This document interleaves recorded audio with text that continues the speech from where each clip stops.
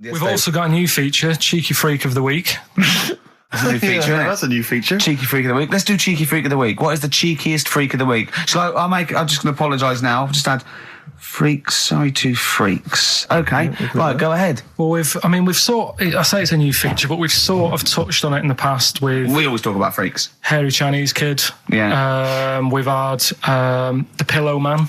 Yeah. Oh, you called a draft excluder? Just make a note of that, would you, Rick, on the list? People without arms and legs. But at least, you see, the Pillow Man, what do you picture? Because I was saying to Ricky in the week, right, I'm a great fan of the Elephant Man. That's his. Do you know that's his favourite freak? Oh, the of all the Elephant freaks, Man. Do you know why he said? Do you know why he said? He said because you get what you pay for. When someone says the Elephant Man, you get what it says on the tin. Right. You know you're going to get it. Yeah. Do you imagine, Steve, if you had a mate and you said, "Where are you going?" He said, "I'm going to go and see my mate." And you go, "Which mate?" And he said, "The Elephant Man." Yeah. Straight away, you haven't even met him, but you know what he's going to look like. Yes. Right. That's what I like about that. Hairy Chinese Kid. Yeah, you know what you're going to get. Pillow Man. Yeah, not so good. What does that mean? It could be one of those big fat things on that show, couldn't it? A big pillow, like a... Yeah. You know, they had that big thing about the fat people in feeders. They were getting up to like 60 stone and that big one. And there's a thing called fat admirers that just fancy fat women, right? And you writing that down? Yeah, sorry. And they had blow up versions. It looked like a bouncy castle. Wow. Yeah. Really? Yeah. You'd be knackered when you blew that up. Yeah, you just wouldn't want to go forget it. Yeah. Oh God, that's people being cruel as well, isn't it? Because after watching the programme on Channel 4 about the fat people and fellas who like them and stuff, there was a story on one of the news websites about some fella in Germany, right? He was a big fella, must have been about 50 stone, and he fell over, right? And I think he hurt his ankle or something. And Timber. They sent firemen instead of like an ambulance. Yeah. So straight away they're having a bit of a laugh. They're not. No, they've got winching gear. Well, they didn't know. They didn't have winching gear. They had to use the hose pipes to carry him out. I think it was Anna Nova, that news website. They had to use the hose pipes. So they made like a bed using the hose pipes. Oh, yeah. And had to carry him out on that. And then they had to sort of get him into a special truck, they said. Mm-hmm. And do the same when they got to the hospital. I mean, that's a bit... That's mad, isn't it? They shouldn't do that. Although, Carl, I'm loving that story. I'm just worried that we're not going to be able to fit in Cheeky Freak of the Week. What's the Cheeky Freak of the Week? All right, Cheeky Freak of the Week. Something I found on the net. Yeah. Fella who had 27 toes and fingers. In a jar? No, still on him. And proper ones as well, not like little stumps and that. Proper, fully formed fingers. He had like... Was he a pianist? Close-up magician? I don't know what he did. He just said that he was... Cat's cradle professional. Did he ever work on finger bobs? He was saying in the week. For the crowd scenes. I'm now going to do Braveheart. Yeah. He said about the Elephant Man. He said, I want to do a thing right with freaks where it's good and bad. He went, what did you said? The pro about him is... What about the fella with loads of fingers, or...? No, the Elephant Man. Well, he said the bad thing is he stretches his jumpers. When he puts them on. Yeah. And what's the good thing? Sort of, he never gets up and goes, oh, my hair's a bit of a mess today. No. He's always having another bad face day. I don't to complain about his head and shoulders. You're taking the piss. Yeah. Oh, dear. So that's freaky. Didn't you see an elephant woman in Manchester? Yeah, leave that. What do you mean, leave it? No, because it is sad. I know it's sad, but I mean, I don't know what my next sentence is. No, people always that think, should be the end. I don't need to say anymore. People will know what she looks like. It's a good name for her. Did she like buns? Oh dear! It was when my dad was a taxi driver, and he used to sit in the front. Yeah. And she used to get a lot of taxis. Yeah. And he only charged you half price, didn't he? He was a good guy. Well, the bad thing is as well with people like that, you don't want to offend them because they never forget.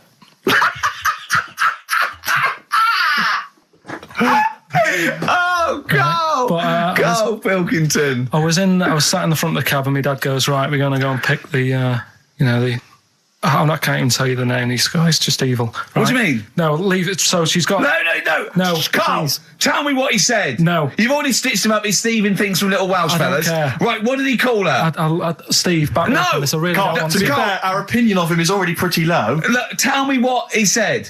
No, it's not. I'm scared of what my dad gets. It's the person who's got the She's thing not wrong. listening, is she? Well, her headphones wouldn't fit on her head. Tell me what he called her.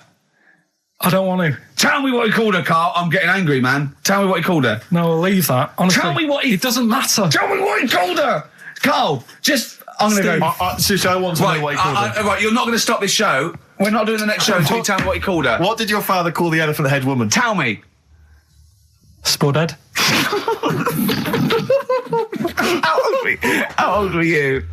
I don't know, about 9. Did you laugh? So did you expect to see a potato with a dress? He did sort of, again, it's a good name. Do you know what I mean? I had an idea of what it was going to be about, and he said, "Do you want to stay in the car, I'll take you home, because you She's can't." spudheads, you got lovely eyes. Can't.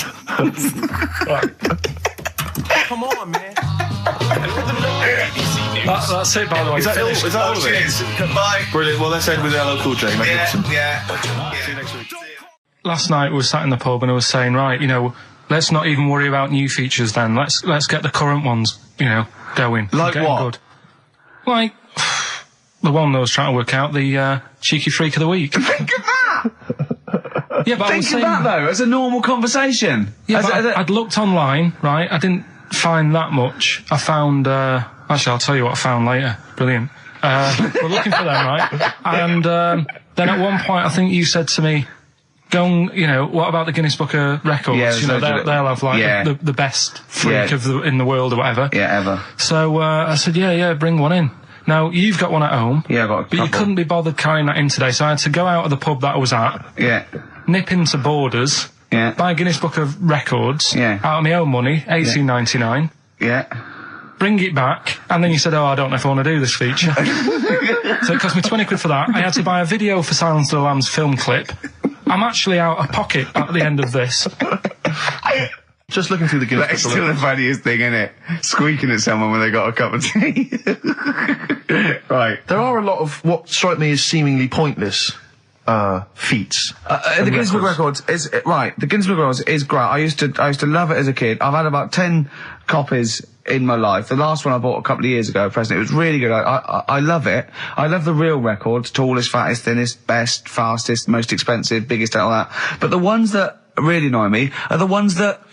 The reason these people are in there for it are the only people that tried. What? Yeah. Balancing the milk bottle on your head. Most watches eaten. I just found that one. Kim Sung-do from South Korea ate 5 watches, the entire watch with the exception of the wristband, in a time of 1 hour 34 minutes. What do you make of that, Carl? Made him regular. Come on. How did they time him? Most live rattlesnakes held in the mouth. 8 live rattlesnakes held by, it just says an idiot. Yeah, this gives you an idea, Karl. Talking of idiots. Do you want to get into Guinness Book of Records? No. Carl, come on, that'd be brilliant. There's things in there that are just absolutely anyone could do. Like that one in Big Brother, I was watching it, and it was balancing sugar lumps. I want to go. How many people try that? If there's schools around Britain going, listen, we've got to get in the Sugar Lump Award. It's grassroots level. There's not enough kids balancing sugar lumps. How can we compete in the world market? I was looking at it last night, and there was one about the farthest that a dog swam. I think it was something like 9 miles, but it had no choice, did it? Do you know what I mean? He took it out to the Atlantic or something, and so it didn't want to do it. Threw it in the water. Yeah. So it's not all right to put it in a bin bag and chuck it in a canal. No. But, it's for a world record. Yeah. 9 miles it did. Oh, God. Possible ones that you could do, Carl. What's the most Forrest Gumps fitted in one wheelie bin? What about this one for you, Carl? The record stands at the moment for most arrows caught by hand, but that's quite tricky. So what about most arrows caught by head? Yeah. And you would just fire arrows at your head? They wouldn't. It would just skim off him. Do you think so? Yeah, the roundness. It would never actually get any sort of, connection. Fastest human crab. Could you do that? I'll do that. Can you form the crab? Can you do that? What's that? It's just like go bending over backwards No, I and can't running. do that. No. Right, what about what would you be good at? what about hamburger stuffing? Oh, right, Karl. All right. In the mouth, you mean? Well, it says the record for stuffing the most regulation-sized hamburgers, including buns, in the mouth at one time is how many? How many hamburgers with buns in the mouth? This is just... You're not swallowing anything, you've just got stuffing in your mouth. You'd be so good at this because your shape of your head. You've got a shape... His head's just like Hamburglar. You'd be good at this, man.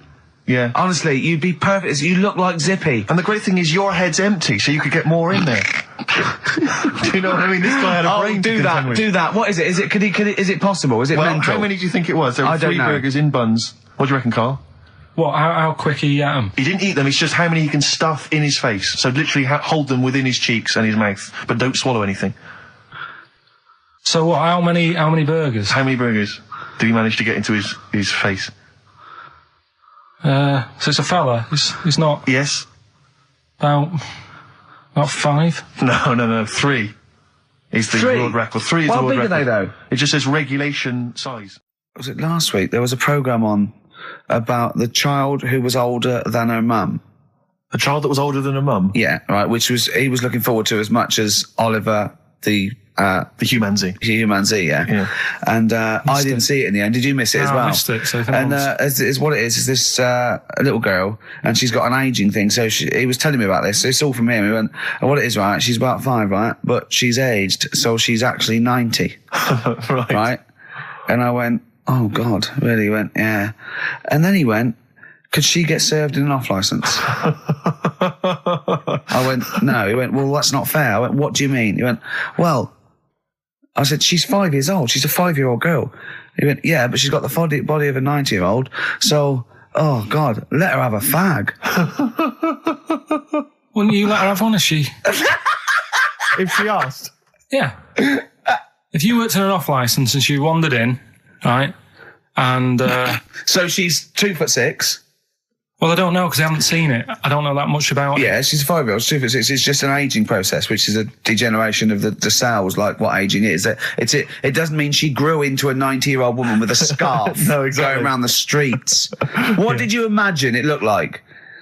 I don't know. I mean, she's ageing fast, yeah? Yes, but it's more to do. It's not. Yes, yeah. Because it was saying that her mum and dad are pretty stressed out about it, and I kind of thought, well, you'd be forever buying birthday presents. It's not like she's morphing through various ages. Like, my God, look, she's 58 today. 59, we can't keep up. Well, how's it It's work? not that. It's not like she's got... it has the same effect as aging on the body. So at a cellular level, there's a degeneration as quick as if she'd gone through. I don't know. I got this from you. I'm guessing, Carl.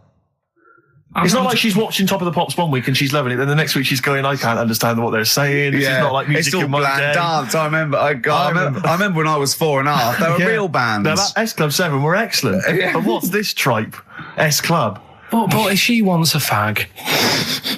She's 5 years old, Carl. But she's got to experience everything in a short spell of time. Do you know what I mean? You've got time to sort of... I think you're thinking of her life like that Fatboy Slim video, where it starts off as something crawling out of the sea and then it evolves really quickly over 3 minutes. I don't think that's not the case, Carl. Her mind isn't... She isn't aging in her mind at the same time. No, she's not living a whole life in 3 weeks. It's just her body is degenerating quicker than it should. So if you worked in Odd Bins, you wouldn't serve her with a bottle of wine? No, I probably wouldn't. Well... Unless she had some ID, which That's would probably a bit cruel, be fake. isn't it? I said, well, on that and on top of all her other problems, he wouldn't even give her a glass of... Yeah, a bottle of wine. And her ID wouldn't look right because she's aging all the time. The photo would never match. Yeah. Look at my hair there. That was last week. Well, it was 2002. Exactly. Well, we don't know enough about it, so... No, I haven't seen it, so, maybe we should apologise, because that could sound callous and cruel, because I don't know what the whole... It was just the title. The vibe of the... Yeah, I know the title that excited something you. like, I'm older than my mum. No, it's the child that's older than her mother. Well... Yeah. So that was weird. There was some good stuff on in the week. You missed that, didn't you? You didn't watch that? Didn't see that. Saw... Maybe someone have it on video for you. Yeah, if you taped it and, send it in. Watch it on fast forward, she'd really age then. Imagine that. Whoa! Carl just remembered, we've got Cheeky Freak of the Week to fit in. I don't know what to do. What's your Cheeky Freak of the Week, quickly? Just throw that away. Right, well, it's just like, we look at Cheeky Freaks Is this show offensive in any way to some people, do you think? Ding dong. Got any buns? Oh, it's the Elephant Man. Go on. Right, well, it's a bit of a problem for you, this one, Steve, right? I'm chucking it forward to you. Remember the Cheeky Freak of the Week that we were talking about? That illness where people age quicker? The 5-year-old girl that was older than her mum, and he said to you, what, if you ran off like you wouldn't serve her fags and beer? And you went, no. You went, why not? And you went, because it's a 5-year-old. Yeah. Right? You went, oh, she's got enough problems. Give her some fags. You remember that, don't you? Sure. Yeah, right. So, another dilemma for you, right? Picture this. You're running a restaurant, right? Door goes, right? Few people. Most of them look normal. You notice the woman at the back, crawling on all fours. Top half is woman, right?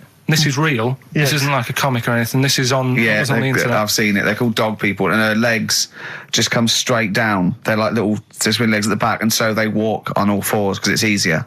Dog people, right? Yeah, not dog people. They're human beings with deformed back legs, so they walk. It's easier for them to get around like that because they can't stand up because they can't stabilise, and also it comes straight out of their hips. Right.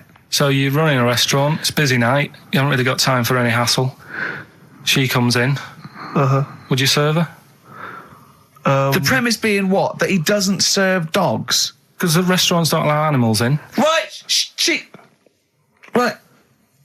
So it's a dilemma. It's not a dilemma. Right. She's not a dog. She's a human being. Yeah, with I put a plate of meatballs on the floor, and she tucks in, and a little glass of, a little bowl of wine next to it. He turns round. There's the woman older than. Get away from that plant.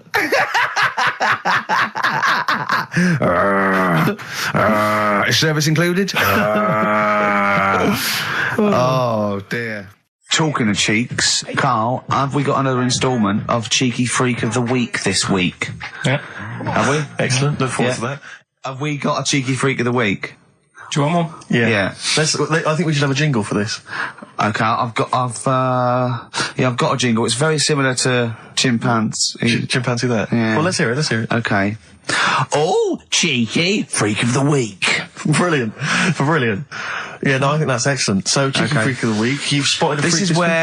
This is where somewhat, I think, offensively, you pick on someone who's not like other people and say it's your favourite freak of that week. Yeah, I remember we had the woman whose legs look like the hind legs of a dog. We've had the little fella with the aging disease with a little head playing the piano. That was your favourite. I think that's your probably freak of the year, isn't it? It's a pretty good one. So what's this? Is it a man with a horrendous injury, or is it a congenital birth defect, or what? Yeah, but you put it like that, and now it sounds like I'm being tight. It sounds like I'm being out of order. But I'm just giving him a mention. Just giving him a big shout out. Right. There's quite a lot going on in the freak world. There always is. You've been visiting hospitals the last week, have you, when we were away? No, there was a thing on a website. This isn't even the one that I've picked, so this is just a bonus. This is a bonus freak. Yeah, go on then. This is a free freak, right? It's a fella called the Lobster Man. The Lobster Man, of course. Again, good name, you know what you're going to get. Yeah. What are you going to get? Some succulent meat. I like the idea that the vicar on the christening suggested that. I don't even want to call him Mark. Can I make a suggestion? Yeah. Look at his hands. What's his name? Mark Michael Webster. Right. Right. Have you thought about a nickname? Not really, no. Have you looked at his hands? Yeah, we don't want to talk about that because do you know, a little bit like lobsters? Well, yeah, but it's quite deformed. It's like, we Can can't... I suggest Lobster Man? That's terrible, Vicar. That is terrible, Vicar. Pigeon. Go on then. We're going to see. This is what the sort of feature you come up with, Carl. So, Lobster Man. There's probably people listening now with, lobster feet. Right. Lobster hands. So, Squid Boy. So, Lobster Man, what does Lobster Man do? Does he fight crime? Not that much. Okay. Apparently he got into a bit of trouble. He was in a restaurant, and this was years ago, by the way. And someone picked him to eat him. No, so apparently the waiter said, "Oh, you shouldn't be sat here. You should be in my pan," or something. Oh dear. And they had a fight, got out of hand. Yeah. Got out of claw. And, so that was... What do you mean they had a fight? What did he do? A waiter took the mickey out of someone with... No. No, can I just make clear? I'm assuming it's his hands look a bit like those of a lobster. Yeah. Yeah, well, it's fused, so it's just like two big fingers. They're fused, I assume, probably in the womb, and they're just like, instead of like having 5 digits, they're fused in it. But he can pick stuff up, can't he? Yeah. What does he pick up? He mainly eats crabs and jellyfish, doesn't he? Yeah. Yeah. So he was having a fight with the waiter, he snipped off his nose. Right, so anyway... He just held on to the waiter's bib. Yeah, and the waiter was screaming, go and get him off me. Yeah. So anyway... Does he eat other lobsters? Does he typically would eat lobster?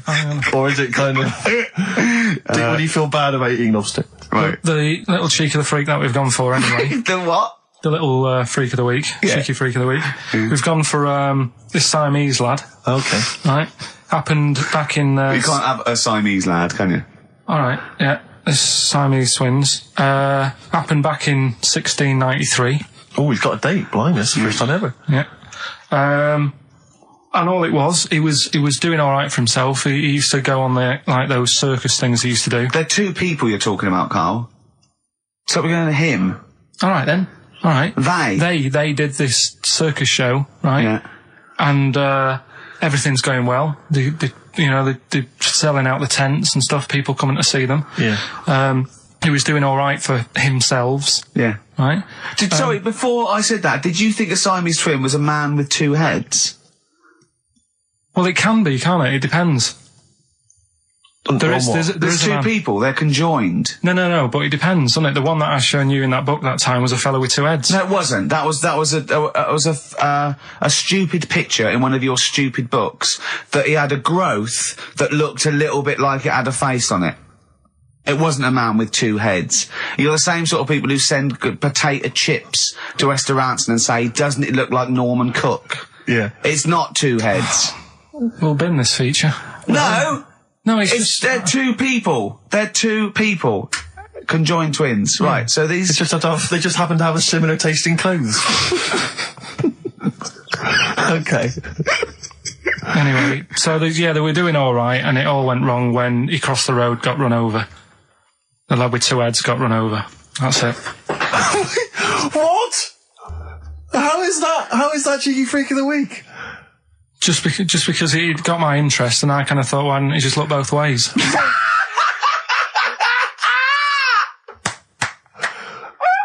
I'm intrigued to know Why wasn't he looking both ways? I'm intrigued to know how you get run over. What was it, 1629? Yeah. Well, it's horses and that, wasn't it? Yeah. Oh, why wasn't he looking both ways? Karl Pilkington, you are a genius. Play a record, you fool. Well done, Carl. More cheeky freak of the week next week. See what's going on. In the freak world. Yeah. Cheeky freak of the week. Have you got a cheeky freak of the week? Got that. Got Yeah. that. So what deformity is it this week that you're ridiculing? Well, keep listening. Cheeky freak of the week, do you want to... Oh, definitely. Should we do cheeky freak of the week? Cheeky freak of the week? I can't wait. I'll always do these. I'd start off with these. Alright, well, let's have the jingle for cheeky freak of the week. Oh, no. Do you remember it? No. I remember it. Oh, cheeky freak of the week. Brilliant. Something like that? I want some more, though, because that was slightly half-high. Oh, cheeky freak of the week. Excellent. Right. This, we're going back again. Yeah, 17th century? Well, it was 1829, right? Oh, I'm impressed. Now, the problem is with Cheeky Freak of the Week... Not so much the week, is it, if you're going back to 1829? Well... Not even of the century. You haven't even done Cheeky Freak of the century. There's... What's the problem with cheeky freak of the week? Just because... Other than the sort of moral implications. Yeah. Well, last week, it was a fellow with 2 heads. Yeah. We've done Siamese twins. It's Siamese twins again. Oh, No, it was Siamese twins. It wasn't a fellow with 2 heads last week. It was Siamese twins. Conjoined twins, sorry. They're 2 different people. This is what I'm telling you. But this is the problem. They're going to crop up quite a lot just because they've got double a chance. All right? Oh, please don't write in and complain. He knows not what he does. You understand, don't you? Karl will actually feature one day in this section. Yeah. So, right, go on, Karl. We're going back to 1829. Yeah.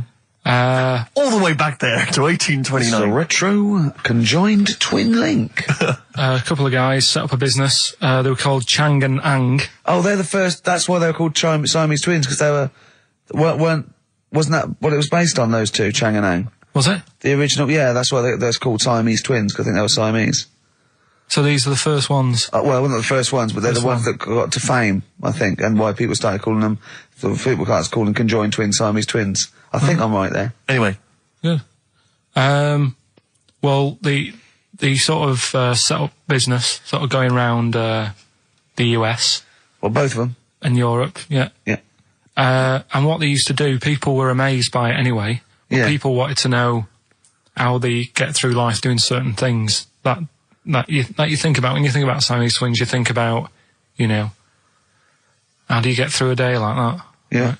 Right? And the thing that cropped up the most with people was how they take a bath. So they used to go on tour around the US and Europe and sit in a bath, have a wash and that. And Did they ever wash each other by mistake? They go, oh, that ends there. That ends there. Like those things in supermarkets. They put one of those down. We go, oh. Now, as Chang and Ang, they're in the bath. They're washing their own bits. They've got one of those dividers, right? They go, well, that's definitely yours. I marked mine. That's definitely mine. What? Don't wash that, Chang. I wouldn't, Ang. I wouldn't wash that.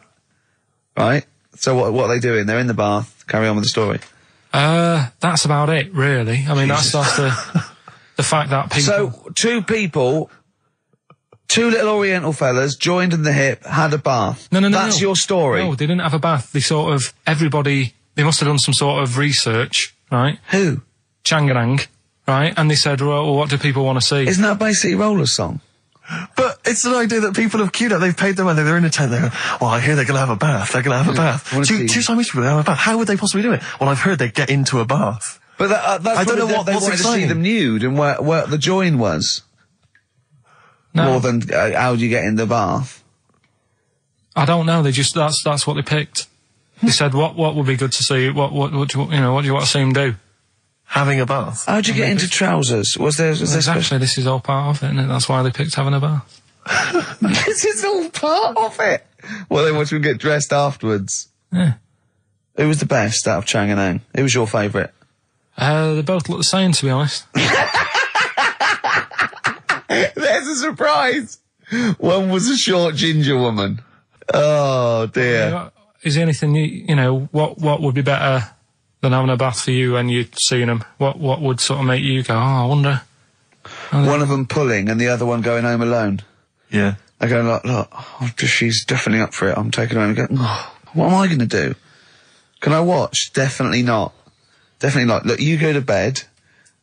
I want to wine and dine her. But if he's got back to their place and they're going at it hammer and tongs, but are you saying one of them? No, hammer and tongs were their cousins. Right. They lived miles away. Yeah. If one of them gets knackered, can the other one take over? God, I think we play a record. That annoys me. What? That sort of being at it all night. What do you mean? Let's put a song and I'll come back What to do you it. mean? We'll come No, No, come on. seriously, because Okay. R.E.M., yeah. Well, after REM, night swimming, being at it all night, and why it annoys Carl. Cheeky freak? Controversial cheeky freak of the week, where Carl finds a human being with some sort of congenital or imposed deformity, or So and we talk about that in a wry way. Do you think that's big and clever? No, but that's just it. It's never about taking the mickey out of someone, right? It's to make you think. I'll tell you what isn't big and clever. How lucky you are. A dwarf with learning difficulties. Nice. Yeah. Well, We'll explain it to you. see, you know the sort of things I find incredible. Go on. Mirrors. Shiny objects. Kettles. Yeah. Oh God. Well, listen. Remember the time when I tell you about the baby that had a baby? The baby that had a baby. The baby that had a baby. Yeah. It's happened again. No, it hasn't. Well, it didn't happen the first time. It was in the papers, I think, on Monday, in all the tabloids. So it's a twin where one is has grown, and the other one is still at a fetal level. No, it wasn't though. It had grown. He was saying to his mum. Who was saying to his mum? The little kid who was 7 years old, and he kept saying, "Yeah, he was pregnant." And he was pregnant. Yeah, I know. What do you mean? And he was saying to his mum, "Oh God, I don't feel well," and like his belly was all swollen, and they thought he'd just been eating cake or whatever. And he was saying, "I can feel something moving about," and they were like, "Stop messing about. There's nothing wrong with you." Eventually, I think he was in gym at school. In Jim? What, Jim was pregnant with him? Oh, it was like a Russian doll. He was at school, right? Just about to do sit-ups or whatever they do at school, right? Yeah. And flew out across the room. Teacher goes, "You're a bit fat." You look a bit pregnant. And so best took to the doctors, took him, said, "You're 7 years pregnant," or something like that. What? What? Or something like that? You're 7 years pregnant. Or something like that. You say to the doctor, Carl, why don't you think about what you say before you say it? See the reaction I get. Now the gazelle, I didn't get excited like that. 7 years pregnant. Send it in. If someone's online at the moment, just having a look around, it happened on Monday or Tuesday. Because I told you at the pub quiz, didn't I, Steve? I said to you, I know the baby's had a baby. Yeah. And you were like, yeah, whatever. Well, I just thought you were talking nonsense as ever. Well, we'll find out. You're 7 years pregnant. Yeah. You're a fool. Play a record. Well, we've still got stuff coming up. Monkey news? Rockbusters answers. We'll have to get that out of the way soon, because we've got What else there? Have we got a cheeky freak of the week? Yeah. Brilliant.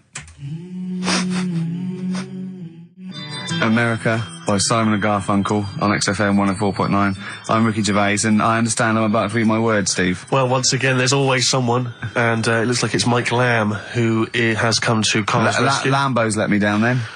Doctors have removed a 4-pound baby boy from the stomach of his 7-year-old twin brother. Yeah. Alan Jan Niamatilev was yeah. born with the freak fetus growing inside him. For 7 years, it lived like a parasite until a school doctor became alarmed about Alan Jan's bulging tummy and took him to hospital. Surgeons who gave him a scan operated immediately, unaware that the baby was attached to the boy's blood vessels and still alive. They saved Alan Jan from certain death, but knew the 8-inch fetus was doomed. So there we are. Boy pregnant with his own twin brother by Barbara Davis. That was in the Mirror, apparently. So I've read on, and all the facts are right. They took him to school. The parents didn't realise. And that isn't even this week's Freak of the Week. I mean, that's you got that for free. You got that. You can have that. That's the free freak of the week. Free freak. That's giveaway. That's like 13.5% extra. Yeah. You know what I mean? That you might get with hairspray or something. So that, I mean, if that's just the throwaway freak of the week, there are 2 freaks of the weeks there. If those 2 freak, I can't wait to see what the actual freak of the week is that people are paying for. Is it incredible, Carl? I'll tell you what, something else you can have for free. Go on. Another sort of freaky thing, right? I was watching this programme in the week. Right? What? I don't know what it was.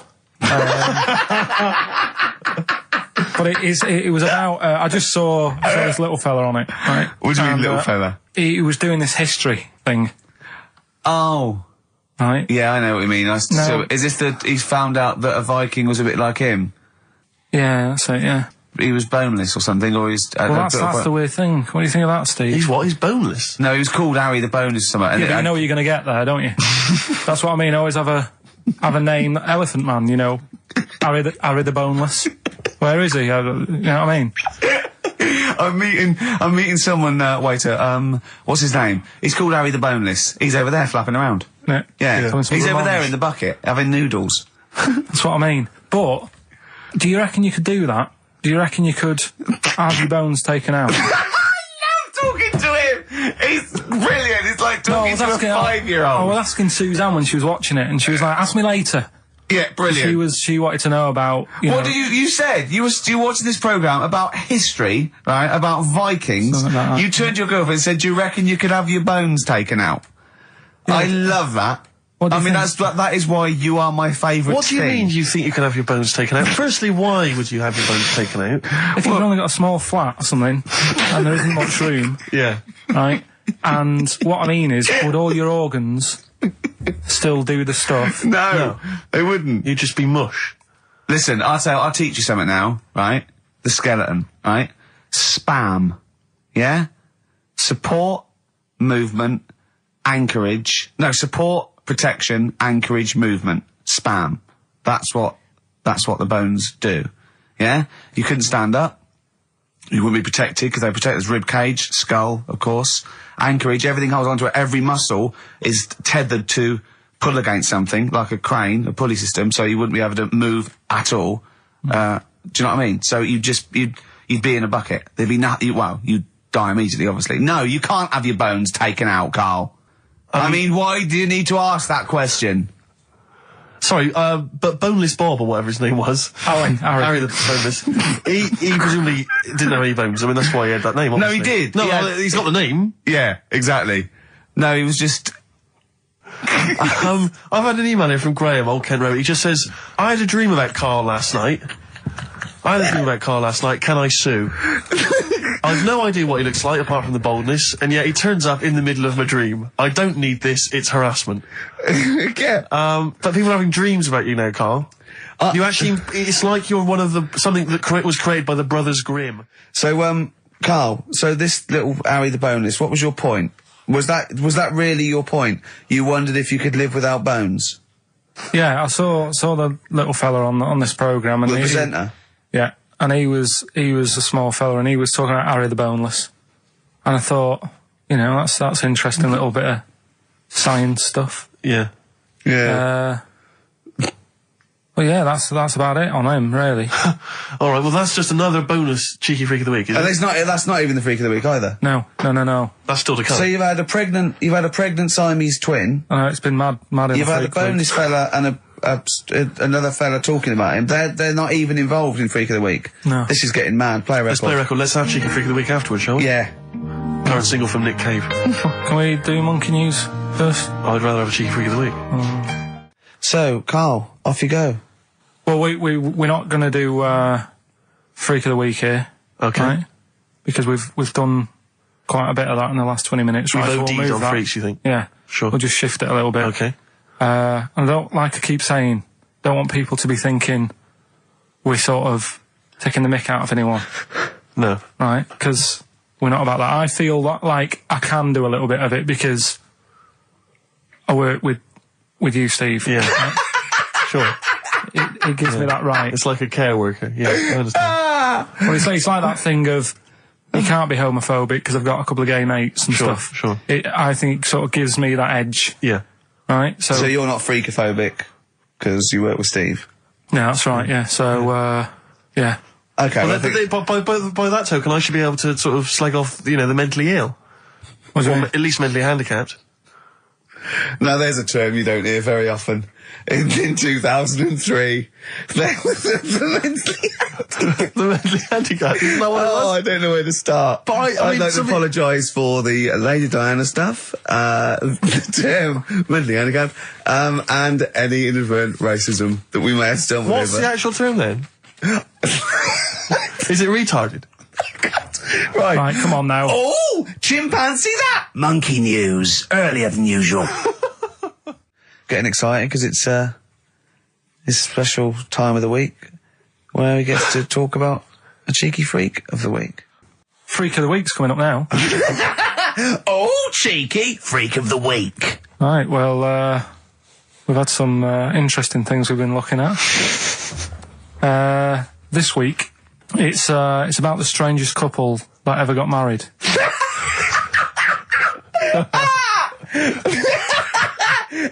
And we've had 2 sets of chimps, so it's stranger than that. Oh, it's not Dale Winton and Neil McAndrew, is It's not your parents, is it? Well, we're going back again to I think this is about 19...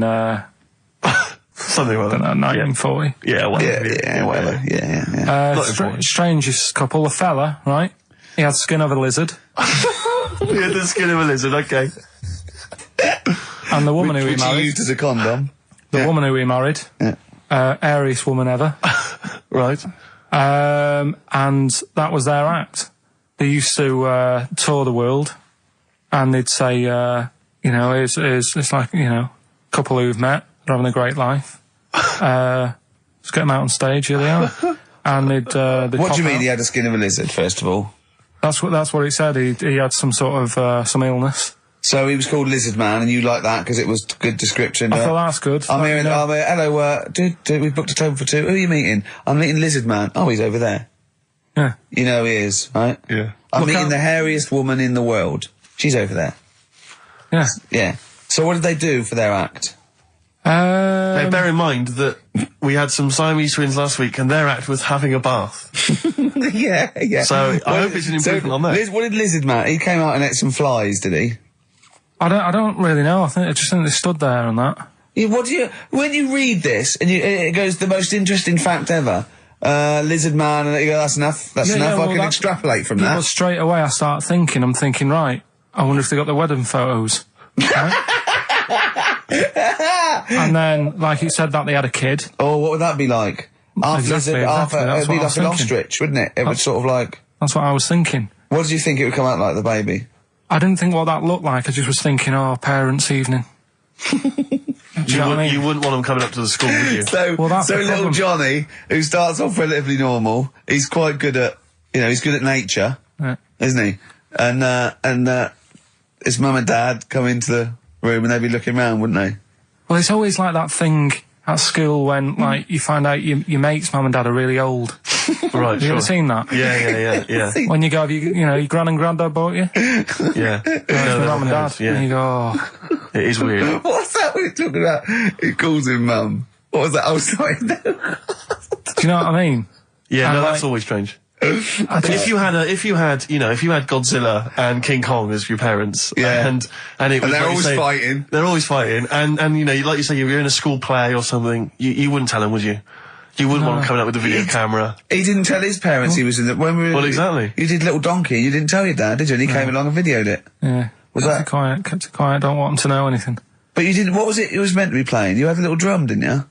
Yeah, I was doing, I had a little drum. I think I was meant to be playing We Three Kings. Yeah. But we started doing Little Donkey and I thought I can add a touch to this. Sure, you improvise. Started playing along. It was like the with first yeah. remix, wasn't it? It went down well. But yeah, that's all I was thinking with the Freak of the Week this week. That's what I'm saying about Freak of the Week. It's to get people thinking, right? Thinking how lucky they are. That, they don't have to... Comb their face.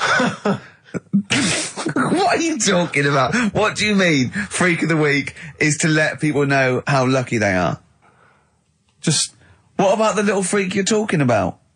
What are they thinking? They're going, oh, he's talking about me. I'm a little hairy lizard man on a stick. Pop in, give us a call.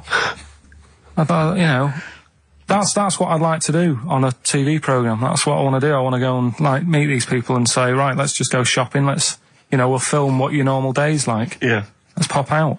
Nip into Sainsbury's or whatever. Yeah. Buy a comb. Park whatever. right up close to it. You know what I mean? Yeah. So what you're saying is you just want to get a little message out there, which is that there's always someone worse off than you. Well, there's proof of that in this room. You know what I mean? Oh, Carl, when's your train? In a minute, I'm going to get going now. I'll see you later. Thanks, Carl. Brilliant. What are you playing? You can play a song? Kirsty McCall. Yeah. I'll see you later. Kirsty McCall, New England. Karl Pilkington has left the building. He's rushed away. He's on his way down to Cornwall. And we're left by ourselves. Indeed. In the room. See, if we can do this... If we can press all the buttons and not make any mistakes, strictly speaking, there's no need for Carl. I don't mind if we make mistakes. Well, no, exactly. We never worried in the old days, did No, we? sure. I think Carl is going to love Cornwall. Because I think, one, the mayor is probably an animal. Yes. And I imagine the townsfolk think like Carl. Yeah. Do you know what I mean? I Yeah. imagine he'll stay there. He'll be made king. Have you ever seen Return of the Jedi? In Return of the Jedi, the Ewoks, the little furry creatures, they see C-3PO, and because he can talk and he can speak their language, they actually elevate him Oh, he's to godlike back. status. What are you doing here? Hooray! He's back. What are you doing? You could have stayed till the end. I'll see you later. What are you Right, doing? what are you doing? Right. Right, well, there he is. He's on his way. Yeah, Down to if Cornwall. you're listening online in Cornwall, I mean, I can't imagine that's ever going to happen. But, on a clothesline with a bean tin at one Exactly. end and Yeah. a big bean tin in London. Or if the I'm cool in London. yeah, or if the foil helmet you wear to fend off laser rays from aliens out of space are somehow picking up the show, then Carl's on his way. Look forward to meet the It'd bold fit in one. because he's got a sort of the obligatory sort of red face that would go well down there now. Because I think he's been out in the sun or he was pre-boiled when he came in. But he's rushing down to Cornwall now, going from Paddington Station. So, if you're in the Paddington Station area, you want to pop down there and sort of wave him off, then do. Yeah. Don't be afraid. That's not a dirty sexual act. Wave him off. Yeah, I'd love to wave him off. Did you have a good holiday, Carl? Yeah, it was alright. It's alright. Went down to Cornwall. Now you're going to the monkey some odd sanctuary. people down there, Steve. Well, don't look at me. I'm not from Cornwall. Well, you're from that sort of area. Well, not really, but never mind. Genetically, he means. Right. They're weird. Well, you must have slotted right in. What are they weird? What do they look like? Just all sort of odd people. A lot of old people, but not just old, sort of messed up old. What do you mean messed up old? You can't just say that. There was a woman with a funny neck. Okay, in what way was it funny? What did she have a funny neck? If you were writing an essay, you wouldn't say there was this woman with a funny neck. How would you describe it? She sort of had her head pointed down all the time. Like that. Don't do it. It's his radio. No, but just for you, I do like that. Walking about like that. Yeah. Okay. Right. So brilliant. I don't know. I was saying to Suzanne, what happened? What do you think? Because Suzanne knows everything. That's the good thing about her being with you. You just ask her what happened to her, and Suzanne goes, "Carl, I don't know. Yeah. I haven't been here before." Suzanne, your girlfriend, or mummy as you call her. Oh, sparks are flying. Yeah. I got a little bit of chocolate. Can you just lick a tissue and wipe it off? Oh. Well, she said it might have been because back in the olden days they carried stuff on the... The olden days? What do you mean the olden days? This woman was probably what, 50? No, she looked about 70. Yeah. But like I do on Cheeky Freak of the Week, right? I always turn it round and we get something good out of it. Something positive, yeah. I said to Suzanne, I bet she finds a lot of money. Yeah! Always staring at the ground, yeah. Oh, so dear. It was always good. So, maybe she just had new shoes and she was admiring them. Yeah. Did you think of that? Before you point the finger and judge? Mm. Or a necklace was too heavy. Exactly. So, you're back refreshed. Right, come on, Carl. We've got a lot to fit in now. We've insulted a lot of people. Only about 25 minutes to go. We've got monkey news. We've got rockbusters. Have we got a Cheeky Freak of the Week this week? Could cram it in. See how we do. Do we want it? Well, me and Carl got a joint favourite lyric now. I love you like a fat kid loves cake. Yeah. That's great, isn't it? I mean, I like it because it's funny and humorous and cheeky. You like it because it means something, don't you? You think that's the absolute truth. If someone was to say that to you, that would be the most romantic thing they could say, innit? Because it's... I don't know, I'm just thinking you know what it means. It's like the Elephant Man, right? The Elephant Man, that's what he's called. Again, you know what you're going to get. The fat kid loves cake. You've said it all, you don't have to say any more. I can't believe it. I'll tell you what made his day the other day. I love it. Jonathan Ross said The Elephant Man is one of the best films ever made. Yeah. Endorsed by a celebrity. I know. Well, by a film buff, really. It is good though, isn't it? It is a very good film, yeah. We have got Cheeky Freak of the Week. Right. There's been a lot of stuff going on this week. In the freak world? Yeah. Is it really? Yeah, there's loads. I mean, stuff that we can... The one that hasn't made it. God, this is one that hasn't made it, so we'll judge it on that. Go on. There's a woman, right? Do you know how, I mean, in a way, I thought Elephant Man, it was a bit tight because, they sort of took him on a freak show, did a bit of a road show with him and stuff. Yeah. There's some woman, I think she's in India, like now, who, makes a lot of money because she's got 3 legs and 7 toes, stuff. And she was saying, people pay quite a lot of money. Not Squiddy Patel. It's not that much money, compared to here, but over there, it's, loads of money. Sure. And all you do is, you go around to her house, and you pay this lot of money, and people just go, oh, look at that. Extra leg. The leg. Right. It's quite a lot of money in that. So she hasn't even got to go out on the road anymore, like in the old days? No, that's what annoyed me. It's well, you could get to them faster. You go and see them if they pay the money. Sure. Oh. But yeah, there's... What she could do is go in and buy a pair of shoes, right, and then nick one on the way out, because they only put one out, don't they? Good idea. So she could get, 2, 3 for the price of 2. Just one of the many perks of having 3 legs. Just one of the perks of having 3 legs. The other one is, keepy uppy. But she'd be good at that. Shouldn't do that. She just stays at home and puts her feet up. But anyway, that's not even Cheeky Freak of the Week. That's coming up later. Oh, brilliant. Steve, you're thinking of taking over as producer, aren't you? Well, I just think it's a shambles. I've asked for Cheeky Freak of the Week, and it appears that Carl's not ready. He's not prepared. No, I can sort of remember it. He's just, I like to have all the information. Contempt for But the you've just listener. you've just had a whole bunch of adverts and placebo in order to get it ready. We're shouting, we're having a shout and that. Right, do you want to sort yourself out in future? Yeah. That's what we were chatting about. Someone emailed in about they watched the £200 tumour thing, and when it was removed, it was carried away in a wheelbarrow, right? Carl said, what, even when she had it removed, she still carried it round in a wheelbarrow? And he went, I thought it's sort of like she'd become attached to it.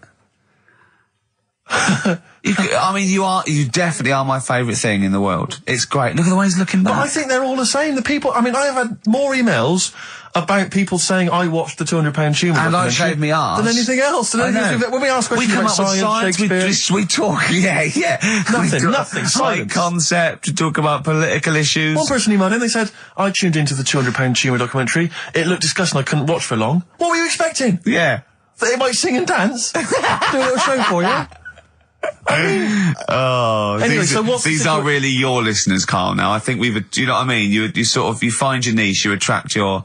I think me and Steve are pretty much just here. I think the people that we had in the early days, Rick, they've long since abandoned us. They jumped ship. They've got jobs. Yeah, they've got jobs. They're out now. They've been released. Exactly. Yeah, they're getting their life back together. Carl, Come on, what's the situation with Cheeky Freak? I've got like a couple of bits. Like I say, I haven't got the in-depth stuff that I know. Oh no, because usually it's it's pretty scientific. Exactly. Yeah. Do the jingle. We'll come up with a new one, haven't we? The Freak, say chic. Cheeky Freak of the Week. Right. Well, couple of bits. I don't know which one to use as the main feature for this week. It's that good, is it? Well, there's been another one born. Little kid. Who won? 4 eyes. Insult. Just a guy who wears glasses. Come on. 4 eyes, 2 noses, 2 mouths. That's weird, isn't it? This bloke, did he also have 2 heads, 2 bodies? Sort of born slightly separately? He wasn't stood next to a mirror? No. It's weird, that, isn't it? That's all you've got. I love that. That's weird. I imagine the doctor said that.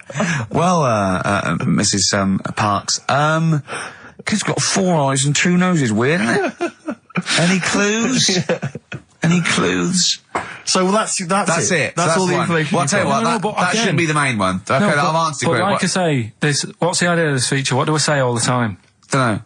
I always say, think about it. Think about what that would be like. Okay. What? Giving birth to him? No. Being, I think it's a girl. Being like her. 2 mouths. 4 eyes. What would that be like? Mad, innit? I don't know what this feature is. I don't know what do I. Is there another one? Is that, you said that? I hope everyone took the opportunity there during that silence to just think about what it would be like. I know I was. What? Could she talk with a mouthful? What? Is that allowed? Because she's got 2 mouths. Yeah. Would that be alright in her house? She'd be eating. Yeah, she can talk with one mouth and eat with the other, I Well, suppose. listen, the main one, right? You've thought about that. That's good. The main Cheeky Freak of the Week. I haven't got all the details. Smallest person ever. Right? How big would you say that is? Carl is now sort of like holding his hands up like a fisherman, long ways. That's about 1 foot. Right. Smallest man in the world. I printed the thing off and I can't find it. There's a little picture of him. Right? The odd thing was... But why have you asked me how... Did it say, or was it a picture of him? I didn't really read it. Of course you didn't. Jesus. I just saw it and thought, that's... What, you straight away assumed it was natural size? No, it was that big. But what do you mean it was that big? Little fella, like that. But why are you doing that? What? It was a page with a little fella. How do you know that was natural size? No, it was, because he said it's world's smallest man. And the funny thing is, I've read the first line. I always read the first line. It said, world's smallest man. Well done. The weird thing is, he got an head like a light bulb. The shape of it, apparently. I don't know if that's got anything to do with his shape and size. God. That big. His name's Mr. Watts. And the annoying thing is, what got me is, if you're that big, right, don't have your picture taken next to a fruit bowl. Why was he having his photo taken next to a fruit bowl? Don't know. Whoever the photographer was, obviously having a bit of a laugh. Yeah. At his expense. Because you would just stand in the middle of nowhere, you'd look normal and that, but he was stood there, just leaning on an apple.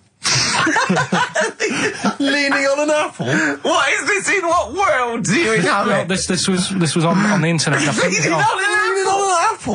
Was it Tom Thumb? What is this? Are you sure it wasn't some sort of sci-fi show they're advertising? No, it was Leaning on it. Can you just lean on the apple? Just lean on the apple there. Do me a favour, you stand next to my chihuahua. You're not taking the piss, are you? No, not at all, no. Would you mind leaning on this matchbox? Yeah. Leaning on an apple. And that's what, so he just said he's the world's smallest man leaning on an apple. Smallest man, said about his head being like a light bulb. I don't know what that meant. And I just thought, right, that'll do. That's that sorted. Cheeky Freak of the Week done. I think that was on like Monday. Right? I found that. I thought that's done. Printed it off. Forgot to get it off the photocopier. Someone's nicked it. Play a record. You got to... You know, it's just... Steve. No, can I just say, no Carl, point. please, There's no if point. I say, let's have Cheeky Freak of the Week, and you haven't done your research, you haven't got the information, just tell us you can't do it. But don't lead us on. Don't say things in like this on charade. radio. Hold your hand up to me and go, how tall is that? It's nothing. That's This is radio. nothing. It's nothing. I think it was that big because he was leaning on an apple. It's not enough information. But, imagine Trevor McDonald coming on, going, some news, some stuff. How big's that? How big do you think that is? Yeah. Because there was a fella, coming up after Chris Tarrant.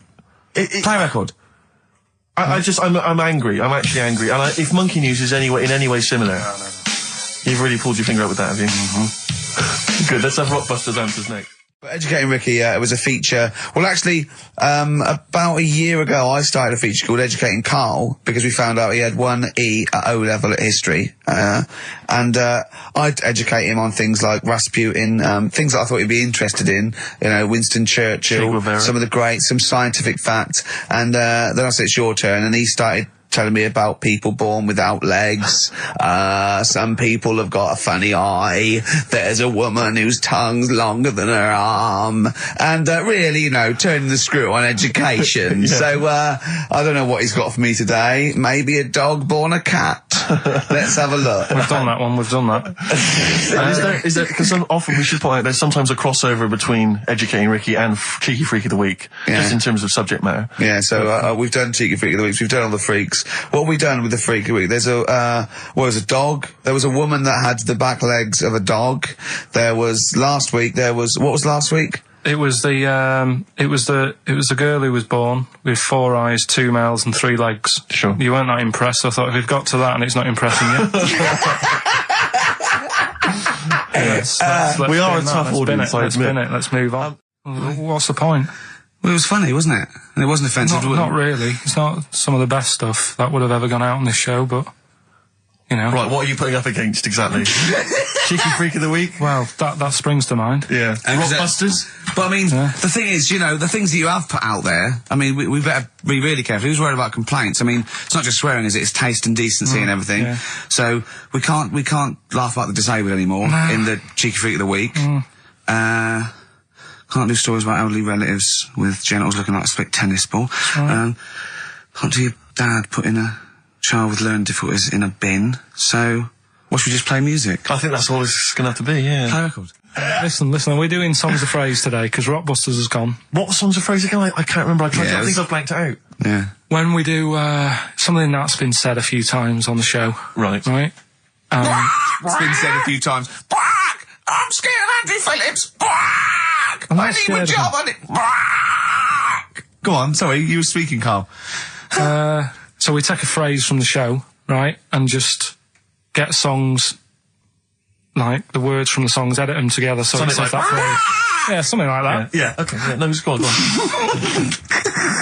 Sorry, go on, Karl. Come on. So are we doing it? Sorry, so what's the phrase you've come up with? Phrase is no more Cheeky Freak of the Week. No more Cheeky Freak of the Week. Is there not? We're not having that anymore. Well, no, because it's offensive, and if we're worried about offending people, to talk about people with disabilities, like conjoined twins and women who are born with like deformed legs, and you call them dog woman. So you know, you've got to be careful. You've already insulted Christ. Let's not do disability. Let's do songs of phrase, shall we? Cheeky Freak of the Week was never out to offend anyone. No, it was to make you realise how lucky. We don't try and offend people. We try and entertain them. Right. Do you know the funny thing is? Right? You're saying about being cruel about people and stuff. It goes on all the time. On the news the other night, you know those Siamese twins that didn't make it through the operation? Yes, yeah. Right?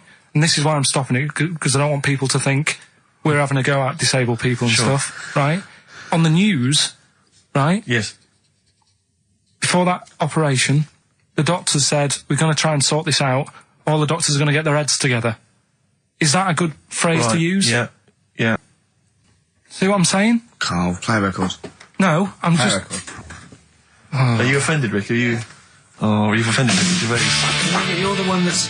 That's you. Yeah, but I'm saying, we're not out to offend anyone, yet it's always going on. People are always having a go. entertain. Please don't bring it down. Play a record. No. I hate him. Songs of Phrase. It's the mighty return of Songs of Phrase. No one has requested that. It's not due to public appearance. A lot of people have requested some swearing. They have indeed. But We had a lot of emails for that. But go on, Carl. And remind us again what exactly Songs of Phrase is and why we should care. It's just a phrase that we take from the show, make up by taking words out of a song, edited it together, right? The phrase that we're doing is no more Cheeky Freak of the Week. No more Cheeky Freak It sounds like this. No more cheeky freak of the week. Right, so... No, that's nigh on impossible. Play again. You got to email in. You got to email in with all the songs that you can hear there, right? I think there's 5 songs. And we in just total. want the names of the songs? Yeah, that'll do. Okay. All right. So we just hear it again? No more cheeky freak of the week. Right. Yeah, It is good. It's probably one of the best you've done. It's very tricky, though. that's not too tricky. Play it again. No more cheeky freak of the week. and odd little things on there. I think it's probably worth a listen. So not bad prizes at all, Carl. Let's play it again. No more cheeky freak of the week. Well, we started that going. Just the artists then. ricky.gervais@xfm.co.uk. ricky.gervais@xfm.co.uk. Once more, Carl. No more cheeky freak of the week. See, it's great. Yeah, not bad at all. A little bit of elbow. Nice to hear them again. This is the one Red. XFM 104.9, Ricky Gervais. Sure. It's that theory, actually, right? Do you know how I've said before about babies, right? Yeah. But like little old people. Yeah. There was, no. Another of the great theories. No, the fact that, you're born and you sort of, you got no teeth, you got a little bald head, you can't control your bodily functions and that. Sure. Then you get to like... Sorry, 70. you're describing yourself? Yeah, I was saying, you've got a dangerous No, ground, I'm aren't just you? saying, that's how you're born. Yeah. Then you get to about 70 or whatever. Yeah. All that starts to happen again, doesn't it? Right. Yeah. Now, there was a story in America about, just backing this up again, 70-year-old fella, 70-year-old fella, okay. little bald head, Yeah. right? Probably no teeth, and that. Probably, yeah. Nappy and that, right? Yeah, probably, yeah. Goes Not into... like 70-year-olds, but pop the old nappy on your 70th birthday, take your teeth out. Goes into an off-licence to get some beer, doesn't get served because he didn't think he was old enough. Right. Okay. Right, okay. Wait. Right, Carl's back. Wait a minute, No, I'm sorry. okay. So they thought he was Right, a okay, giant forget it. baby that Right, walked into an forget off-license. it. Weird, innit? Steve, forget it. Carl, please. I Forget need it. Carl to answer. No, that's the story, but it's weird, isn't it? Listen, though, we were talking about depressing news, right? And with that kid and what have you. Yeah. You see that thing in the week? There was 3 bits of depressing news, right? There was one, an old woman who swallowed a fork. An old woman who swallowed a fork. Yeah, did you see She's that? dead, the dork. An old woman She's, swallowed a fork. So what did she swallowed a spoon? Why did she... Yeah. Swallow a Everyone knows she spoon swallowed a when you spoon. swallow a Yeah, when she followed the sport. What's her name? She swallowed a cockroach, right? Sorry, whoa, is this the old rhyme Sorry, now? is this a Or rhyme that you've got slightly wrong? No, You've it's changed what dog for fork. this is the truth, is it? This is what Yeah. you read? Oh, Right. no, yeah. Sure. Yeah, Sorry. Yeah, don't never confuse the two. This is what you read on a spurious website So that or happens. mentalist No, hang on, sorry, emailed you. just before you move on from that, there was an old woman who swallowed a cockroach. Yeah. And in order to get the cockroach out, she swallowed a fork? It doesn't rhyme, but it's good. She tries to get it out. With a fork? She went, what I forgot? I'm thinking she's in a kitchen. Yeah. That'll do. She grabs that, she tries to get it out, and she lets go of it. And it goes, swallows a fork? Yeah, Yeah. It was in the paper. The terrible thing was it was a gardening fork. it was awful, you know. What- or is that stupid? That'd be stupid if it was a gardening fork, wouldn't it? I tell you what annoys me though with things like that. 'Cause Me? in the paper, it was, well, you do, and everyone knows that. You do, honestly, no. Right? You do me head in.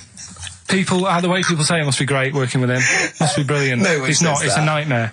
It is a nightmare. Get on with it. Go on I with can't be Carl. bothered now. Let's just play a song. Because I'm interested. I'm Yeah. interested. Seriously, I am. Come back after this. No. Let me finish the story. Come on. Long links. I'll tell you in a bit. I'm getting annoyed. I'm getting so angry. Alright, the player record of this.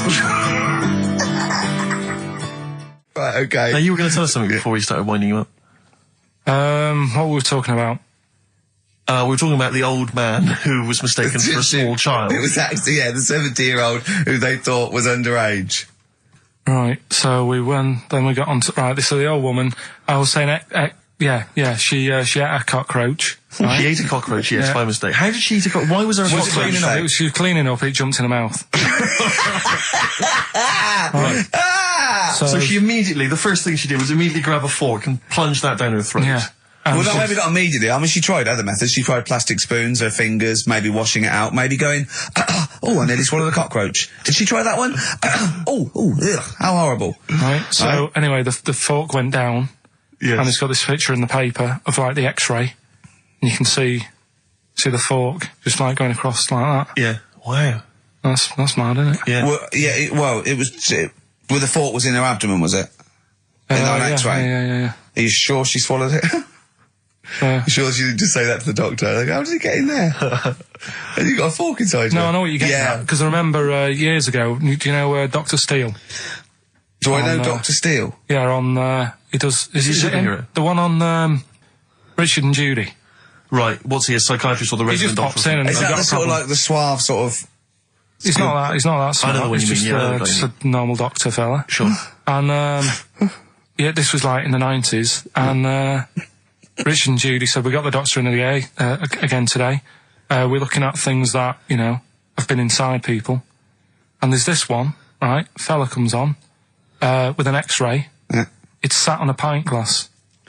It's sat on a pint glass? Yeah. That's what... He hadn't had it. It's sat on a pint glass. I remember that story that was published about the bloke, and this is the excuse he gave to a doctor when he had to go and have something removed. It was a bottle of sort of HB sauce or something up his... what word can we say in case Andrew's listening? You don't need to, people know what you're saying. Okay. Right. Rectum. Is that all right? No, he didn't need to say it, but... Well, no, he might as well. It's a medical term, isn't it? Doctors say rectum, don't they? Anyway. So the doctor got it out, and the excuse, he said he'd been shopping, been to Safeways, he bought his shopping home, and he popped the shopping on the front step, and he realised he's locked himself out. So he started to shimmy up the drain pipe, but his trousers and pants fell down while he was climbing, and he slipped and fell on the HB sauce bottle, right? And that was the note thing, right? And the doctor had put at the bottom on his notes, this would be somewhat more believable if Safeway sold their HP sauce with condoms already attached. Wow. Well, God. Why did he put a condom on it? No idea. To use it again on his chips. So he didn't just buy it to have a quick, Yeah. He thought, well, I don't want to waste HB sauce. Sure. I mean, I use it up the arse, then I got on the chips. Safe sauce. I always practice safe sauce. Always have safe sauce. Should we bring back no, can't do Cheeky Figure of the Week. Play some ads. XFM. We were talking just before the ads about I think we were talking about objects being stuck up people's arses. Okay. I think that was the Someone link. can just confirm that. It was objet d'art Well, objet d'art. RCS objet d'art. Objet d'art. Which maybe that's a new feature. Objet d'art. Objet d'art. Using objects you've stuck up your French for stuffing stuff up your arse. Yeah. It's like they had a hook. Yeah. Why didn't they have a glove? A hook is never a good idea. It's not a practical enough thing. It is if you're abseiling between two buildings in a hurry, because then you can just use it straight down the wire. But a hook is such a grotesque thing. I mean, because Right, don't have a go at them. But I mean, there's no one except that weird guy who's up in North London who's still got a hook for a hand. Well, I think it is Such an useful. impractical 'Cause it's good. Well, no, it's good for carrying bags. Yeah, carrying shopping. Do you think that was the concern of pirates? Well, like Tesco. They didn't have like animatronic sort of stuff then, did they? I know, but it's just so. I mean, if it's just not very flattering, is it? A hook. I mean, Jane was at school with a kid who had lots of different things, like knife, fork, he could screw onto the end of it. That's brilliant. That is brilliant. That's good. That's almost as good as having a hand. Yeah. For the canteen. But at school, you'd be the coolest kid in school, surely. Bit more frightening in the swimming pool. Or on a bouncy castle. Yeah. But yeah, for chopping up a bit of, I imagine pork. him being banned from the bouncy castle at the fate. You can't let him on. Oi, Hooky, get on. You're not welcome on here. I'd like to apologise for some of the things said in today's show. But what happened when he started asking girls out and stuff? I imagine he spent a lot of time with his hands behind his back. Oh, God, with a sore spot on him one. Probably. That's so and I can get out with this one. Yeah. Doctor said, that's handy. There's a fella in Ward 2 that's got a shopping We should bag put up you his two arse. together. Just pop it up there, pull it out, shopping intact. Done. So, who's the winner? Answers. Well, let's give us the answers first. Right, well, This was this is how it sounded. No, it's not Rockbusters. I'm calling it Rockbusters because No more. But it's all weird. they're all interchangeable in my mind. No more cheeky freak lovers. Right, Paul McCartney, Cheeky Girls, Sugar Babes, Space and Beatles. Okay. Well. Brilliant. You've really, I mean, if you're not interested in it, Carl, seriously, mate. Found myself sat there, right? I'm not having a go. I know we've stopped Cheeky Freak of the Week and all that, right? So I'm not going to be having a go. Christ, I sat there. I'm scared. No, I'm not having a go. You've always got to remember that. Go on, just get on telling with you it. what goes Get on with it. going I'll in my mind. apologise after. I'm just saying, watching Wimbledon, it wasn't, you know, one of the major games. It was little fellas in a wheelchair having a game. Little fellas in a wheelchair. Right. But for me, I mean, you know, great. They're doing a sport and everything. Don't put it on the telly. What was up with it? There wasn't like a rally going on. No, do you know what I mean? Do you know normally, like with the well, not to Endman, but with some of the other,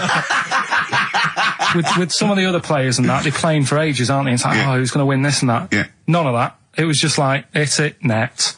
Oh, Christ! Oh, God! I don't know what to do! And people would like sat there watching it as well when they've got other games going on in there. That's what I couldn't understand. If you've paid your money to get in, Yeah. I mean, like I say, good on them. If they, do you know what I mean? But it would have been. I don't And they know. will start first in the marathon. I just thought it would have, you know, given the game a swing ball or something. Yeah. You know what I mean? No, yeah, I understand. Oh, God. There's never anything on. XFM in the community. Did anyone confirm? Actually, I had an email earlier. Swing ball. No, I'm not having a go though. Tell them. This is what I'm like, aren't I? Sorry, this is recording you as well. What do you mean I'm not having to go tell them? Do you, what you No, think? You but just said do you that know to what I me? mean? Do you think you haven't got a microphone? You just said to London, keep wheelchair sport off the telly because they can't get a rally going. You called them little fellas in wheelchairs. What? And I meant to go, what Carl meant was... What? I mean, what? They can hear you as well. Yeah, I know. It's just that they might think that I'm having a go, and I don't want them to. That's why I stopped Cheeky Freak of the Week, because some people got the wrong end of the stick Right. and what have you. So, Well, it was funny that a woman was born with deformed legs. They might think you were taking the mick. Anyway, I just was wondering if anyone could confirm. We had an email earlier, I forget who sent it in, but thanks very much indeed for it. They said that the Paralympics began this week, and apparently during the opening show, the entertainment was provided by Riverdance. Now, I don't know, I don't know if that, I can neither confirm nor deny that, but it does seem rather tactless. Let's play a tune. Ricky Gervais. Don't put my name to this last link. Don't put my name to this last link. Ricky.Gervais, xfm.co.uk. Magic, Virgin, if you're listening, we are available probably sooner than we thought. it was all right. I'm a bit worried. Like I say, the last thing that we just talked about, I don't want people thinking, you know, we're having a go at anyone, because it does do me head in. Because I'm the one who always has to deal with it as well when people do. What? You know, we're just talking, having a chat about tennis and stuff. Yeah, the little fellas in the wheelchair, as you put it.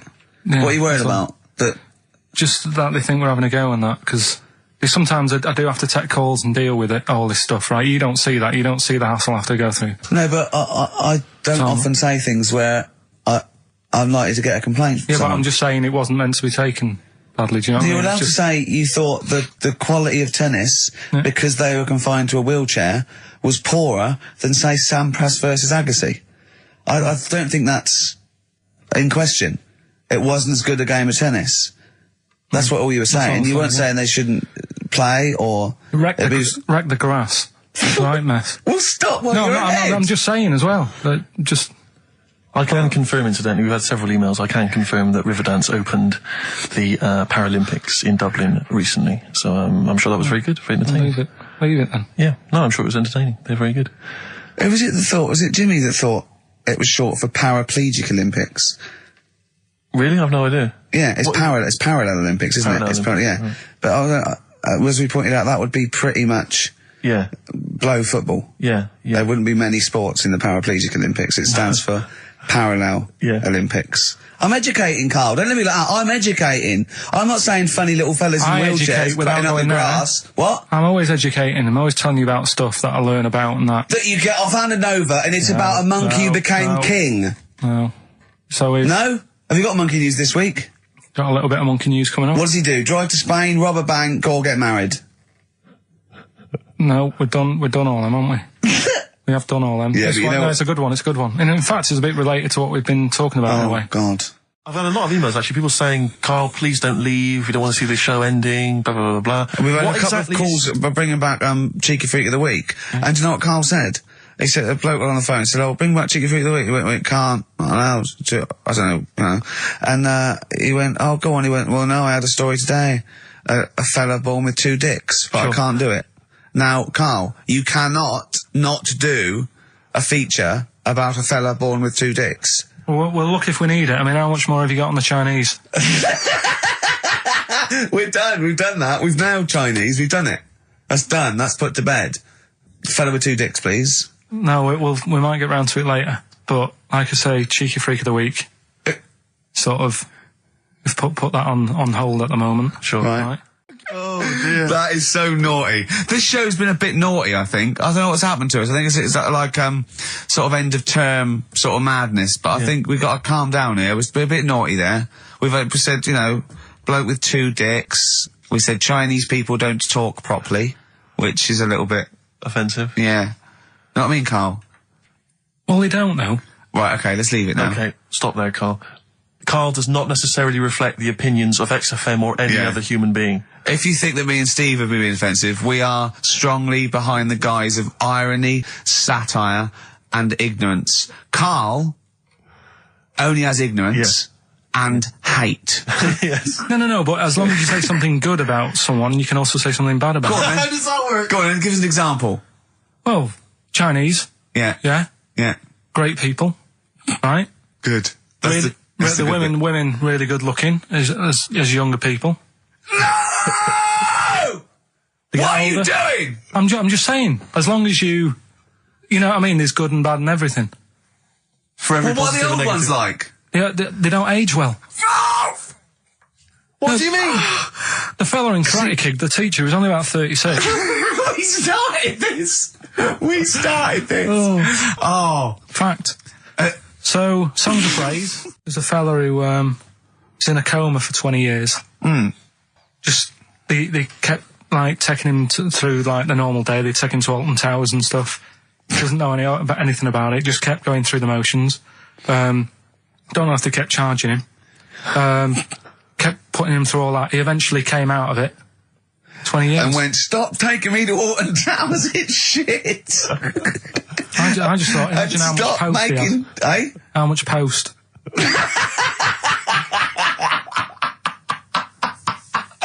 Oh, Did you read about that guy in the paper, Carl? He, sorry, on the internet. He in about, I think it was about 1984, 85, he had a terrible car accident. But this must be it. He went into a coma. This must be what he's talking about. Well, they didn't take him to Alton Towers. Of course they didn't. But you've got to try and decipher the truth from the conjecture, from the thing that don't forget, Carl realises that he's had a dream. He talks to Suzanne and goes, that was good, wasn't it, last night we were in the plane? She goes, no, that's a dream. He goes, oh yeah, where's my cornflakes? You got to, I can now decipher what he's actually seen, what he's read. Well, go on, what did you... Well, I'm assuming it's the same guy. It is the same guy. It was a guy in some small American town, and he'd had a car crash and he'd gone into a coma, and his wife had left him. She'd gone on with her life because he'd been in a coma since then. And he had just woken up recently. Marriage wasn't working? Marriage wasn't working. He just wasn't paying enough attention. She was pregnant at the time, and so now his daughter is basically the same age as he was when he went into the coma. And, he's just started coming around, he's just started making jokes. They said, how do you feel? He said horny, which I thought was quite witty for a man who'd been in a coma for however many years. But anyway, yeah, so he's slowly trying to rebuild, what life he can. That's what do you make of that though? Because the thing is that he's missed. Imagine what he's missed, Carl. Imagine the music that he's missed. The Live TV Aid. programs. Missed Live Aid. Live Aid. He missed Phil Collins playing in 2 continents in one day. Frankly, I'd be devastated if I discovered that. Missed Bros. Yeah. Yeah, so he doesn't. So he put on ripped jeans and they go passe. They just have to send him a series of those I Love 1986 programs with Kate Thornton filling him in on what he's doing. Exactly. Peter Kay reminding him of space operas. Yeah, he remembers those. Talking rubbish. Yeah. So extraordinary though, isn't it, Carl, to think?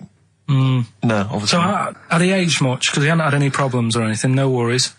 Well, he probably wouldn't have, physiologically, he probably wouldn't have the wear and tear of a 43-year-old man. Because he wouldn't have sun, he wouldn't have had sort of nicotine, beer. Unless they were just feeding that to him. Anyway, still. Yeah.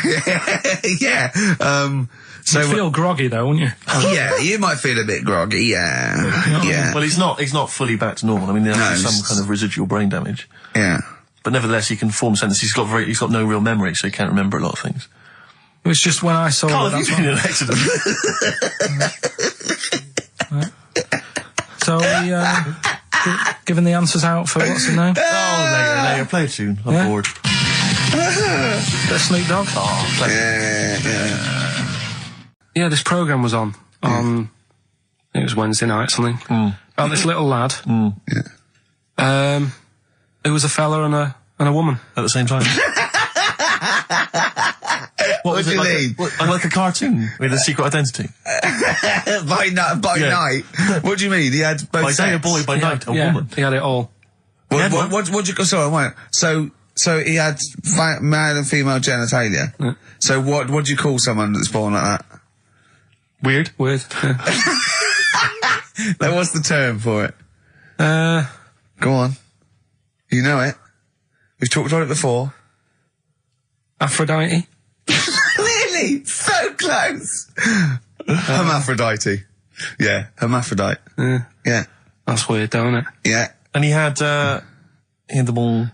Yeah. And he had the... Well, what happened was he was born, right? Obviously. And the doctor said, there you go. Lovely little boy and girl. So the mum was like, what?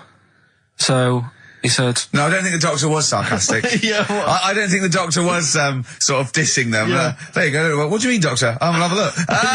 Exactly. There's a cock, there's a minge. All right, see you later. What are you going to call? Hit. But doctor, what do you mean? Have a look. He wasn't sarcastic. He didn't give Doctor, clues. tell me what you mean. Give me a straight answer. He probably went, oh shit, she's got a cock. He didn't go... He wasn't sarky to the parents. No, Anyway. but I'm just getting across. Do you know what I mean? I always had a little bit just to... Yeah, I know you spice do. it Yeah. up, You should spice be it a up. newsreader. Be brilliant. So there's a little kid lying there. Yeah. And the mum says, you know, what am I going to do then? So the doctor, I mean, I'm condensing this. It was like an hour long. Sure. Yeah. Yeah. So he says, she said, what will I do? And the doctor said, well, he's not sort of well hung. Right. Oh, So he's better. not sort of well on. This doctor has been, I assume, has been struck off since for saying these things. It was a real doctor. It wasn't Dr. Fox. Yeah. Right, go on. So the doctor said, so I recommend that we make it a woman. Right. Right? So they sort of do a little bit of... Jiggery pokery. Yeah, a little bit of work. And I don't think that's true, Carl. No, it is. It was on the programme. But I think they can tell really what they were meant to be from their chromosomes, can't they? They can tell whether they're X, Y, Y, or Yeah, X. not just... It's not It's very just- well hung. No, I Yeah. tell you what, because back then, when this was going Yeah, on... no, right, I'm just thinking they might not have had to. the doctors then thought if you had a kid, right, and you thought, it's a bit ugly, maybe it'll have a better life if it was a fella. If it was a girl and it's a bit ugly and you think it's going to get hard time. Right, don't talk shite. What? What? That a doctor would go, right, you've had a young girl, I'll tell you what, she's a pig, let's pop a cock on her. Don't No, talk shite. I'm not saying that. What I'm saying is, say if you have a like I say, a girl. I just think it's harder if a girl's ugly and she's growing up. She has a harder time. Yeah. Don't you agree with that? Possibly, Yeah, but you don't change someone when they don't. No, yeah. You don't change their gender. No, because they're I'm a just bit of a saying minger. what I'm saying is the Elephant Man would have had a harder time if it was Elephant Woman. Is what I'm saying. But listen to me, listen. What the doctor was saying is, if you get a baby before it's 2, back then they thought you could sort of say, well, instead of giving it a go-kart, give it dolls to play with. Right, back when? What are we talking about? The Middle Ages? We put a song on, come back to this. Yeah, it's Bruce Springsteen, Atlantic City. Bruce Springsteen, Atlantic City, on XFM 104.9. Okay, look, have another go, Carl. What were you saying? As an hermaphrodite, he was born both sets. The doctor said he's not well lung. Let's lose that. Let's get rid of that. Let's make it into a girl. Okay. I'm with you so far. Go on then. So, anyway, gets away with it a little bit in the early years. Right. Starts going to school. Gets away with it a little bit. Sure. Right. But then, do you know when you get to that age and your head goes all funny? Like when you're a teenager and you sort of, I don't know, your skull goes. Mine never did. What are you talking about? No. What That's do you mean your head the goes all teenage funny? years when you look a bit odd. Do you know what I mean? You go from being quite a good-looking person, and then your body starts growing. At a different rate, so, you never know till 21 whether you're going to be a looker or not, or whether it's just. Yeah. I know. Right. Go on. Yeah, I'm still waiting. So, Your head grew outwards at exactly the same rate, didn't it? That's why it's Your spherical. head grew faster than your hair. He's got a lovely head of hair, but just below the skull. Yeah. He's got a little afro in there, but it just couldn't get through the follicles. It couldn't catch up the skull. Expanding. Oh, bless him. Oh, come on, Baldy. but the thing is, right, so you see these pictures of the lad stroke woman who's trying to be a woman at the age of 14, 15. Sure. Yeah. She's got one of them big heads. Right. Like a lad. Doesn't, she starts having a hard time. She doesn't want to play with the mates, with the dolls and all that. She's more into go-karting and that sort of thing. Gets to an older age. Yep. Decides to go back. Is now sort of with a woman and having a life of a fella. But did the doctor keep it for him in case he needed it? No, he's had one put on though. Has he? Where'd he get that from? Don't know, maybe that bondage shop. What do they do when they do that? Do they put on a... What do they do? Maybe someone could call in and tell us. If you're a woman and you have a... Do you want to speak to someone who's got that information? Yeah, I do want to know. What do they If you've got that information, I don't want to talk to Do them. they construct one? Do they construct it? From plasticine. Or do they whack on a dead one? What? What? Whack on a dead one? Yeah. What? What? That's not, it's not, what do you mean? No. When a woman has a knob put on Yeah. to have a sex change, where do they get it from? Is it constructed? Do they find, like, I don't know... From a donor. A donut? From a donor. Oh, well, yeah. A donor? A donor, yeah. Yeah, but presumably it's like... Maybe there's someone who well, wants after to they're become... dead, I mean. No, I thought maybe Very there's... few people... It's not like giving someone a kidney and then sort of like celebrating maybe with if you're them. a guy and you want to become a woman, you've That's got one to true. spare. That's true. Yeah. Well, a swap. Yeah, just do a little swap, probably on the internet or something. Or Noel Edmonds.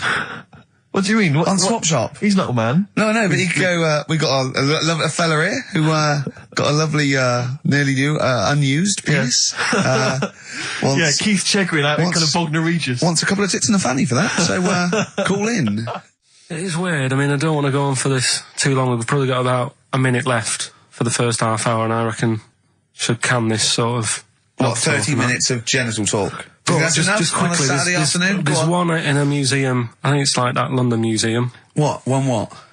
Well, do you know like how people are buying weird stuff and that to put in museums? Yeah.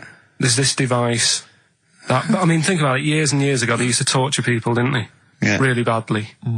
And the device Yeah, that there's they've got... no real good torture, but go on. I see your point. Yeah, but this device, right? Think about it. You've done something really bad years ago. Yeah. Right? And you're thinking, oh, what are they going to do? Do you know what I mean? Could do anything here. It could be the end for me. The device they've got is this thing that you put on your bits as a fella, and it's sort of metal, so it means you can't sort of, get excited. It puts a stop to you, sort of. That wasn't a torture device. I think it was a Victorian thing to stop adolescent boys wanking. They used to have things like wrist things as well with like spikes on them. It's not a torture device. Isn't that? Well, not really. Imagine that being captured by No, I was right, gonna you're say, I never was going to get gonna hard say. on again. All right. Not really a torture device, is it? And there wasn't that many nice-looking women wandering about anyway back then, was there? You didn't get excited about stuff. What are you talking about? Probably filth, it stunk and everything back then. Right, we've covered that. No more of that talk now, right? Let's move on. Filthy. All Victorian women, filthy and stinky. Yeah. Oh dear. Bit of Rolling Stones Yeah, and let's set go up for the it. old songs of phrase. Yeah. Stones, Beast of Burden. We've not played it before. It's an absolute gem. We're not doing Cheeky Freak of the Week anymore. We're not.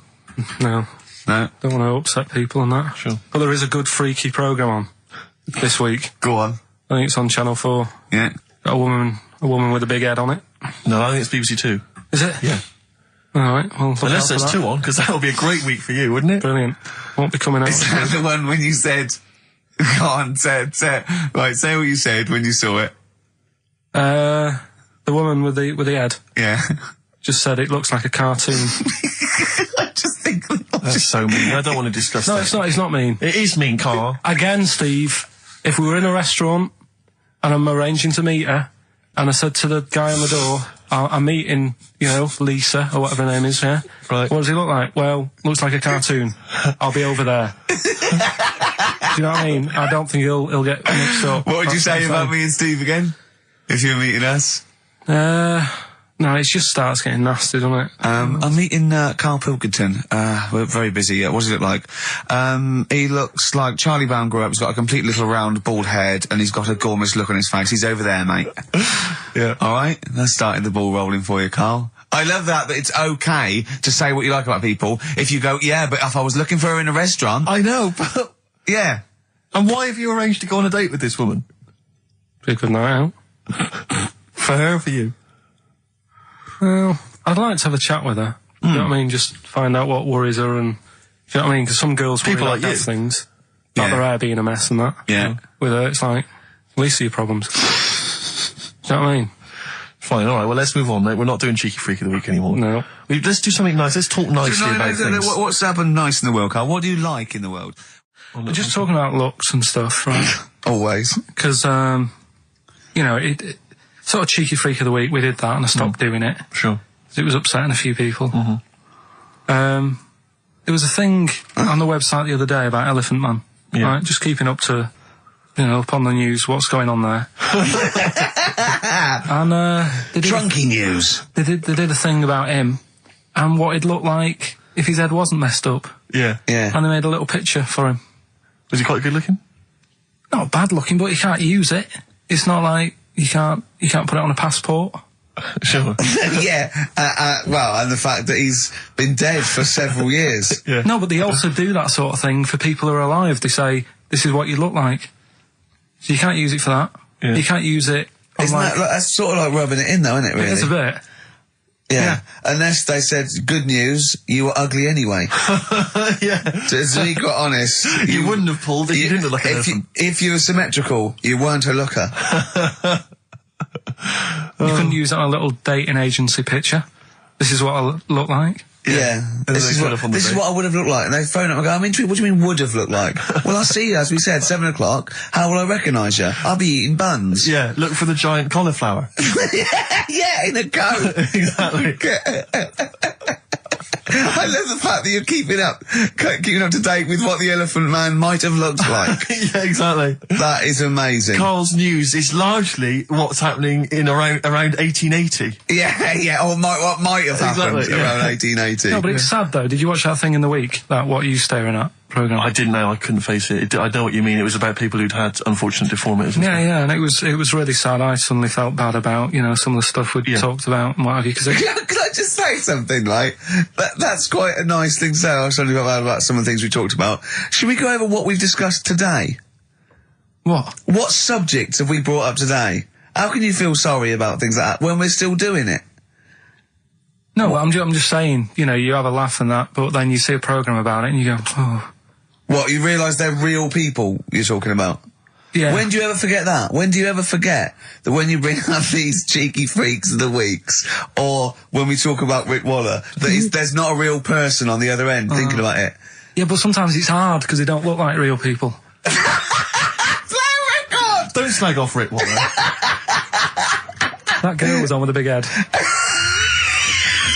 It's like Bo Selector. I think we should have done something like some roundups, like Cheeky Freak of the Week. We could have done Cheeky Freak of the Year. What's your Freak of the Year, Carl, if I put it to you? What, out of all the ones that I found out about? Yeah, all the ones that have ever been, yeah.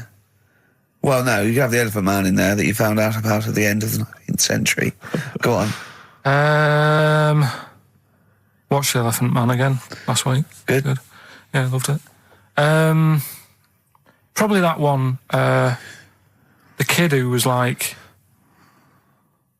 7, but aged to about 38. That was pretty weird. That amazed me. That sort of blew my mind. No, it was worse than that. She was about 90 or something, wasn't she? She is now. But back then... a couple of months ago she was 38, Yeah. but because of the ageing... She's sort of aged fast and that. Yeah. It's really... This is the one that you think should be allowed to get fags and beer and an off-licence because she's got the body of a 90-year-old. Well, yeah, it's only fair, isn't it? Let her have a decent life. Even though she's 6. If she wants a packet of fags... The doctor said, you're older and that. Even though you're 6, you are sort of 72. If she wants a packet of fags, let her know. She was 72 September, wasn't she? Yeah. So, yeah. But it was that's probably Do you the actually weirdest think that would be a good idea to give a 6-year-old with an aging disease a packet of fags? If that's what they want. If that's what they want. And a pint of Tennants. All the stress and that she goes through. It was saying something about how she has to have a passport picture done every 3 months or something. Do you know what I mean? Wow. That's what she's dealing with. So that was probably the weirdest. Can we just say that Carl doesn't take the mickey out of these freaks? No. These people. I just, it's things that fascinate me at the end of the day. Yeah. Things like that are weird. And things that, there's certain things that people get excited about that I think, well, what are you getting excited for? Like what? News. Do you know I normally do the headlines and that? Yeah. Have we got any headlines? Not really, because there isn't that much going on. Isn't there? This is what annoyed me, though. There was something about a woman who's going up Everest on a bike. Do you know what I mean? And they were like, oh, brilliant. But I don't think that's that good. When someone's done it walking... Where would the woman who complained about you come in the years chart? That's the woman with the enormous head. Lest we forget. She took offence to some of the comments you made on the show, and rightly so. I can understand. I was out of order, and so I'm sorry about that. Yeah, well, I'll just explain again that Carl. It's the freak of the week is sort of like more of a punchy catchphrase than a derogatory term, and Carl's fascination and childlike. I think we'd have to include Carl in the roundup. Yeah. It'd certainly be in the top 10. I think the fact that she didn't sort of pursue any official complaints means that, she's a bigger person than you, Carl. Yeah, really, because, Certainly, Well, so... headways. She is.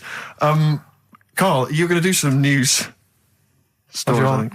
Well, like I said, there hasn't been that much going on. There's a story about a fella who hasn't eaten for 70 years. Right.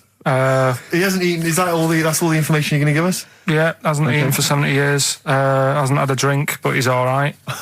That's rubbish then. Next. It's not rubbish. Yeah, it is, yeah. Next. Well, what is it? How is that? How is a man not eaten or drunk for 70 years? It's that thing, isn't it? Your belly gets used to it or something. Steve, has he misinterpreted it or is it rubbish? Well, it does, to be honest with you, it doesn't actually offer any explanation. It just says that that's what happened. Right, so that's rubbish. It doesn't go on to anything else. A woman's had 6 organs transplanted. Woman needed a new kidney, a new heart, a new stomach, a new liver, new kidney, intestine. Does that mean that she's the same woman? I know. You'd just say forget it, wouldn't you? Yeah. Wouldn't you know? Well, not really. The organ is just a lump of tissue. If you're that knackered, call it a day. And don't waste time with that. Yeah, and good advice. There's a woman who hasn't slept for 8 years as well. Well, that's impossible. Again, you don't want to see that, Steve. Yeah. That's the news for the week. Yeah, all rubbish. Next. Do you want to apologise once more for anyone you might have offended over the year? Yeah, like I say, I never upset anyone. We're just chatting about stuff. It's just chatting. It's from the heart. You see something, you say, "Oh, it looks a bit like so and so," or "Isn't it a bit?" You're not really, you don't really try and hurt anyone's feelings, do you? But I think most people know that. And I've got to apologise for laughing at anything you say. I actually can't help it. Again, it's not vindictive, but when Karl comes out with some of the things he says, it's impossible for me not to laugh or react. So, have a Merry Christmas, everyone. Well, before that, Rick, is there some final, for the year, Monkey News? Tell you what, let's play a good song. Okay. Right, we'll have a bit of Monkey News, and then that's it. A bit of Amy Mann, then. Perfect. Brilliant, this one. It's the best of. You've been voting in all week, sending your emails. So here's the clips that you wanted. All right, so here's the first bit. So anyway, I found these things. Do you want to hear them? Yeah. So what's it? Explain this again. Right, so I got back off holiday. The first job I found out I've got to do is work with Ricky for a voiceover. I do a regular thing. I do X-Ray magazine, but I'm allowed to make the script up, and they said I could, so I did. Right, so imagine this. Well, I know you, Rick, and I know you like to put a lot of work into these things. Yeah. You want to do a good job. So he rolls up, he says, let's do it then. He said, what's in the magazine? I said, well, here's a selection of stuff. This is what you've got to sell. He said, leave it with me. He goes into the little booth, and the first one he comes up with is this little advert for it, right? X-Ray magazine. It's out now. It's £3.50 May edition. Music of Tomorrow. Dandy Warhol's picture, and there's a free CD with all the Placebo and the Donners and Smog and Nightmares on Wax and Alpine All Stars. Only £3.50. It's out now. Buy it, innit? Have you got a sore throat there?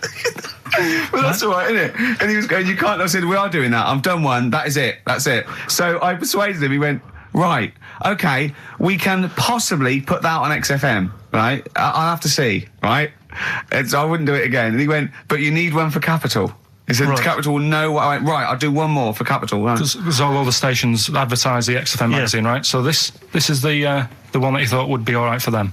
Ooh, hello, you loonies in Radioland. Dr. Frog here to tell you about the new edition of X-Ray magazine. It's out now and it's only £3.50. You've not heard of it? It's a great music magazine. And you get a free CD featuring bands like Placebo, They Wear Makeup, but leave them alone, Gold Chain, Smog, OK Go, The Donners, and all great bands that you'll love. To Froggy here. Hello. Bye. Ribbit, Froggy says bye it. Oh, well. So then, he says, that's it. It's You good had to your see, money's is worth. Dr. Frog still on there? He's still on Classic. I said, that isn't going to go out. They're not going to be happy with that. He said, you've had your money's worth. I'm going. Yeah. So I'm left with that. I then have to get the bosses in. And because I've let him go, in a way, it's my responsibility. Yeah. So I've obviously thought I've got what I need. I had to play them to the MD. What did he say? And justify.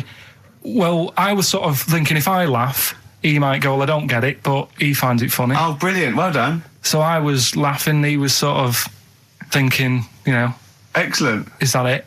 Brilliant. When do they go out then? I think one of them's going out at the moment. Excellent. I think the first one's going out. Brilliant. Well, let's play a great track then. Is it Dr. Frog? Well, I'd like to see Dr. Frog feature maybe on our show more often. Okay.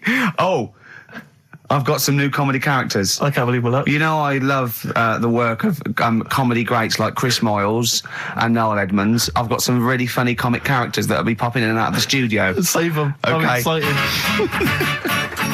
Can I just tell you a story that Karl told me a couple of weeks ago? Is this another ghost story? Another yeah, spooky it is, story? yeah. I called him out. I was, what are you doing? He said, I've just been reading ghost stories again. He said, you don't believe in them, but how do you explain this? Right, I went, go on. He said, I'll tell you as he told me it. He went, bloke, right, just sitting at home, doing, watching telly with his cat. And the phone rings, and it's a bloke going, is that fire in your oven okay now?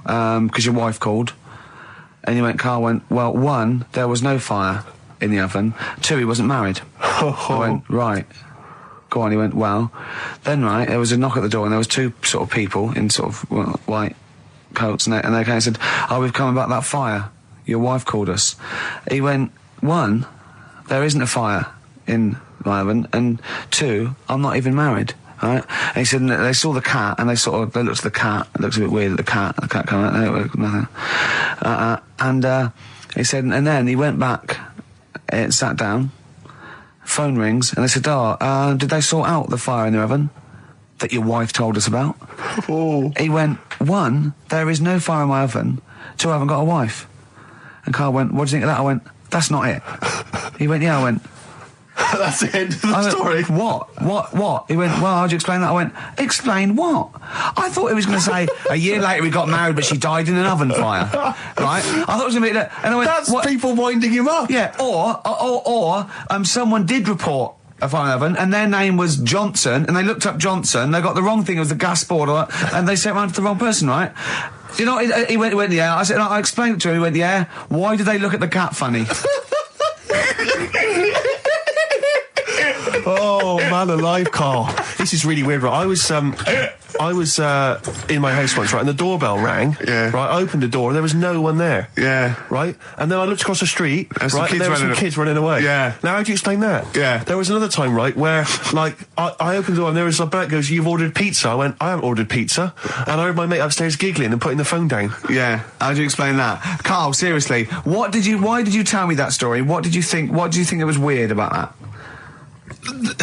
The fact that it was 3 different people. Is this all the information? Is that the entire story? It was 3 different people. Did you fall hassling asleep him and not read the about end? A fire that didn't happen, about a wife that didn't exist, and a cat that didn't look happy.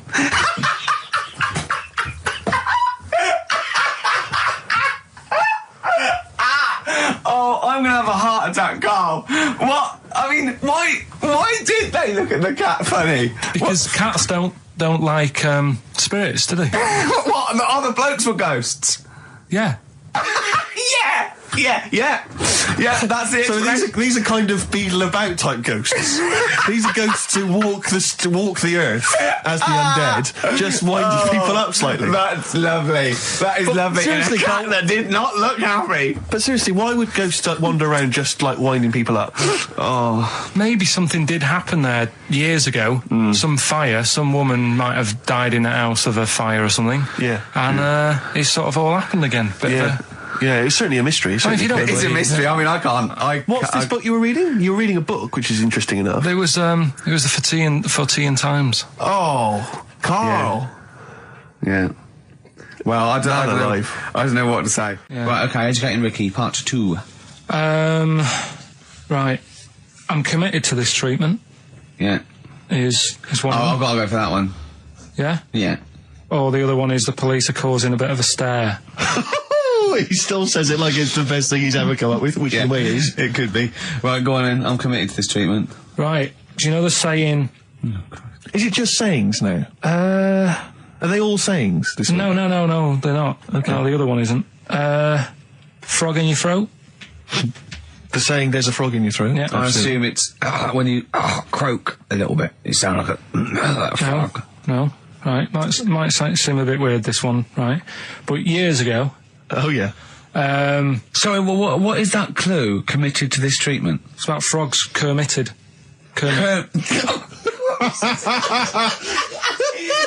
Probably works better with a K and an ER written down. Well, also, if you pronounced it kermitted, yeah. but not committed. Committed to this treatment! Right, go on then. That's Right, genius. So, yeah. Well, what? You go to the doctors and you go with throat hurting a bit. Right. And what they did ages ago. Ages ago, what year was this approximately? We are going back quite a bit with this one. Oh, okay, go on. And the doctor would say... Did history. Imagine years ago, go on. and the doctor would say, right, keep your mouth open and you just look at your tonsils. And the jaw would ache a bit because they weren't as quick back then because they didn't have the technology and stuff, and they'd have to like stare at it and study it and stuff. And like they get an achy jaw, right? Keeping their mouth open. Yeah, like you get, Yeah. you eat a Mars bar or whatever. Yeah. So they'd sat there and they used to always close their mouth, and it used to annoy the doctor. Right? So what they did, they used to get a toad, Right. and put it in the mouth. Rubbish. Okay, keep talking. Keep talking. And that way they couldn't close the mouth because either they'd squash it, Right.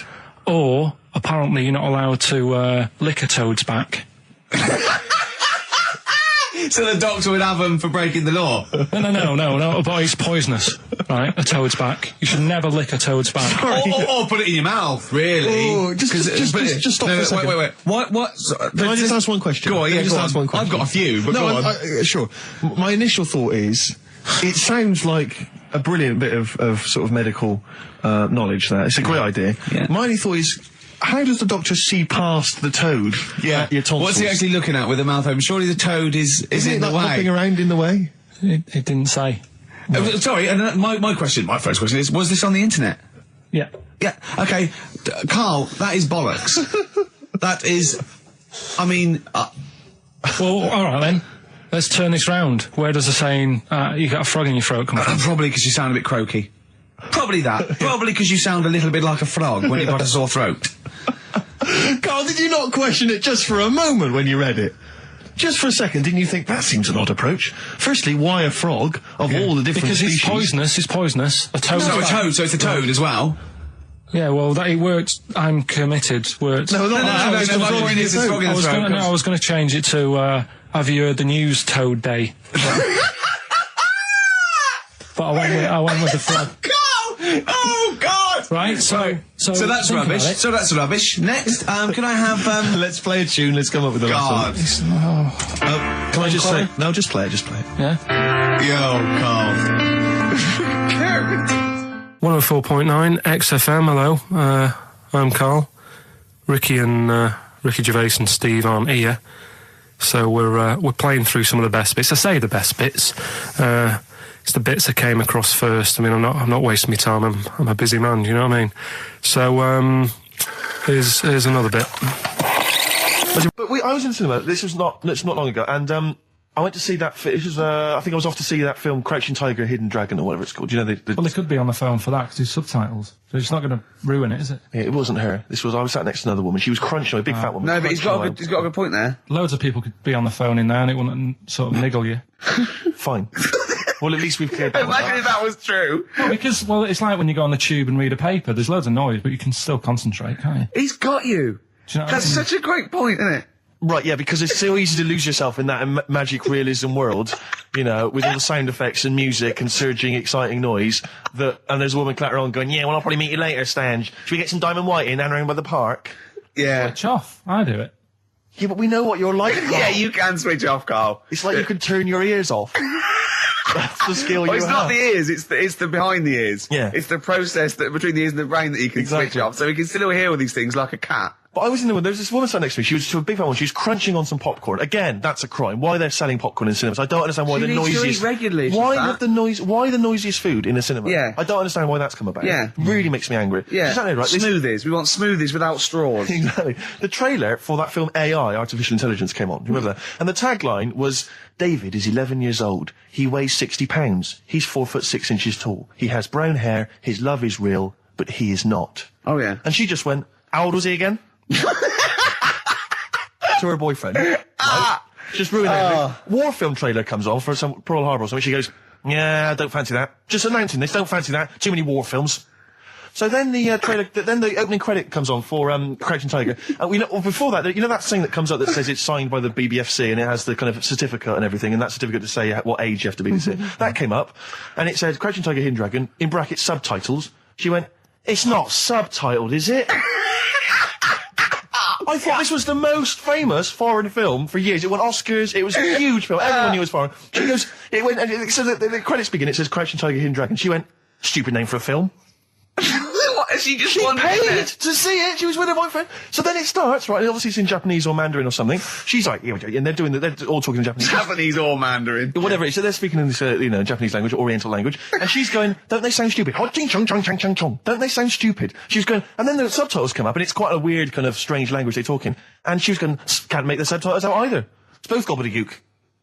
Just wittering on every step I of the totally agree with film. you. I totally agree with you. But what I like in your telling of it, I know you start getting quite I'm emotional. genuinely livid. But she went Mandarin or Japanese, some Oriental language. And Well, I don't know what else. It's a strange language.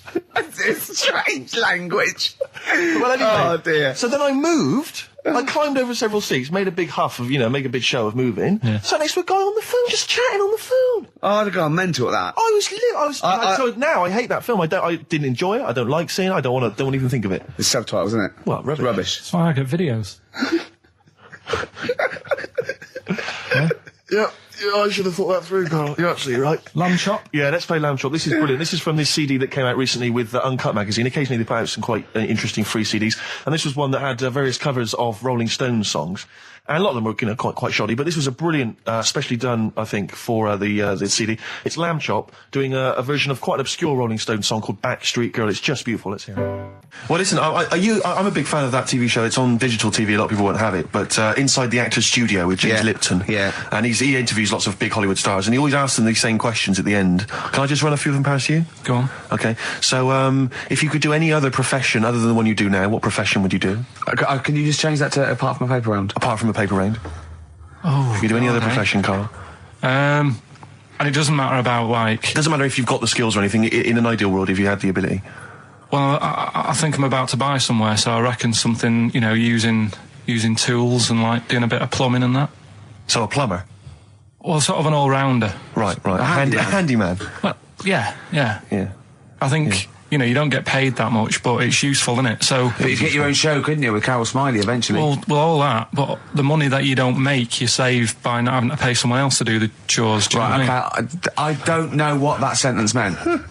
Right. No. A plumber, how much is the average plumber on? The money you don't make, you save on not getting someone else to do it. No, just think of that. No, look, break that sentence down. Are there any... Sorry, Rick, but people who live in glass houses. Yeah. Anyway, let's just go back to Lipton quickly. We've got a couple to get through here. So, your favourite noise or sound? Favourite sound or noise? Oh. Is it me? No. It's not me. Hang on a minute. It's not me. Are you sure it's not me, Carl? I like Elvis. Noise. Elvis. In the ghetto. The sound of Elvis. Elvis in the ghetto. Brilliant. Okay. Yeah. And your least favourite noise or sound? I don't think it should really be records and music. Noises, things that you hear at home or whatever. Maybe like a sound of a... The least favourite noise? Least favourite? The sound of... Probably like... sound of ghosts? Fire engines and that. Right. That's annoying. Except if your house was on fire, presumably. I think it's a bit unnecessary. You think they're just doing it to wind people up? I live on like a busy street and it's happening all the time, and it is like... Just sort of have a blast of it, and people will hear it. You don't have to keep it going. Yeah, sure. So that is pretty annoying. And if heaven exists, Carl, when you get to the pearly gates, what would you like God to say to you as he welcomes you into heaven? What would you like God to say to you? Who asks these? What show's this? It's a programme where celebrities are interviewed by a guy, an American interviewer, and he always asks these questions at the very end. What would I say to God? What would you say to God if you believed in heaven, and if heaven exists, when you eventually go up to heaven and you're welcomed in through the gates in by your God, Parker and your Stussy t-shirt and your... What do you want God to say to you as he welcomes you in? Say, you know, don't know, just be friendly.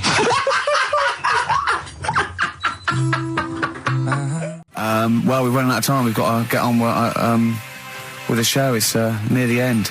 I hope you enjoyed it. I hope the scientists stuck in a big, hut in the middle of nowhere in pitch darkness, 10 of them.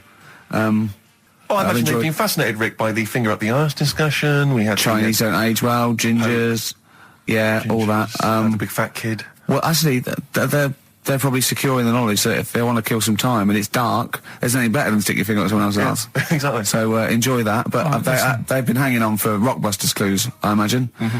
Here's the answer. So give us the clue again quickly. All right, so the first one was the fella let his wife know how he got the bruise on his legs. Go on. Right, that was Courtney Love. Yeah, Courtney Love. So that's Courtney Love. So that's the first one, CL. So that one's fine. The second one, that Potter lad. What am I doing? Letting that one go? Just let it go, just let it go. Am I just letting that go? Annoyingly, we haven't got time to take issue with it, Rick. Okay. That Potter lad, he's got a lot of bottle, hasn't he, doing all that stuff with the wizards and that. Go on. That's Brave Harry, the bravery. Bravery, current sort of XFM band, the Bravery, Brave Harry, that works as well. No, it doesn't. And the last one, No, it doesn't. No, it doesn't work. the Buddhists It doesn't work. won't be able to get in their temple without Doesn't these. work. Brave Harry. Doesn't work. Brave Harry. The Brave Buddhists, Harry. Buddhists won't be able to get in their temple without these. TM, that's Yeah. the monk keys, right? So who got all them? The Monk Keys? Who got all them? Right, Which band are called the Monk Keys? the monkeys. Oh, the Monkeys. Yeah, the monkeys. What are they again? Is the tip included? Yeah, go on that one. Right. In Turkey, Nice. it's not actually. Mm-hmm. That's where I went, and there was them little fellas after Suzanne in the kitchen. What? What do you mean? We went to Turkey. You went to And, Turkey and there were some little fellas. Well, they had quite a few sort of midgets working in the kitchen. Why? Is it a theme? No, Was it a it's theme holiday? I don't know. Might get them cheaper or something. Was it? So they were get them working, cheaper? They were working in the kitchen, and one of them fancied Suzanne and kept sort of eyeing her up, and she was winding me up saying, "Oh, Not eyeing up and down, just eyeing her up. anyway, no." So What anyway, was she doing in the kitchen? no, it's like a pick what you want to eat type buffet, but you have people clearing the tables and that ready for you to come along, Are they low tables? and you know, he was just keeping an eye on her. What did he say though? Was he? How did he What make was he? this Was he a clear? It little? was Turkish, so I don't know what he was saying. But he was. He was. Little fella, yeah, Did he talk What do you to her? mean a little fella? What do you mean little fella? sort of dwarf-like. What do you mean dwarf like? He had magic powers or he was 4 foot? No, What do you just mean, A Carl? little bloke, just like a normal bloke, but small. If you stood him in the desert, you wouldn't know. But he'd be hot nothing at around first. him. Right, Carl. You should no, watch look. out for the monkeys. Yeah, underground. There's underground monkeys Look, are look, you dangerous. can't just say there was a little midget fella who was eyeing up my girlfriend and then leave it. What do you mean? What was happening? This is a story to us. This is much more interesting to us than, and she was deaf, right, and she hit her head. That's much more I don't interesting. understand how it manifested itself. Did he come over and say something? No, do you know when it's like girls know, don't they? When someone fancies them. What do you mean there was lots of them as well? Do then? they? That's worth knowing. Listen, right, go on, right. So you went into this holiday, yeah? Yeah, wasn't And you like went into the dining room or something? Yeah, downstairs. And in you the looked dining over- room. Thought this is all. There's no one serving. Yeah, and they go, Wait a minute. hold on, you looked down and there was a little waiter. There was loads of them running around busy. Why, though? Why did they It get was the... summer. What do you mean? Because it was in Loads of them. summer. They had more of them They on. come out in summer. They come out in summer. What do you mean they had more... What do you mean? Because it's busy, isn't it? Well, no, but they Summer. hibernate in the Why winter. were they all midgets? I don't know, maybe it doesn't heat stunt your growth or something. No! Well, they just happened to, maybe it was a thing that they did for tourists or something, I don't know. I just got on with my meal. It was a holiday, do you know what I mean? God. Right, So some midget serving. I'm not going to ask any questions. Right, okay, yeah. So they're all little fellas running around, and this one always was like, you know, oh, do you want a new serviette? You know what I mean? Going out of his way to sort of... for turning on the charm. Yeah. Yeah, he was going out of his way. The others weren't. Right. I think what was happening is he'd been working with Santa all the winter. Yeah. This is sort of little summer break. This one He was hadn't your seen a girl. waiter, and so he was being polite to you. Maybe. But what did Suzanne say then? Well, she was using it to wind me up. What was she saying? Oh, he's... Oh, just like, you know, look. He may be small, but he's Well, built like a... Yeah, he's all man. so Were you jealous of a midget then? You were jealous of him? it is a bit annoying, isn't it? Why? It wouldn't bother me as much now, because I've been with her for ages. Right. But at the time, that might have been one of our first holidays, and it's like, you don't know, want to be what's going stolen on? I away paid by for it. this holiday. Yeah. And then you get off with a midget. Yeah. Oh. So anyway, But it doesn't matter because you got chatted up by a bearded lady. So. yeah. tell you what, no, that's got nothing to do with that. What were you going to say? Right, What were you going to I say? was going to say the hotel was half board, and maybe. Oh, right. I thought you were going to say it's just one of her shortcomings. So listen, right? Play a record. Oh, that was great. That was very, very funny indeed. What a wonderful clip that was. I enjoyed Do you it. remember that? Yeah. Wow. It was a few weeks ago, wasn't it, really? I mean, I think it was last week. we'd have to have very, very bad memories not to remember that hilarious clip. I'd like to hear that again maybe in a couple of weeks' time when I'm away. Yes, absolutely. It's embarrassing, isn't it? And we, you know, but the good thing is, on telly, I feel a bit guilty about putting out shoddy rubbish because I'm getting paid an awful lot. Yes. But here, you know, I don't give a They can bleep that. They will do. Eminem, sing for the moment. on XFM 104.9. I'm Ricky Gervais. With me, Steve Merchant, with 5 little hamburgers. Got 5 burgers here, yep. And so I don't know, how should we begin, Carl? Do you want to just look at the size of these burgers? Look, they can see it on webcam, can't they? They can see us stuffing these burgers into your mouth. And by the way, I'm filming this, Steve. Look, Brilliant. Look, I've got a little camcorder. We'll put this on unseen footage on a DVD or something. Or maybe on the website. On the Oh, Carl, what if you break the record? Okay, Carl, I'm coming round now to just monitor this and adjudicate. What's the web? If people want to see this on the webcam, what is it? xfm.co.uk. Right, okay. Hold on. Can I, Steve, I'm not can I do being that? funny. I'm not being funny, right? But I think I have got like a bit of a wheat thing. You've got a bit of a what? A wheat allergy thing. Don't give me that. No, seriously, my head's... I've been eating a lot of shredded wheat recently. And my head's got a bit bigger. Carl, I don't think you can let us down now, mate. So you just got to put that first. No, I can't put that like that in my mouth on its... I've got to break it up. I've got to break it up. Can't break it up. Can't break it up. It doesn't say you can on the rule thing. It does. It doesn't. I can't look. I physically can't. Try it. I can't look. I'd have to be Jay Goody to get it. Seriously, look. Try it. Yeah, I know, but you're not approaching it right. That's it. Come on. That's all. Keep going. God, he's not going to do one. Keep going. That's good work. Keep going. How does he get 3 in? Keep pushing. Ease it Keep in. pushing. Ease it Keep in. pushing. Get 1 in at least. Ease it. Get 1 in at least. Get 1 in. Ease it in. Get 1 in. Push it. That's one. Let's go for another one. I reckon you've got to rip it up a bit. Okay, do that then. See how many you can get in. You've got to get in 2. No, just one. No. Well, it's don't three, rip it up I and think. pack it in. What do you do? Pack your cheeks first. Honestly, Steve, my head is swelling a bit because I have got a wheat thing, a wheat allergy. That'd be good, then there'd be more room. Right, okay, look, Carl is now just sticking it in his cheek. Yeah. Don't eat any. You can't swallow any. It's like a hamster. You've got to work it like a hamster. Yeah, stick it in. Come on. He looks like Marlon Brando in The Godfather. Come on. Don't lose any yet. Right. Pack it in, then use your fingers to pack it in. Come on. Wedge it in. Like you're grouting the bath. I can't do this either. Keep going. Keep going, don't give up so early. This is part of the problem. You just give up, Carl, too quickly. You failed again. It's like your history O level. Come on, Carl. Come on. Do something all well. it's one there, Succeed at something. Push it in. You've got nearly a half a burger there. Oh, I'll come round there. You're chewing. Don't chew. I've got a bit of food. I don't know what he said, but... Is that What, is that a whole one? No, it's not. I can see bits left. Come on, Carl. Come on, keep working at it. Keep working at it. Look, there's so much space in your mouth, I can see it. He's going red. Okay, we'll do another one. We'll do another one. That one then. We're doing a... Oh, are you alright? Are you going to be sick? Are you alright? All right. Oh God, should we play a record? He's making my eyes water now. Okay, I'll find a different one for you. Find a different one for What him. about most grapes eaten in 3 minutes? I'll go. Do you want to do that? Grapes are easy, aren't they? That's easy. Great. Come on, grapes are easy.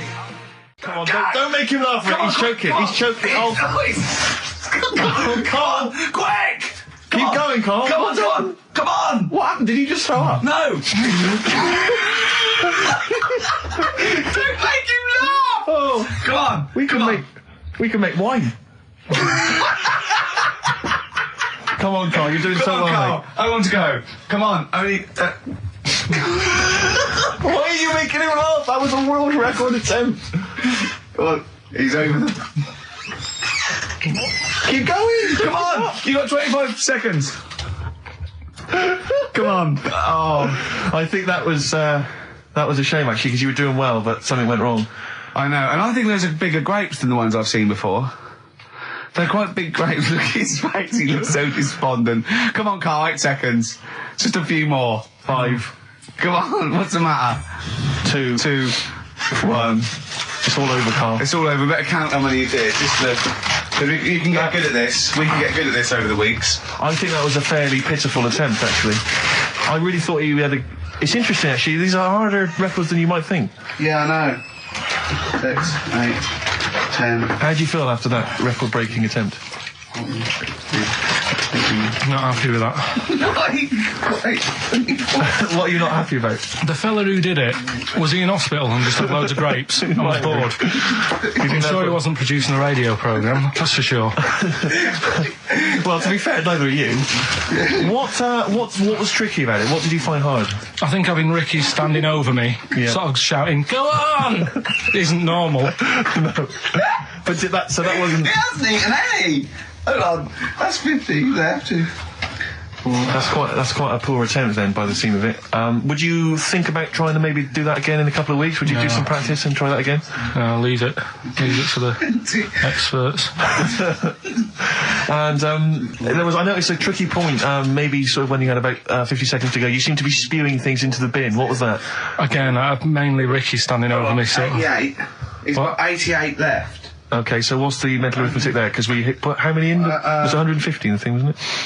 What did I say? What did I say I had left? Well, I'm not doing it again. 88. So you had 88 left. So 62. God, you're only at 62. What's the matter with you, Carl? There's people start you at 62. That is rubbish. That's disappointment. Let's leave that. You failed on 2 world record attempts there. 62, and the record's that is rubbish. What were you doing? Oh yeah, but like I said, I've got a small throat. I can't drink a drink quick. Ever since the Mr. Freeze Pops when I was 6, that I nearly choked on, I nearly died on. I can't go back. It'd be like asking, I don't know, someone who got run over to play Frogger or something. What's Frogger? Where, is this something that happened to a friend of yours, or is this... No, I read about it. You read about it, okay. There's this little lad, right? Okay. First of all, it's years ago, right? When they didn't have decent doctors in, like, every town and that. Yeah. And this little kid is dead ill, right? Yeah. And the local doctor... Well, there's a phone call involved, so I don't really get the impression that it's like medieval times. Yeah. Yeah. But I didn't say that. I just said it's years ago. So this kid's ill, right? Yeah.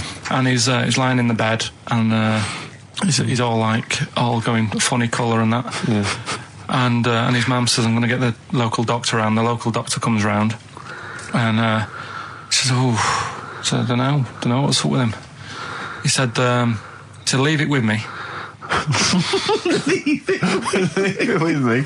He said, the doctor said that. I'll have he said I'll phone up a top doctor, who was in America or somewhere like that. And so he goes to the phone in his office and he calls America, and because it's years ago, the phone line isn't that good, it's all crackly and that, right? Yeah. So he's talking to the doctor and he's saying, "I've got this kid, he's a funny colour, and he's really weak and that. I don't know what's He's not giving him much to go on." Right? Sure. So the American doctor, right? Yeah. He goes, "Yeah, what you want to do?" And it's all breaking up, right? Yeah. He goes, "What you got to do? You got to it's all breaking up. You've got to give him some parrot's blood, right?" Some parrot's blood? Well, that's what he thought he said, but the line was really bad. Yeah. He meant parents' blood, but he heard that he said parrot's blood. He said, "Right, I'll do that. Leave it with me." I can see where this is going. He goes to a pet shop. Yeah. He says, "Give us like half a dozen parrots." Sure. Takes them round to the kid's house.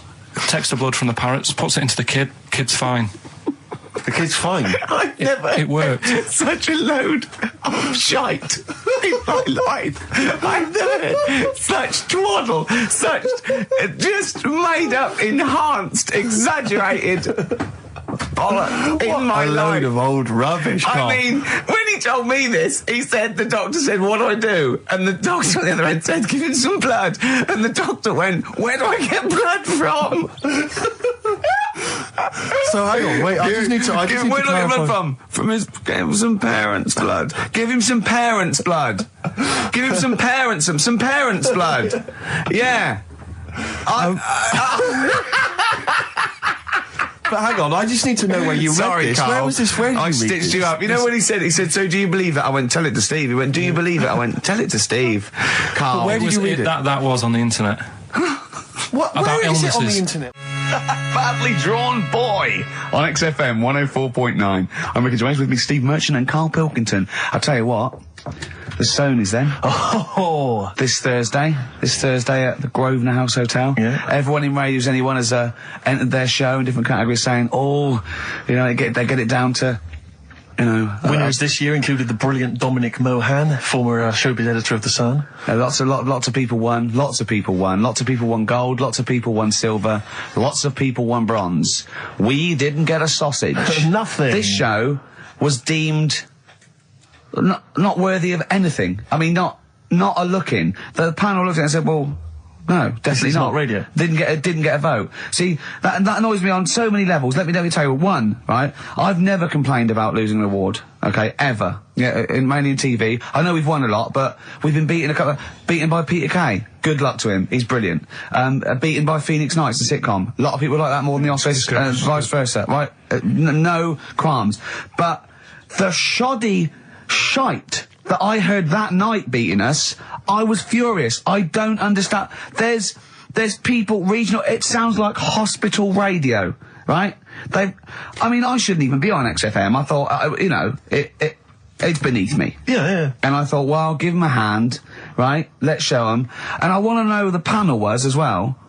I do not believe it. How can they I was looking back over some of the shows, right, before I go to Karl, and I've just done a little excerpt of, a trailer of what we do, what we're about, and I don't know how the panel could overlook this. Play a bit, Karl, please. Shaking her muff, minge and tits around does not make her a hoe, then what does? These kids at school with big heads. Carl, what are you talking about? Shut! Oh, my name is Holy Fuck. Right, Yeah. it's this monkey that was on a train station. Right. What if you mean cock to mean penis? It was my Down syndrome son. Oh, chimpanzee, that monkey news. So we've still got monkey news coming up. You're an idiot! You know what I mean? That's, to me, quality broadcasting. I don't know how they can say that isn't worthy. That's what we sent in to the Sony people. They listened to that. How they didn't think that was dynamite stuff, it doesn't make sense. Actually, I've been thinking about this since Thursday, because I've been a little bit down in the dumps. Yeah. What I think it is that with the TV show, the TV stuff we've done, Rick, we put a lot of work into that. Yeah. We get the script, we spend a lot of time on it. What this show is about, it's very much about spontaneity, it's about our personalities, and I don't think we're ever going to win an award for our personalities. I think that's where we're going Do you know wrong. what I think? I think that when we're together, with the auteurs of The Office and, and we're strong on it, and we're just two where we write it, we direct it, we cast it, we even worry about the font and stuff on the, we do everything. There's a weak link in our midst, I think. On the radio show? Yeah. Right, well, I'm just trying to think what the common factor is, because on the award-winning TV show, it's Bliss You and I. Yeah, I don't know. Well, I'll tell you what, can we play a record and let me think about this, because there must be something There's got to be a factor. that isn't in The Office that's in this, that means that The Office is award-winning and this is a pile of shite. It's interesting. I mean, I don't think our number one fan, Dickie Anderson, Richard Anders, was on the panel, although he here has emailed in. He's got a couple of thoughts as to maybe why we... What is Dickers doing, man? Dickers says, commiserations on not winning a Sony. I can't believe you didn't win, naturally. I mean, apart from your show's obvious lack of quality and effort, having a monkey for a producer, offering the biggest load of tat as competition prizes, saying hairy Chinese kid 48 times every show, Rockbusters, not bothering to turn up for weeks on end, only having 3 listeners, introducing the comedy characters Camp David, Harry Fook, which I think he spelt wrong there, Stephen Merchant. I'm not a character. Apart from insulting every race, religion and sexual orientation, bickering like schoolgirls, We haven't done everyone yet. We have not insulted everyone yet. There's loads to go. Despite the fact you generally bring misery into the lives of anyone who listens, I thought you were surefire winners. Better luck next year. Well, I mean, a couple of constructive, criticisms there, but generally, I still can't nail it. was he on the panel? Well, I don't think so. Well, he's a fan, so... Yeah. Well, no, he's clearly a fan. I mean, Yeah. he obviously loves the show. He has hit the nail on the head. Oh. Which... Yeah. But, what should we do? Should we give up or should we try harder? That's always my dilemma in life. Sure, yeah. I mean, I've always gone for the first one. Give up. Yeah, why bother? Yeah. If they can't see, just give us the award. Yeah. And then worry about it later and we won't let them down. Yeah. Now they've got blood on their hands. We're gonna. Yeah. What should we do? To give a couple of months notice? I think so. Okay. Well, there you go. I mean, seriously. I mean, I think. I'm being serious. I'm not being wacky now. We haven't told Andrew, but I think we've won our course with this show. Yeah. So let's. Okay, we'll give it a month, and it's because the Sonys didn't give us anything. Play a record. Yeah. There you go. You got to do a bit longer than that. No, we haven't. Got to give a month's notice. No, you got to work till about September if you're gonna. No, we haven't. No, we give a month's notice. We'd, whatever, give the money back somewhere. Well, you give your money back. Yeah, I know. What are you going to spend your 80 quid on? True. Oh, that's a wonderful, wonderful clip, and a great record that preceded or followed it. I'm not sure.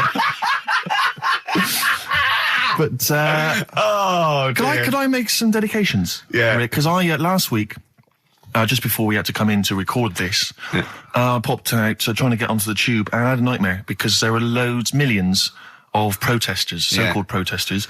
Now, a lot of them obviously doing good work. There was one fella, I think you'd have appreciated it, because I know you are very politically active, and I think this guy has really studied hard, and he's realised the best way to make his voice heard on the international political stage is to ride around on a tricycle wearing a jester's hat. He was really shaking up the bloody government. I wouldn't want to be George W. Bush about now. Not indeed. Once he sees that. Once he sees that guy. Imagine his aides rushing in and going, George W., look at this guy. Where's that? That's in London, England. Okay, call off the forces. Is that a large tricycle? Yeah. Is he wearing a nappy? Get me Colin Powell. Why'd you call him Colin, not Colin? It's the way he likes it. Don't about. Just call off the troops. There's a in a jester's hat. Call the troops off. Just bleep some of those bits. Right, here's the last clues of the year. You had, there's a load of letters there asking for advice. Put them on Claire's desk. That was F. That was for foreigner. For Rayner. I don't know what you mean. Claire Rayner. She took advice. She gave people advice. So that's a foreigner. That is shit. Right. I'm sorry. That might be Christmas. That is absolute A garbage. lot of people got the right answer. I know. That annoys me even more. The second one, ask your mum. Foreigner. Yeah. Foreigner. Second one, ask your mum if you should. That was S. That was Shalimar. Shalimar. Right? No, bizarrely, what was the clue there? Ask your mum if you should. No, we got a lot of people saying Smashing Pumpkins as the answer to that. But I don't know who's saying that today, Mum. Smashing Pumpkins. Merry Christmas, Mum. Smashing Thanks Pumpkins. very much. Nice bollocks. Yeah, exactly. Oh, that's great. That's great. Right. Smashing Pumpkins. Your dad bought them for me for Christmas. Yeah. And the last one, Lovely plums. What, my Victorians? Oh, God. right, we've got to wrap it up. Come on, then. A couple of people were arguing in the supermarket at the fruit and veg counter. That was B. That was banana drama. They were like having an argument. What do you mean banana drama? Wait. What group is banana drama? What group is banana drama? So, You're a fool. You're a twat. When you say that, but you accuse Carl of that, you're also accusing lots of the listeners, including the winner, Nicola Rogers, of London, and she wins those great prizes, and she got them bang on, so... Banana drama. so can we finish there now? Yeah. Yeah, What do you mean? What do you mean? Can we finish there now? Just play the ads and go. What? No, what are you talking about? We're going to play Jerry River all day. Play that then. Goodness me, Carl, oh, look at you. We haven't got time. Merry Christmas, Carl. Merry Christmas, Carl. Enjoy the show. Let's give him a little kiss. Oh, a little kiss. Oh, no, With tongues, it's Christmas. No, don't. Stop messing about.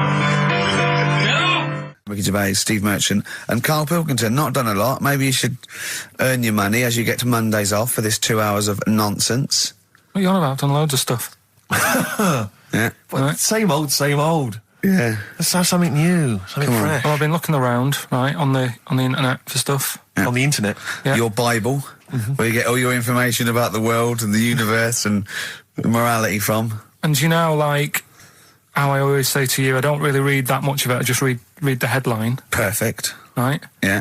Anna Nova have sort of nicked that idea to grab you. Nicked what idea? Well, to sort of get to the meat straight away at the top. Do you know what I mean? The headline to the story and everything. What? Right, these are But stories. the headlines already existed. That was why you thought that was a good not idea. like this, though. All right. Headline. Well, these are all headlines, right? Vibrating shoes could stop elderly falling. Do you know what I mean? Oh, God. You don't need... Vibrating shoes could stop elderly falling. Yeah, that's the story. You don't need to read on. That's what I'm saying. Well, Right, could you read on anyway? Can't be bothered. Read on anyway. Well, you have a look at that in a bit, right? All right. It's interesting. This is frustrating radio if you're sitting at home. No, well, but it's not on. They've turned it off. If you want to know more, you know where to go. That's what I'm saying. That's what they should do in the news. Get the news done in Bong. a minute. There's a good story about Iraq. Right. Bong. Look it up. Look it up on the internet. Alan Over. Give us another bong. Bong. Family sick of living on Butthole Road. Oh, brilliant. Bong. Man wears same shoes for 60 years. Oh, bong. This isn't that good. Some fella pulls a train with his teeth. And in lighter news, I love that. General Donald, this one isn't very good. And the last one, man fails to break clothes pegs on face record. She's always good. Well, that's the one I did read on about. I love that out of all those. That's the one he read on about. Go on then. Just Why is that news? He fails to make a record. So did I today. I know, yeah. I failed the long jump record today. yeah, didn't even take part. No, I was rubbish. But what are the rules on world records and that? I don't know if there are rules. There are certain things you can't. I mean, it's the Guinness Book of Records, isn't it? Really, that's the arbiter, isn't it? Yeah, but is there anything, if you said you wanted to do it, would they say, well, you can't do that? Yeah, they've stopped some gluttony records. Obviously, things that are in danger. It's anything that's illegal.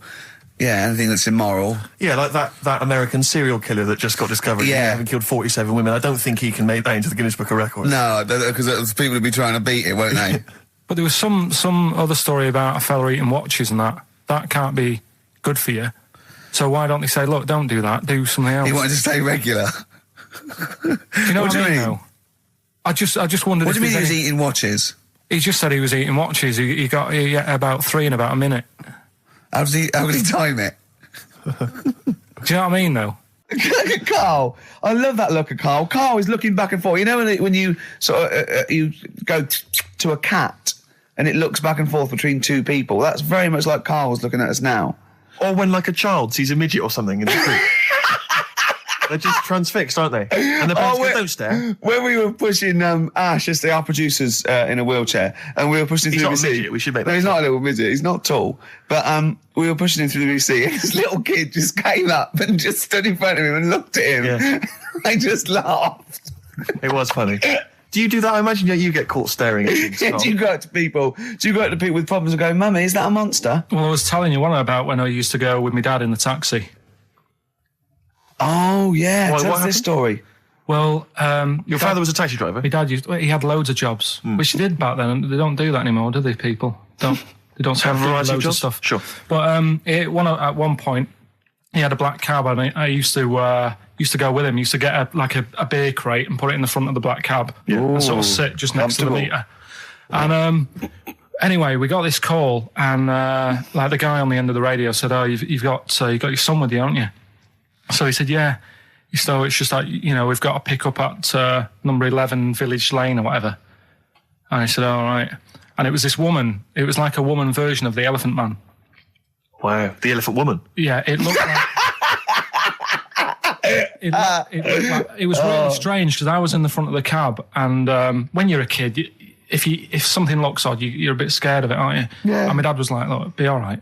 And we're driving towards her. Look, don't worry, son. I've got loads of buns. And just to I think give I'll you- just throw one down the street if you run after You're it. being mean, right? I am a little bit, So yeah. how old were you? 18? No, I was about 12 or something like that, 11, 12. And as we got closer to her, it looked like she was holding like a bag of spuds on her shoulder, For a snack. Right. and her head was all a bit mangled and messy and that. And my dad said, whatever you do, don't stare at her face. Yeah. And she got in the Because you back. turn into stone. Well, she got in the back, and I had like the mirror, the driver's mirror thing, and sort of having a look, trying to work out. And he said, don't stare at her face. I couldn't work out where her face was. It was that weird. Oh, God. So I'm not sure you're from Manchester. I think you're from, like, Narnia or something. Yeah, you got frog boys walking around. the Lord of the Rings. That got like the claws of a lobster and the head of a toad. Yeah. And you got women getting in with spuds for heads. I mean, what This is not Manchester. is This is not the place you grew up. This is mad. Oh, you can't believe it in London, can you? You come down and go, look, symmetry. It must be amazing. It must be a thing to do with upbringing now, mustn't it? And because, again, do you know, I've said to you before, years ago, when I was a kid and didn't have any worries, good-looking lad, you go through it a bit, have a few more worries, and you look knackered. Now, back there's a lot more worries and stuff, so you get a lot more freaks. Whereas in London, everyone's like happy, aren't they? I love the fact that stress can cause your fingers to fuse and your heads to grow. No, but if She must have been really stressed to have a head. Yeah. So what was? Bag of Yeah, sluts. was she an accountant or something? You know what I mean? But what did she do? What did she say? Where when was she got going, in? by the way? And she couldn't speak. London Zoo, please. I think she was going to like To a the pet fair. shop. Seriously, honest to God. On my mum's life, she was. Because at the end of the day, that's a good thing with animals. They don't judge you, do they? She's not She an wasn't an animal. animal. She's a human being. Not actually an elephant. No, but you know the elephant man was not actually an elephant. You understand that? He's got no elephant genes in him at all. No. That was just a cruel name people gave him. Yeah. No, it's the name of the disease, isn't it? Elephantitis. Look, so listen. So this woman, why was she going to a pet shop? She was going to a pet shop. What, to find a husband? Is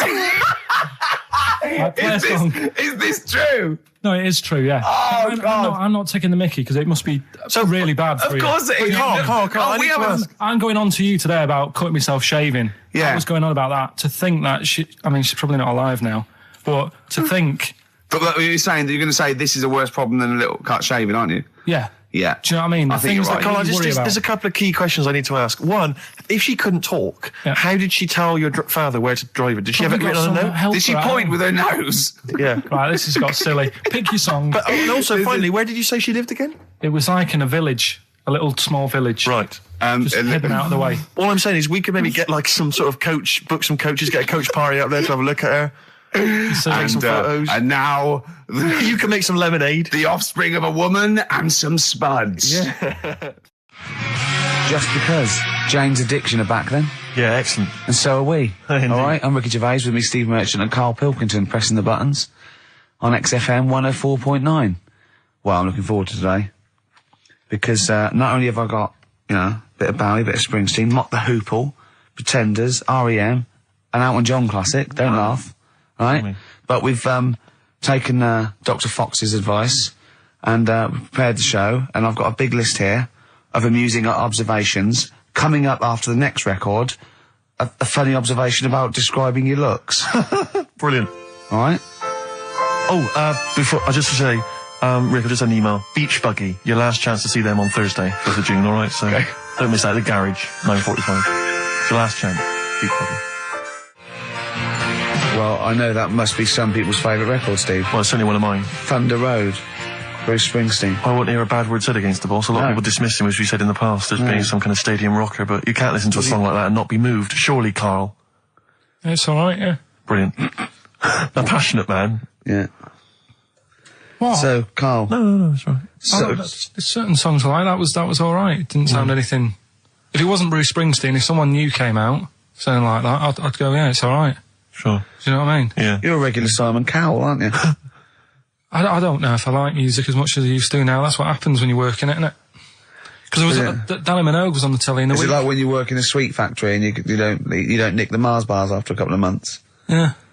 Yeah. Danny Minogue was on the telly in the week, right? Yeah. And she was doing a medley. Yeah. Why do people do them? Well, to try and get all the hits. I know what you mean, yeah. Well, who's that busy that they haven't got time to listen to a full album or...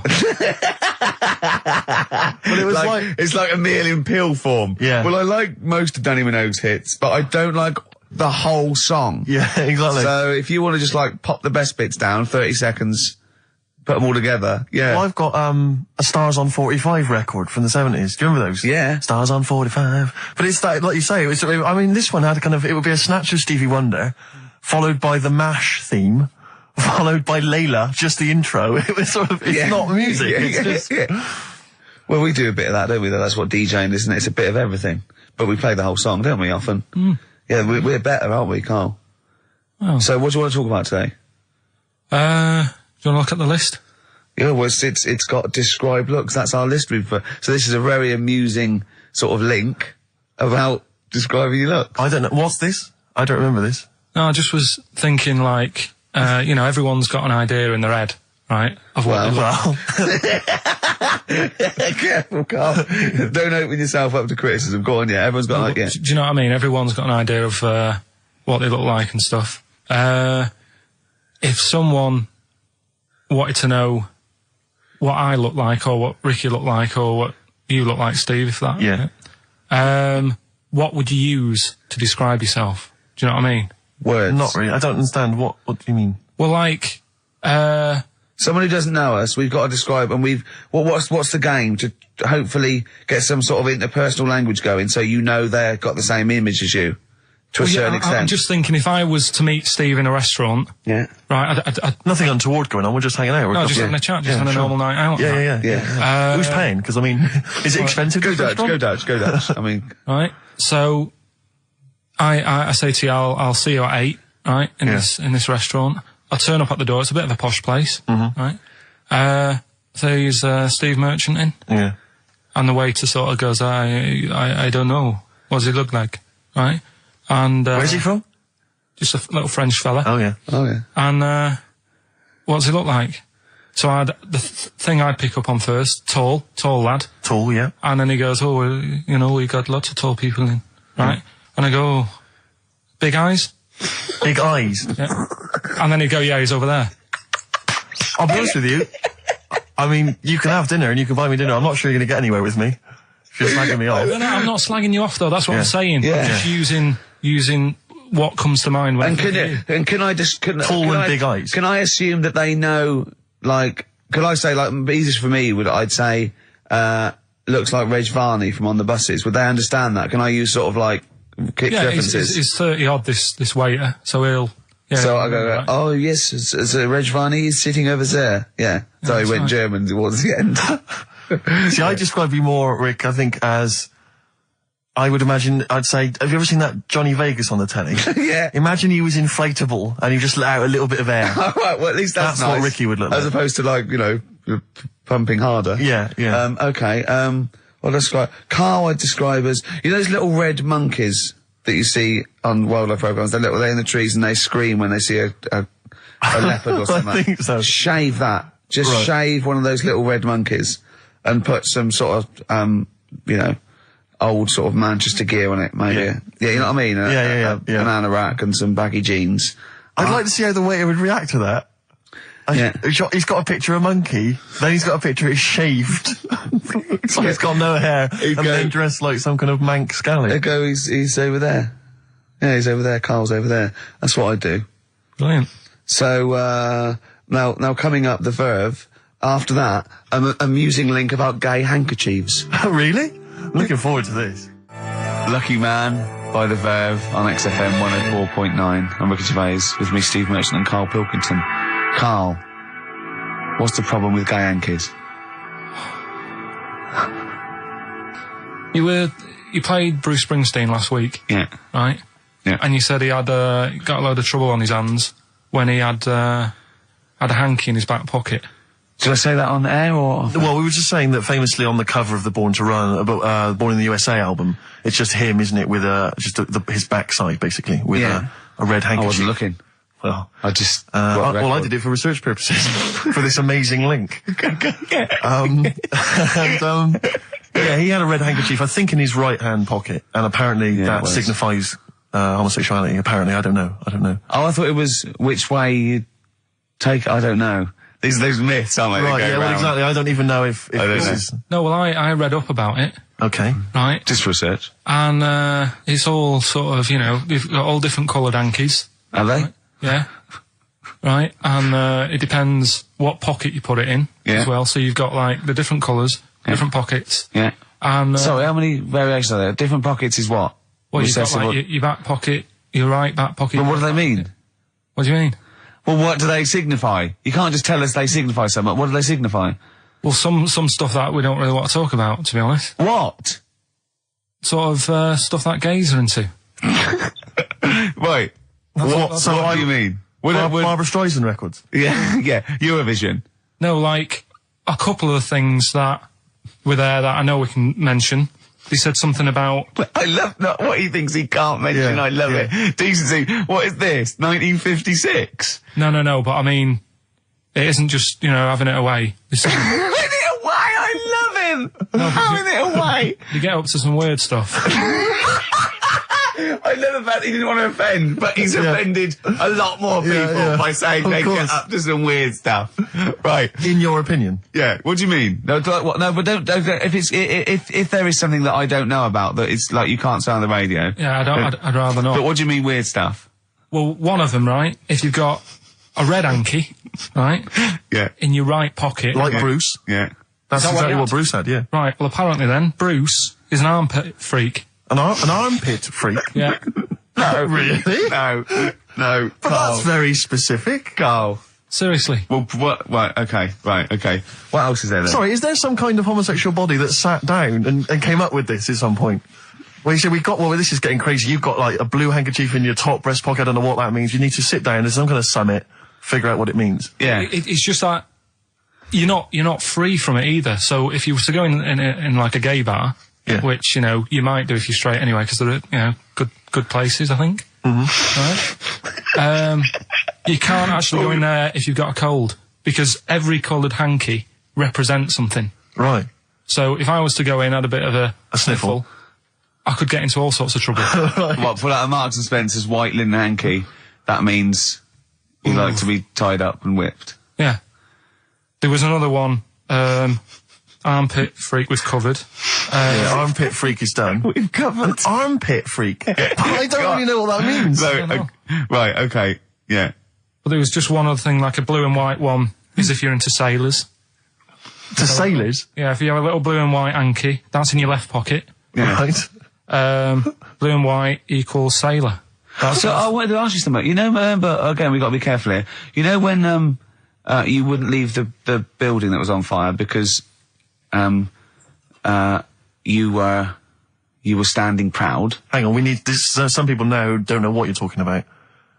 Carl, you were on holiday. Yeah. On holiday in Tenerife, right? Yeah. You'd had a moment of intimacy with your girlfriend. Yeah. A knock on the door. You had to stop and get up. And you peeked around the door. It was a fireman saying, "Get out." But you didn't want to leave because you had a. Yeah. It was a little. Yeah. But what I don't understand is you maintained that while looking at a Spanish man dressed as a fireman. Yeah. Is that true? Is that the fact? You maintained, I'm sorry to say, you maintained arousal whilst looking at a gentleman dressed as a fireman. No, these are the facts and they are undisputed, right? Did you maintain? I'm not a machine though. Do you know what I mean? I can't turn it on, turn it off. Right? But you were talking, I just thought you were talking to a fireman, you'd have probably lost it. I don't know, but you didn't. No, but the other thing was, I was talking to Suzanne about it again, right? Yeah. She said, what are you talking about that for? Right? I said, it just crops up, right? Yeah. And the dilemma was, you see, I wanted to try and make sure that it was a proper fire because that was the last condom we had, right? So it would have ruined the night. So I didn't want to it was like, well, what's going on? Is it, do we need to get out? Yeah. Is it a proper fire? Yeah. And you, and talking to this man in uniform, was he, what did he look like? Was he good looking? Did he look like Ricky Martin, say? Was he good looking? Was he good looking in his uniform? I can't remember. Can't remember. Did he have a moustache? Better play a record, haven't we? Is this bringing it back? What? You look uncomfortable. What? Did you just switch this on with your hands? The Flaming Lips, and that's Fight Test. Lips and test. Lips Test. On M. We were talking there about homosexual people, and I'm sure we'll move on to other topics. But I just mentioned, I was talking to a friend of mine in the week, Rufus, and he overheard, he pieced together sometimes if you overhear a conversation, you can piece together what's going on. Yeah. And it sort of transpired from what he could make out that one gay guy had just realised or just found out that his gay boyfriend had maybe been having an affair and was on the phone and had called this person the third party. So the other one was crying, wasn't it? The other one was crying in tears. Obviously, they just had a big argument about it. And all he heard on the phone was the guy saying, in very kind of earnest tones, "I'm going to do everything in my power to destroy you." But I just like to think what that was. What was he, you know? No more guest list to GAY. GAY. I am going to slash your diesel jeans with a pair of scissors. What if they're listening now? I know, I mean, it's probably an emotional time for them. Yeah, but they probably don't think we're talking like them. No, not those. It's probably happened quite a lot this week. Well, possibly. I do know quite a lot of gay people, right? But they do jump about when it comes to partners. Right. Carl. No, Lee. Freedom of speech. Yeah. Let the man speak. No, I'm not saying that's a bad thing. I mean, it's quite, you know, they don't, you know, if they get bored, they move on that. Which is fair enough, but they do... How have you pieced this together? And they go out late, don't they? Well, we've covered that, haven't we? We've done that. Yeah. How have you... So, Do you know how we covered that? His favourite record is Killing a Georgie. And he went, at the end of the record, he went, see, but how late was it? Yeah. If he'd have been sort of going out at a decent time, that wouldn't have happened. Do you know what I mean, Steve, though? They're always getting ready to go out about 1:30 in the morning. You're asking for trouble. Yes. Incidentally, I should just point out that, Oh, dear. that, we've had an email, I've lost it here now, but anyway, it was one of our listeners saying that we've slightly embarrassed ourselves because, of course, Bruce Springsteen on the cover of Born in the USA doesn't actually have a handkerchief in his back pocket. It's actually a red baseball cap. So, well, I don't know if that also counts. I don't know if it's any coloured object. What does that mean, though? Yeah, into heads. Into little round heads. Oh. If Bruce Springsteen, and he's obviously not gay, but if he said, all right, Carl, just, you know, little cuddle, would you turn down Bruce Springsteen? Yeah. Well, no. Why? Just like, all right, mate, you hug your mates, don't you? If Bruce said, all right, Carl, I like your show, love your head, little cuddle, a mate's cuddle. No, I just, I say what you're doing. You just say, look, We're a couple of old friends. look, Bruce Springsteen, I wrote all those great songs. I like what you're doing. Let's cuddle. Let's have a little, all right, The mate. annoying thing is, right, Steve, right, do you know how he likes to squeeze me head? How Yeah. Ricky likes to squeeze me head? Yeah. He had an old mate over this week. He's got a similar shaped head, apparently, as mine. Yeah. Right? He's hardly gave me a call or anything, because he was busy with this other fella's head. Oh, you feel quite bad about that. This is a better head to squeeze. I'll tell you why. Because he shaves his every day, right? He's got the same sort of hair problem with him. Shaves every day, right? Problem. No, I know. And it's because he's had it shaved all the time. Like, Carl's is sort of comes through a bit long at the side sometimes. It looks a bit unkempt towards the end of the week. I've seen there's a couple of little pimples under there. But I really have to do it. Just like get there, slap my hands on it, squeeze it. With this one, I can sort of get my finger. Do you know what I mean? I get my, really, you know. You're like a gay, the way you jump about from head to head. That's great record. You're like a saying. gay. Just saying. Right, still coming up then. What have we got coming up? We got Rockbusters. Oh, is any monkey news this week? It's been a problem. Why? It's not much has been going on this week. What, in the monkey world? In the monkey world. I don't know if they've caught on to the fact that they're getting coverage. They're keeping their behaviour hush-hush. Be a bit careful, but I found something. Have you got Rockbusters? It's your last chance, don't forget. Is it good, these? Got Rockbusters, got some good prizes. Steve will look at them in a bit. Yeah. Cheeky Freak of the Week. Have you got a cheeky freak of the week? Got that. Got Yeah. that. So what deformity is it this week that you're ridiculing? Well, keep listening. I didn't really appreciate the Stones when I was younger. I was always a Beatles fan, but now I can't really listen to the Beatles. It's like I've used them up. It's about you know? 5 tracks I like. Yeah, the but Beatles. the Stones just get better and better. And that one's brilliant. And the video's so good as Oh, well. amazing. From 1981. That was Waiting on a Friend. From the Rolling Stones. Right. What have we got? We got more fun coming up, I imagine. Yeah, cheeky freak of the week. An amusing story about inflatable testicles. We've already given you half an hour talking about gay people. Who knows what else will be coming up? Yeah, a big market. XFM. Out of Time by Blur on XFM 104.9. All right, Carl. No. What are you thinking? Stinking. That stuff. You're an enigma, aren't you? I would just say hello to, we've got an American listener apparently, Karen. Anyway, whales have shot. I thought that might fill up 4 seconds. We're not struggling, are we? No, I no, mean, no, no. we Well, do. then, just consult the list of Dr. Fox-esque amusing Wife, topics. wet ones, screwball, shop train, cheeky freak, Ronan. What that? was Ronan? Ronan. I just was telling you the other day about, you know, that song that he does. Loving every day as if it's your last one. Right. Yeah. I'm just thinking he's saying that as if like, oh, I'll have a good day. But I reckon if you knew it was your last day, I don't think you'd be in the mood to do anything. Yeah. But what- That's true. But, well, yeah, I think the point is that it's living a day like it's your last. So, God, imagine if it was every day like the last. Right, let's go mental. And the good thing is, we've got tomorrow. So he's got the best of both worlds. That's what Ronan's saying. He's saying cram it in, because it might be the last. I think it's more like, it's the not knowing, isn't it? Live every day. I'd actually be happy if I never knew when I was going to die, and I was definitely going to die in my sleep. What a brilliant life you'd have. Do you know what I mean? What, so you don't get an illness, but one night you go to bed and... I know that if you knew you were going to die in your sleep and never knew when you're going to die, it wouldn't matter if it was tomorrow or 30 years' time. It wouldn't matter, would it? Yeah. I've lost you, haven't I? I've lost you somewhere. I can't, I thought that was pretty easy, all that. I said die in your sleep and not know when you died. There was no high concept there. No sleight of hand linguistically. Where did I lose you? I think you lost him on sleight of hand linguistically. Just then. You've lost him again. Yeah, I think that's the way I'd want to go. I don't want to know about it. That's why I don't go to the doctors or anything. That's a good approach. And he do you know, remember him saying he's going to die of cancer because he doesn't check his balls. He doesn't like the feel. Of course. What do they feel like, your balls? Like a wet chamois leather. With 2 marbles, 2 kumquats in a wet chamois leather. No, but I just... Why are they wet? Sweaty. No, they're not. I'm just saying smooth.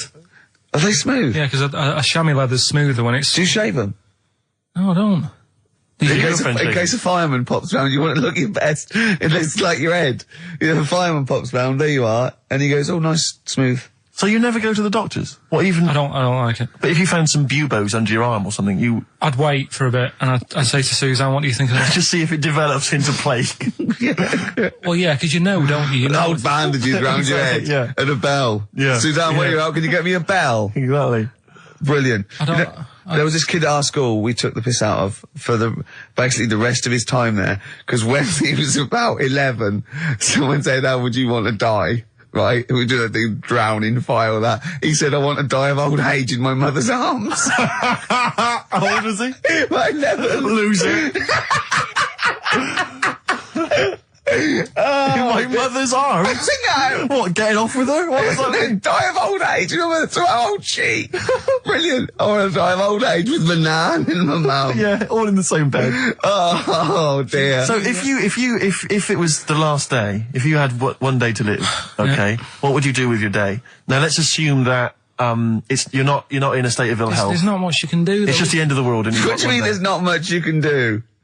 I mean, that's what we're asking you. It's the last day of your life. It depends, doesn't it?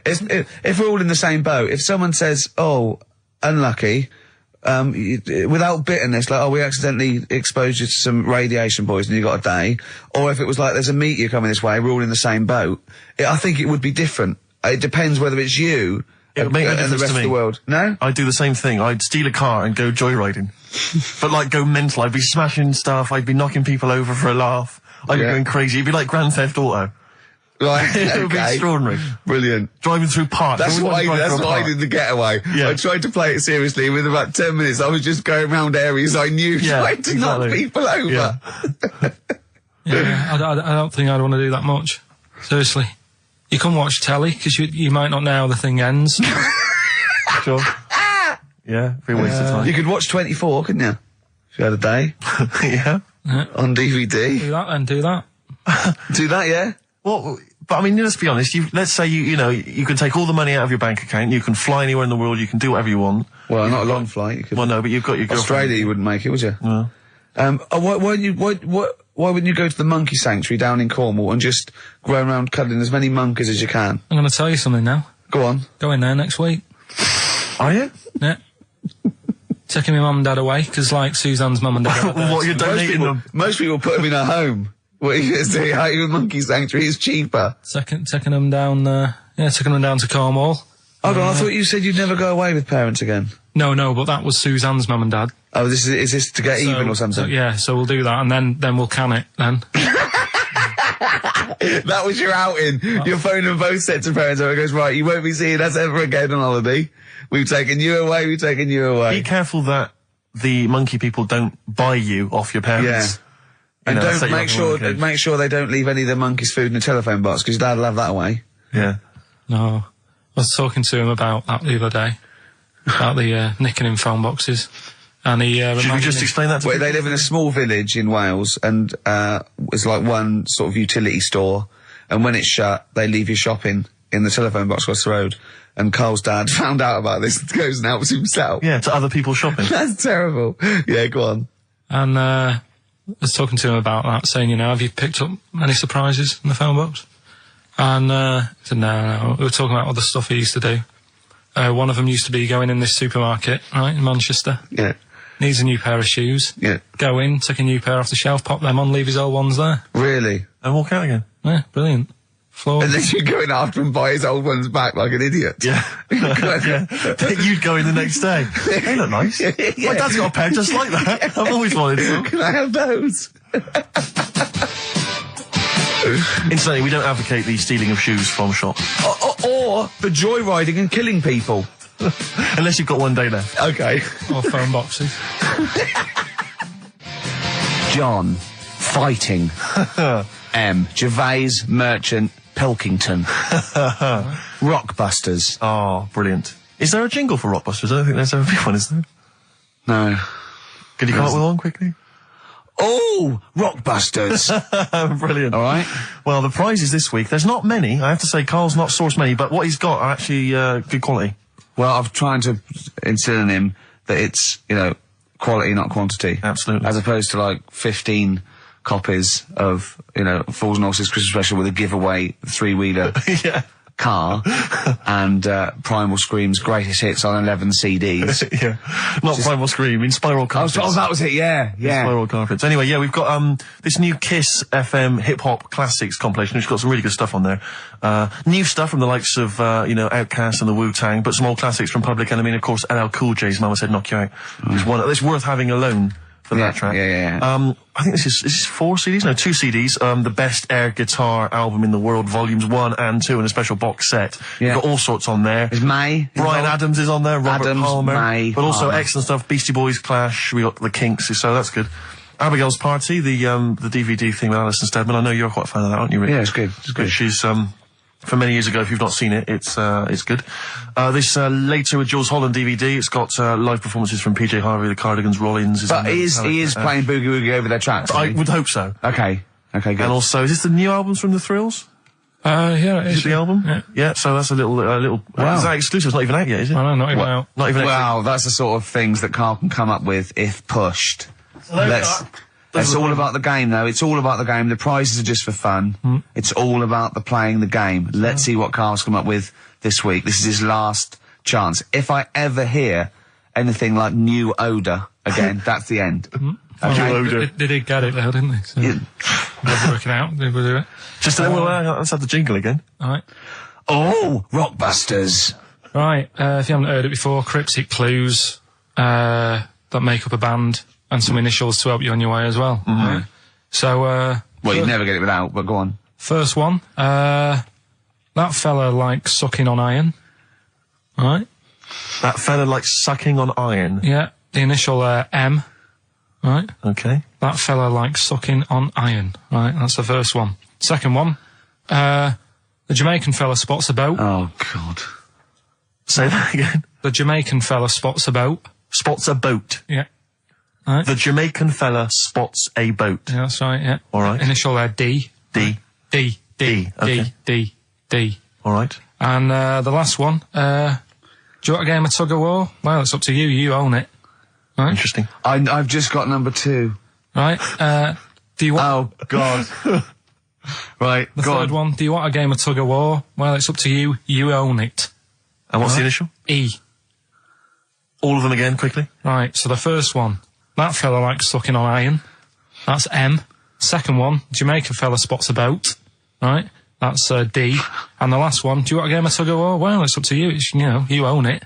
Right? He embellishes it like it's a whole story by the end. That's E. Ricky.gervais@xfm.co.uk. Please don't phone Email in. only. Email, and we cannot be bothered to answer the phone. Ricky.gervais@xfm.co.uk. Brilliant. White Stripe. Excellent. Forthcoming single from the White Stripes, I Just Don't Know What to Do With Myself. Worth checking out the webcam. Ricky's made Carl some kind of... I don't know, how would you describe that? I don't know, it's like a new thing. It's sort of like a scarf, sort of bandana. I just invented it.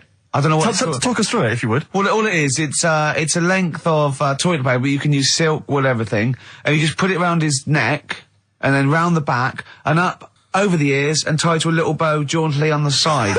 If you could actually stand up, just in case they got a webcam shot of it, you can see that there. What would you call that? I don't know. It's sort of like a bandana, but I don't know. Neckadana, neck chief. A neckadana chief. A Carl chief. Yeah, I don't know. Well, we'll be marketing those if anyone's listening. Yeah. So, and would you do them in a variety of different colours for gay people? XFM. Red Hot Chili Peppers, universally speaking, on XFM 104.9. Well, halfway through, Steve. I'm Ricky Gervais. That was Mr. Merchant I was referring to there as Steve. Familiar. Friends by now, 5 years in the making. Karl Pilkington, I know him a year and a half, but he's a good friend as well. Alright. Alright, XFM, where paths cross. Alright? Oh, so, any interesting things to talk about, guys? Dr. Fox style? Any amusing observations? Have you taken a sideways look at the week's news or anything, Carl? What have you... Tell you what I did here last night. Go on. 5 Live. They do like a review of what's gone on in the week. When we've been busy in the week, I haven't always got time to follow what's going on. In the world, sure. Someone's made a chicken with teeth. For what reason? Don't know, because they can. Just because they can. And like So it chooses food. Yeah. they had a few guests saying, well, where will it all end? So you're sure you weren't watching a Wallace and Gromit video? No, seriously, right? They're doing it. They're chicken with teeth. Why would they spend millions researching? What do you mean they've got a chicken with teeth? What do you mean there's a chicken with teeth? Sounds mad, doesn't it? What are you talking about, Carl? That's what they've done. Do you know, like... Why? I don't know. They're just messing with science and that, and that's what the people were saying. Why are you doing that? Do you know what I mean? Where will it start? What's the next thing? They did the sheep. They did the cloning. Right? The rat with an ear on its back. Did that. Can hear a mouse, cat coming, can't it? What else were they talking about? They were talking about that sheep again, that cloning one. Yeah, Dolly the sheep. Do you think it's that clever? They do all look the same anyway. What's it got to do with its cleverness? Being cloned. Being cloned, is it? Do you think that's a good thing? He doesn't think it's that impressive because they look the same anyway. Right. They could have just put any sheep in there and go, look, they're the same. Yeah. Brilliant. So there was a programme, people were talking What about... are you talking about, a chicken with teeth? It was the latest news. It was like all about the war and that, and I was like, yeah. And then it's a chicken with teeth. I said, hang on. Your ears perked up. Yeah, he didn't hear anything about the war, did you? That was like, they might have been speaking French, or just like whistles. And now, story about a chicken with teeth. Yeah. You stop washing up, Maybe someone can let us know, Oh, God, don't open the floodgates. No, but I'm just saying I don't know the full thing. They just... Of course you don't. Surprise. They just touched on it. Yeah. Anyway, other stuff I did do proper research on in the week. Go on. Having testicles done. Having your testicles done. Yeah. What does that mean? Same magazine that was doing the hanky coverage, letting you know what all that's about. Sounds like a great magazine. How can we get him as a pundit on these news shows like Newsnight? Do you know what I mean? Sky News. On there, wouldn't he? Just on there, just ask him what they think. Wouldn't that be amazing? Is there a producer out there that would take a chance on Pilkington? It's Pilkington, Raggy Omar, Ian Hislop, and a panel of people, and they just ask people. Yeah. Yeah. So you can have your testicles made bigger. Why would you want to do that? Well, that's what I was asking.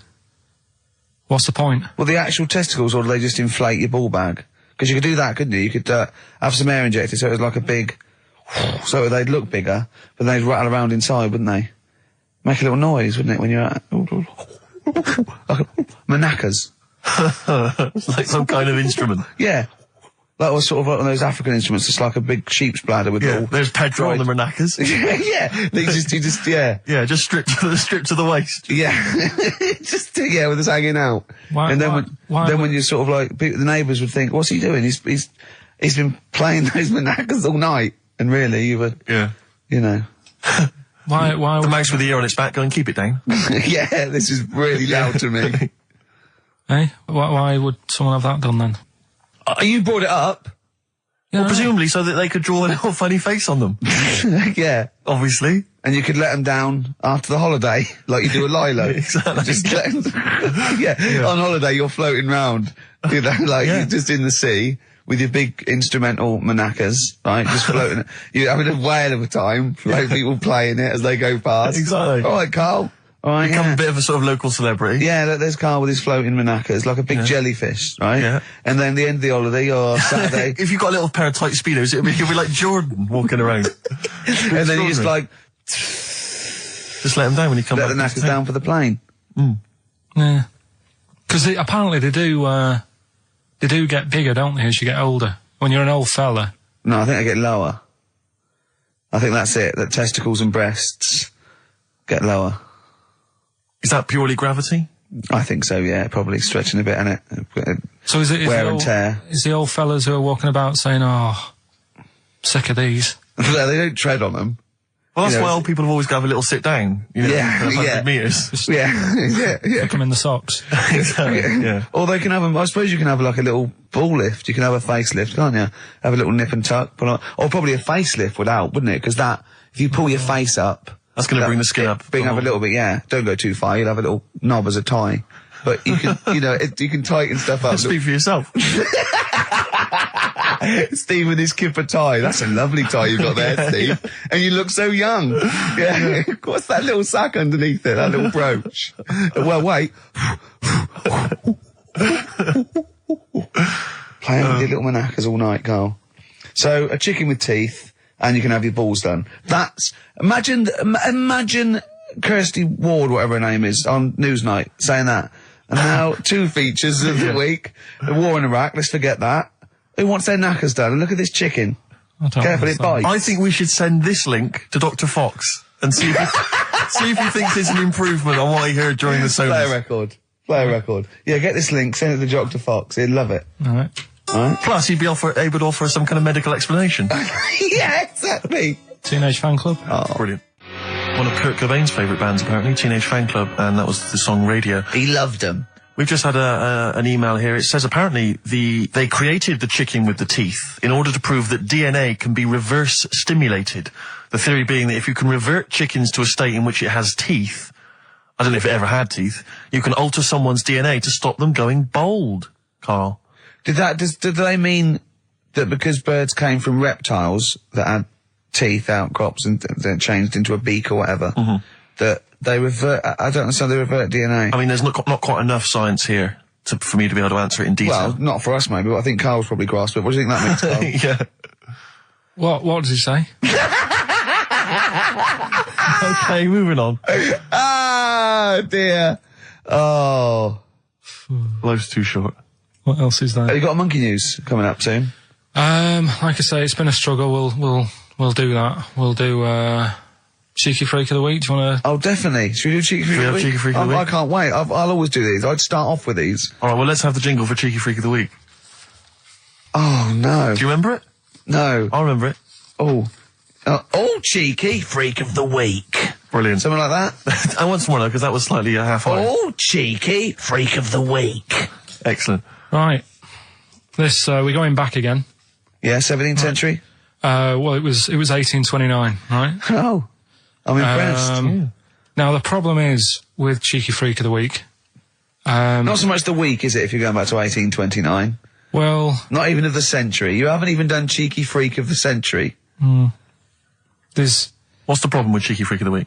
just because. Other than the sort of moral implications. Yeah. Yeah. Well, last week it was a fella with 2 heads. Yeah. We've done Siamese twins. It's Siamese twins again. Oh, it's No, it was Siamese again. twins. It wasn't a fella with two heads last week. It was Siamese twins, conjoined twins, sorry. They're two different people. This is what I'm telling you. But this is the problem. They're going to crop up quite a lot just because they've got double a chance. All right. Oh, please don't write in and complain. He knows not what he does. You understand, don't you? Karl will actually feature one day in this section. Yeah. So, right, go on, Well, Karl. we're going back to 1829. Yeah. All the way back there to It's a 1829. retro conjoined twin link.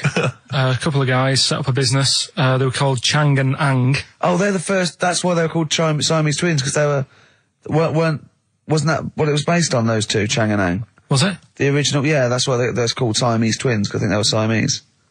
So these are the first ones. Well, not the first ones, but they're the ones that got to fame, I think, and why people started calling them. So people can't call them conjoined twins, Siamese twins. I think I'm right there. Anyway, Good. Well, the sort of set up business, sort of going around the US Well, both of them. and Europe, yeah. Yeah. And what they used to do, people were amazed by it anyway. But Yeah. people wanted to know how they get through life doing certain things that you think about. When you think about Siamese twins, you think about, you know, how do you get through a day like that? Yeah. And the thing that cropped up the most with people was how they take a bath. So they used to go on tour around the US and Europe and sit in a bath, have a wash and that. And Did they ever wash each other by mistake? They go, oh, that ends there. That ends there. Like those things in supermarkets. They put one of those down. We go, oh. what do You you mean? put that there. What do you mean? You know the things on the conveyor belt? The little, dividers. yeah. They wind me up, those dividers. Sorry, I was a complete tangent, but for some reason, it's my own psychosis, but I get so annoyed if I'm in a supermarket, I've got my shopping, I'm just about to get served, and you can always see there are certain people who stand behind you getting edgy, itchy, worried that I'm not going to put the divider down to separate my shopping from theirs. It's like they're terrified that I'm somehow going to deliberately pay for their shopping. Sneak in their onion. Yeah. Oh, I didn't get an onion, I'll have that. And it's just, but what annoys me is it's not so much that, obviously it's a practical thing, it's the fact that they get a little bit edgy. You can actually see, certainly kind of, dare I say it, certain breed of woman and a certain breed of fella will, just get a little bit itchy, a little bit edgy, and they just look at you, can just see them sweating, especially if they can't reach. I just lean over and do it myself. Well, I know, but the thing is that it's like they almost feel that they ought to wait for me to do it, as though somehow it's my obligation. And I just for some reason, I know it's ludicrous, but it really annoys me. And I actually deliberately don't put the divider down just to see them sweat. I like the way that they're actually quite well made. There's some that are brass with like a felt bottom. Yeah. Like you really care. Like a twig would do, wouldn't it? You know what I mean? But I just leave a slight gap. And then when it gets to when the woman's putting it through the till or the guy, I just say, that's my stuff. Do you ever look at other people shopping and go, oh, I should have got that? Often. Oh, that's annoying. I'll tell you what it is, it's the same thing, and again, it's my psychosis. When people, if you're on a bus or a train, and we're pulling into the stop, but there's a good, kind of 35 seconds before we're actually going to come to a halt, they leap up, They get and up they're first, straight by the door. Yeah. But it's this fear that they're going to miss out. Oh my God, what if I fell over Yeah, now but and the broke thing my is, ankle? I'd never get out. To be fair, I've never had that commuter's worry. I've never commuted, but every second counts, doesn't it? Because you miss a train, it can make a difference of half an hour. So that's why commuters literally run to get their connections. But the thing is that with a bus, Yeah. there's often you'll be people who are sat right next to the exit will get up and stand up for a while, waiting to get out. It just, again, I'm not saying it's not, it makes perfect sense to when them. you've got a day It's to my live, psychosis. They're going to be mowed down in the streets. They will just be a few of the You're going to people. be in a lovely Chrysler. Exactly. Yeah, Well, I will be going straight through a branch of Waitrose. Yeah. Taking people out in the So we aisles. do not condone going through Waitrose in a Chrysler. In a car. Now, as Chang and Ang, they're in the bath, they're washing their own bits, they got one of those dividers, right? They go, well, that's definitely yours. I marked mine. That's definitely mine. What? Don't wash that, Chang. I wouldn't, Ang. I wouldn't wash that. Right? So what are they doing? They're in the bath. Carry on with the story.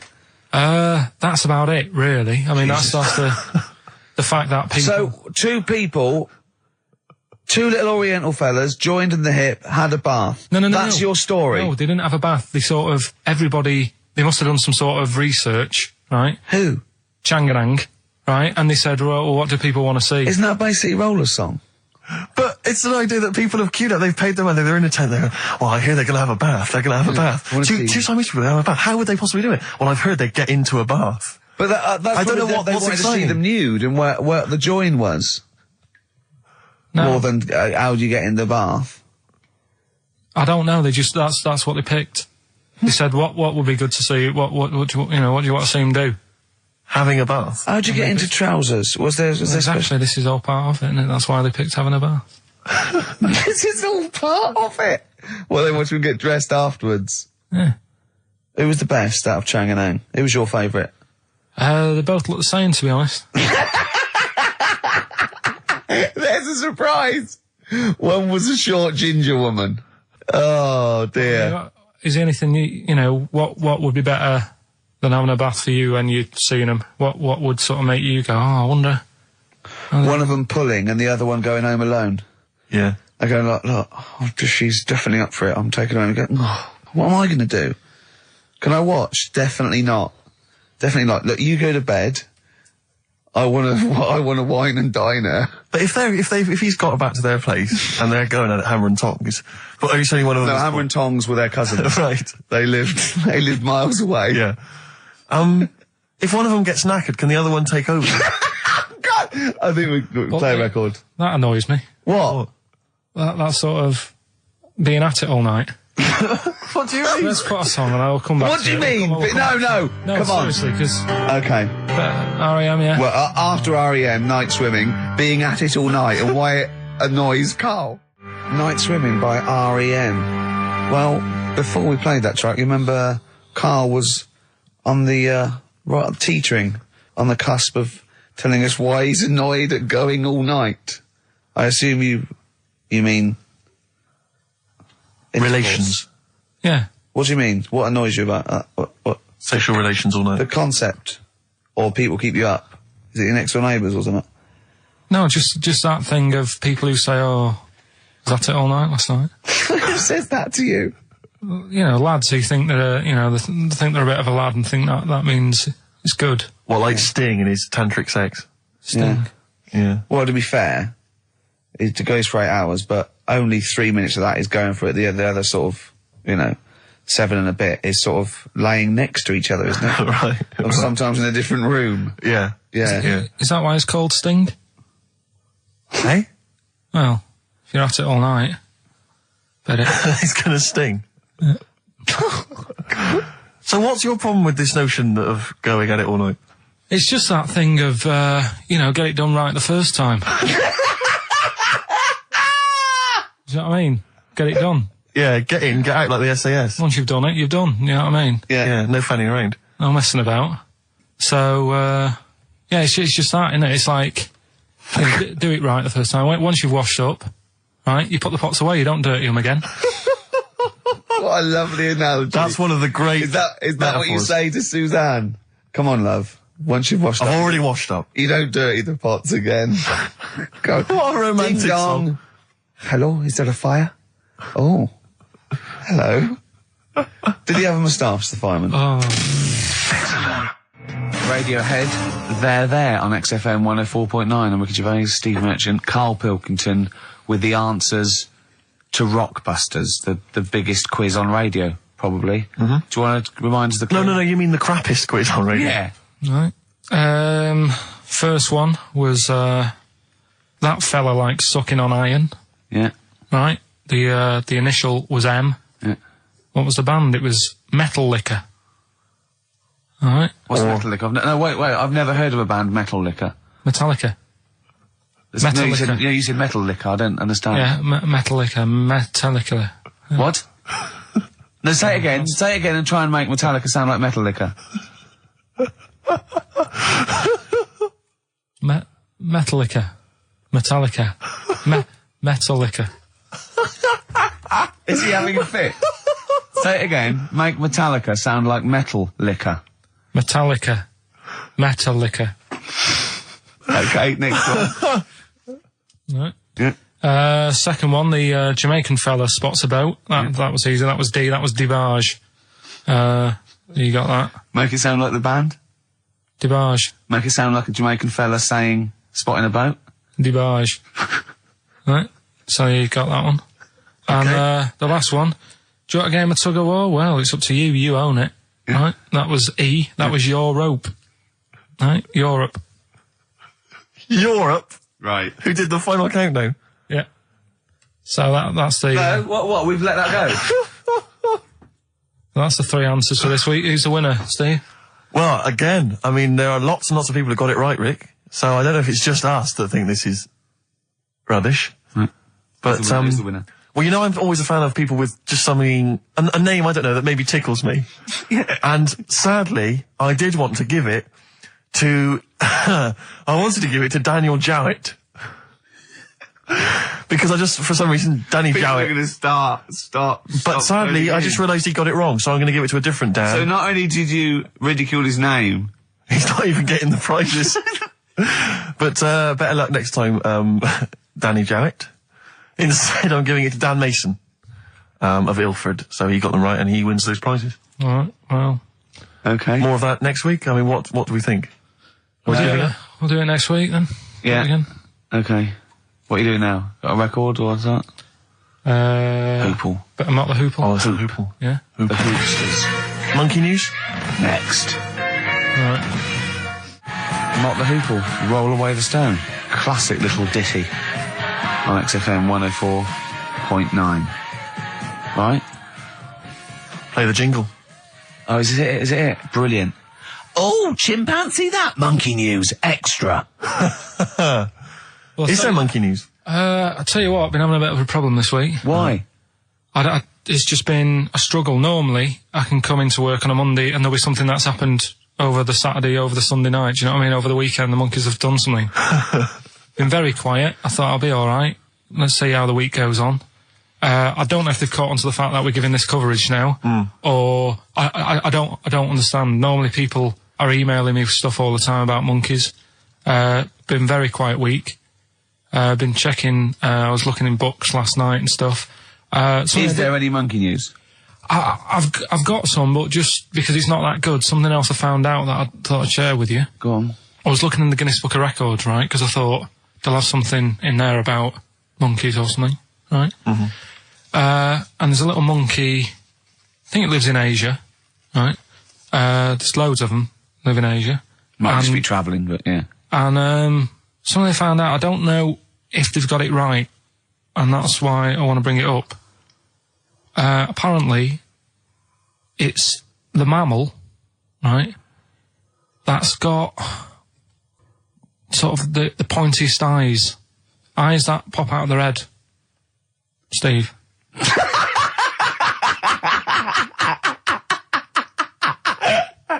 Now, the thing is, right, I thought that's interesting. Yeah. Apparently, it's the biggest with the sort of goggle eye type thing. Right, yeah, go on. Apparently, they come out of their head 1.6 centimetres. 1.6 centimetres. What, you mean they protrude? Yeah. They protrude from the head at 1.6. Okay. What? How long? Have you got a ruler, Rick? 1.6. He's having a go. I'd say I'd be a little bit annoyed if the monkeys beat me. Well, I don't think it has. That's what I'm hoping. Is there anything we can... I mean, what's 1.6? Oh, can you... It's about... Drop your trousers.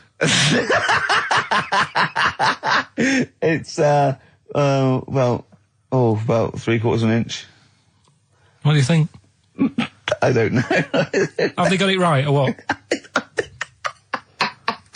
Maybe I should come down to Monkey World with you next week. So anyway, so that's not the monkey news. That's just something that cropped up. And Sure. I do know once, when we were playing pool in the office, I think Lucy was your partner. Yeah. It was me and Ash versus you and Lucy. And you were having trouble because his glasses kept slipping down. So Lucy pushed his glasses up his nose, but the glasses touched his eye. Do you remember that? Yeah. He He started it. Well, you're the one who joined in. No, I know, and I feel bad now. Yeah. He makes me nervous when he goes, yeah. It's like, play a record. No, I'm just trying to think about which part of your fat, middle-aged physique I can pick on. The tits would be a good Yeah, start. yeah. Oh, the belly. Sure. Oh, what do you think of that? Oh, that's... What is that? Play a record. Was that monkey news for this week? Have we not got What's that? any Is other that the monkey news? monkey news? Well, it's just, it hasn't been that good. I mean, the one that I found out here, because we've covered so much in the monkey world, right? The fact that we've done a monkey that was a sort of half man, we've done a monkey that got a decent job in a train station. Can you think of any of the other? Well, that's just some of the great monkey news from the past. That's what I mean. So that's what you got to compete with. So even Go on. though this is quite amazing, Just tell us. another monkey's got married. Oh, not another monkey getting married. What do you mean? It's got another one. You know, it was knocking about with some woman monkey for a bit. A woman monkey. They decided to, you know, get married. Yeah. They did. What do you mean they decided to get married? Was it pressure from her parents? They had a good do, and Good do. I love the spread. I love that. Peanut vol-au-vents. Yeah. celebrated in a pub, and then they both went off to the cage that night. That's what I mean. Even though that is quite impressive, But because it's not true. Or it's a joke. It's nothing. It's not. on an Nova website, official sort of news website. 2 monkeys have married in Romania after a whirlwind romance. Well, that's... After a whirlwind romance. God, yeah. Yeah, a quick one hanging onto the rope. Yeah. Yeah. She was in the tyre. Yeah. He saw it. Yeah. He went, I'll have a go at that. They go, we got to marry her now. Yeah. Her parents came in and said, did you just shut He was in a the zoo tyre? knocking one off. She went, I can do that for you. Yeah. Yeah. Guests say the monkey bridegroom was scared by the number of people attending the wedding and refused to get out of his cage. So his bride was, Not bloody Hello Magazine again. No, it was no. I think it was like last minute nerves. Right, like right, you know, right. Yeah, I'm single second now. thoughts. It's like you know, it's the big step. Yeah. But his bride enjoyed every minute of it. She was loving it. Yeah, she sure, looked lovely, by sure. the way. She looked lovely. Yeah. Did she? Oh, good. Reports she only appeared to have problems with her veil and dress. Do you see? You know, this is. The guests I hope they didn't ruin it like Anthea Turner and maybe get sort of sponsorship PG tips or something. Totally, with strong plum brandy, so they got them drunk as well. So they carried on the celebrations at the pub, and the bride was taken to her new husband's cage at night. I apologise. Play a record. I'll tell you what winds me up. What? Monkeys getting married. I know. And I'm not getting any action. And I got bigger eyes. Little by little, Oasis on XFM 104.9. Well, that's the show. Ricky Gervais, Steve Merchant, and Karl Pilkington. Karl, do you think it was a good show today? It's all right. Wasn't it? With some. What do you think good lines, the loyal listener has gotten from today's show? What do you think that you know we've added to the world? Well, I think they know what they've got, right? But if someone's just tuned in, I can tell them they've missed out on some good stuff. They've missed out on Chang and Ang. Yeah. They're the two who are the one who invented the ones who invented, you know, the Siamese twin thing. Yeah, that's it. They invented it. Yeah. You've got you've had like How We'd Spend Our Last Day, Yeah. right? Running people over. Chicken with Teeth. Oh, he says it like, you know, there's no other show that could give you all this. Yeah, go on. Gay Yankees. We've done that. Yeah, No one will be having a problem there tonight. yeah. Another monkey marriage. Another Another it one. sounds like the end of the news. Yeah. You know what I mean? The headlines on Sky News, and headlines and another monkey marriage in Romania. If you've thought about having your testicles bigger, Yeah, we've sort of covered that. yeah. And the monkey that had big eyes. Yeah. If it's listening, you know, its position might not be safe in the Guinness Book of Records. If, And of course, Karl stays hard by looking at firemen. Indeed, we've also learnt that. well, that's not true. Well, you did. Yeah. All we know is that you saw a fireman and it didn't seem to affect your erection. We avoided saying erection In fact, for 2 hours. if anything, it prolonged it, from what we can We've tell. avoided saying just- erection for 2 hours, and then he just you know, Healthy young man. yeah. So, Yeah, no, sure, I'm sure he was. I'm sure he was, but... Fireman, keep Carl hard. Right. You asked me to Pete, for dinner, listening. you Amy Mann to end with. See you next week. She got in from work that Saturday, right? And I said, look under the tree. Knackered. Oh, at least it's Christmas. Yeah. At least I'm going to get a little bit. Yeah, go on. I said, look, you got some stuff under the tree, right? So, Did you give her a sugar lump? Right, she was really chuffed with that. But she said she was a bit puzzled because I didn't know we had any wrapping paper, right? So I ended up using wallpaper. You didn't take it off the wall, though. You had some... No, it was some left over, right? So she said, why have you used wallpaper? I said, well, I didn't have any paper and you were getting in a bit and I wanted you to have a surprise. So she said, can I have a feel of them? I said, The no. presents. You thought, right, I've got the right thing. Yeah. Right. And then Christmas Day, I said, no, don't get carried away. It's nothing really good. You know, we said we weren't going to buy each other much. So there you go, open them. Yeah, go on. And Can I just ask, had you received your present from her yet? yeah. So what had you received? What did he have? Had some shoes, Nice. right? Getaway game for PlayStation. Nice. Which is all I'm right. just totting up Just the talk value about the of value this. of those, Go on, yeah. And So- just also think about how much fun and pleasure you get from them. Yeah. Although, of course, condoms, I can see the Well, do see it. the appeal. Well, okay. Yeah. So yeah, I think but I can... also add to that bit 150 quid for a meal. If you're going to start Minus. totting up, 150 quid for a meal. I bought some shoes, 72 quid. Yeah, that was after the event, though. Doesn't matter.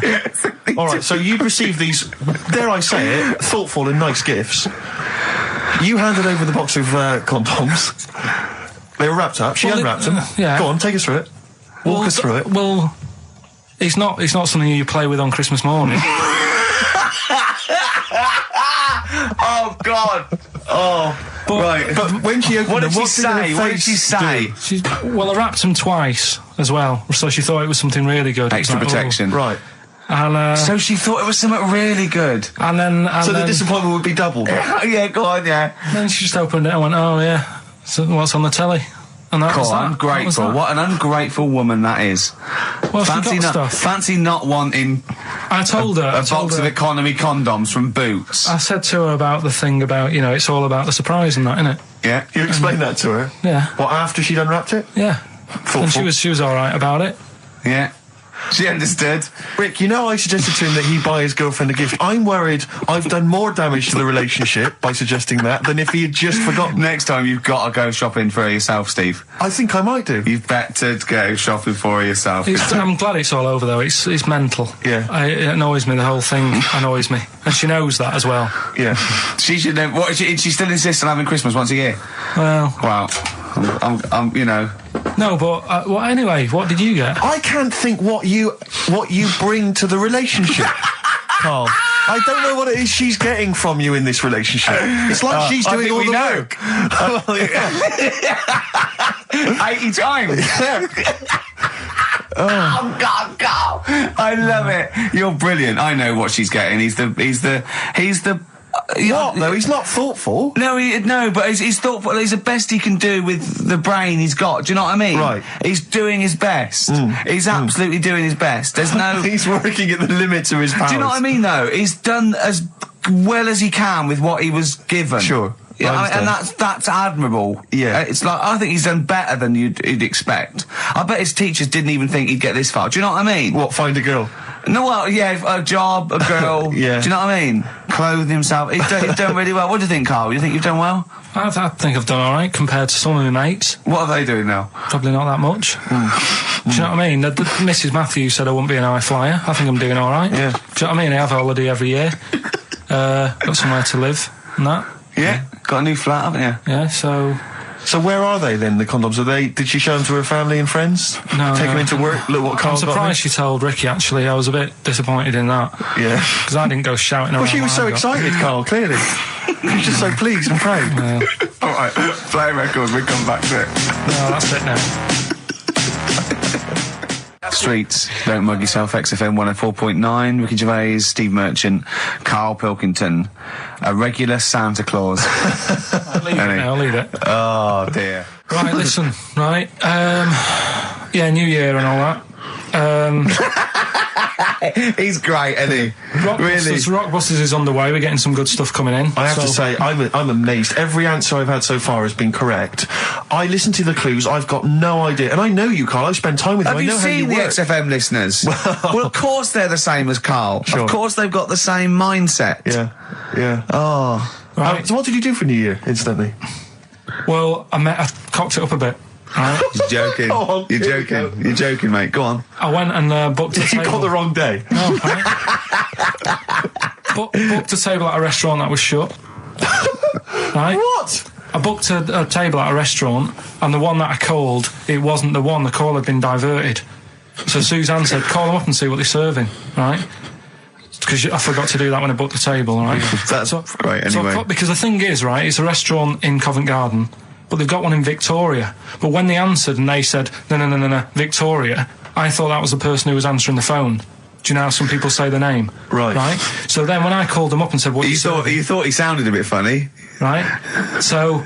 I'm confused, Carl, but probably not more. No more than you would have been on the it was a day. branch of a... All right, he doesn't anyway, want to give the restaurant away. So he phoned it up. There's one in Covent Garden. They answered the So it's phone. not, the restaurant's not called No. No, they said, no, Victoria. Why can't we name the restaurant? I don't know why. Are we It's scared? not libelous. Are we scared that, are you scared people are going to sort of see you in there because it's your regular haunt? No, it's just that, you got to pay for stuff, haven't you? Right. I mean, Okay, anyway, so you've I got... wouldn't mention it before New Year, but it's not... So in did our you go all favour the now, way is to it? the restaurant to find out that it was closed? No. What happened is I called Was that them the up. name of the restaurant again? Right, the restaurant's called Christopher's. They've got one in Covent Garden, they've got one in Victoria. He phoned up, he went to book, it's a lovely restaurant, I've been there often, I recommend it to him. He phones up, said, can I have a table for new, he said, no problem, sir.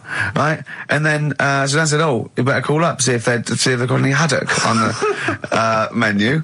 And he went, hello, and they went, hello, Christopher's. Victoria went, Victoria? They went, yeah, he went, oh no.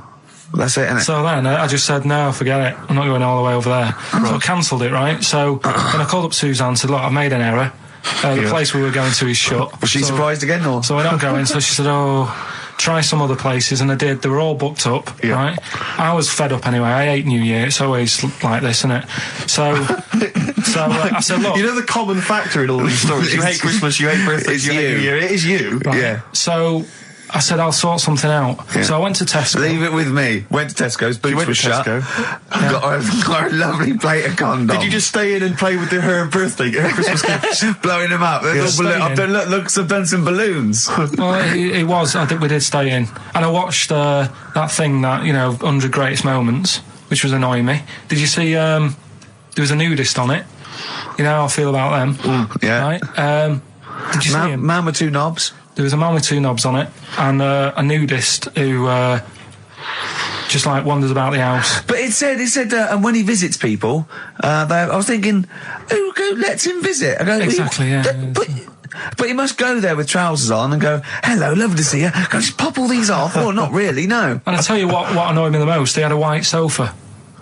If you were a nudist, you'd get a darker one. Right? So anyway, right, so we ended up watching that. That annoyed me. And then I was tired by about 11, and I said, oh, let's go to bed.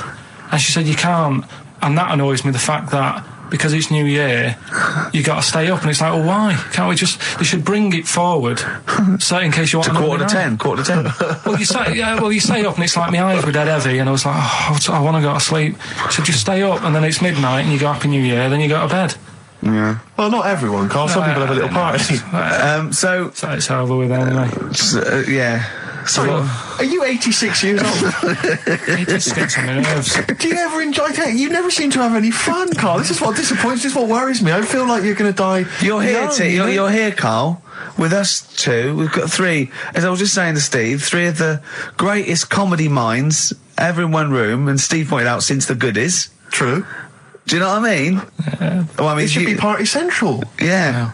So anyway, right, so this is when I spent time thinking of new ideas. Right. We've got Rockbusters, that's rolling. There's people coming in, they're getting them right. I don't understand it myself. As ever, Rick, you'll be amazed and confounded. So I don't know the answer, and I haven't looked at the answers. I just like that moment. It's like when you go down Christmas and you're excited about a present, and it's like some condoms. You know what I mean? Well, I love that. Yeah, that moment. Yeah.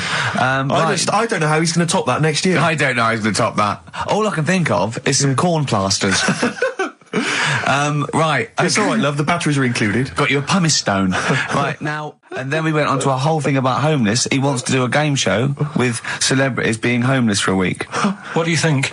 Actually, I've got to say, that's not bad at all. It's not bad, is it? No. Right, do you know how, like, Lenny Henry went to the jungle? Yeah. Right? And you've got who else did it? John Lumley made slippers out of a bra. Right? So I'm thinking, like, get a celebrity and say to him, no, just because, I'll tell you why, right? I'll tell you why all this came about.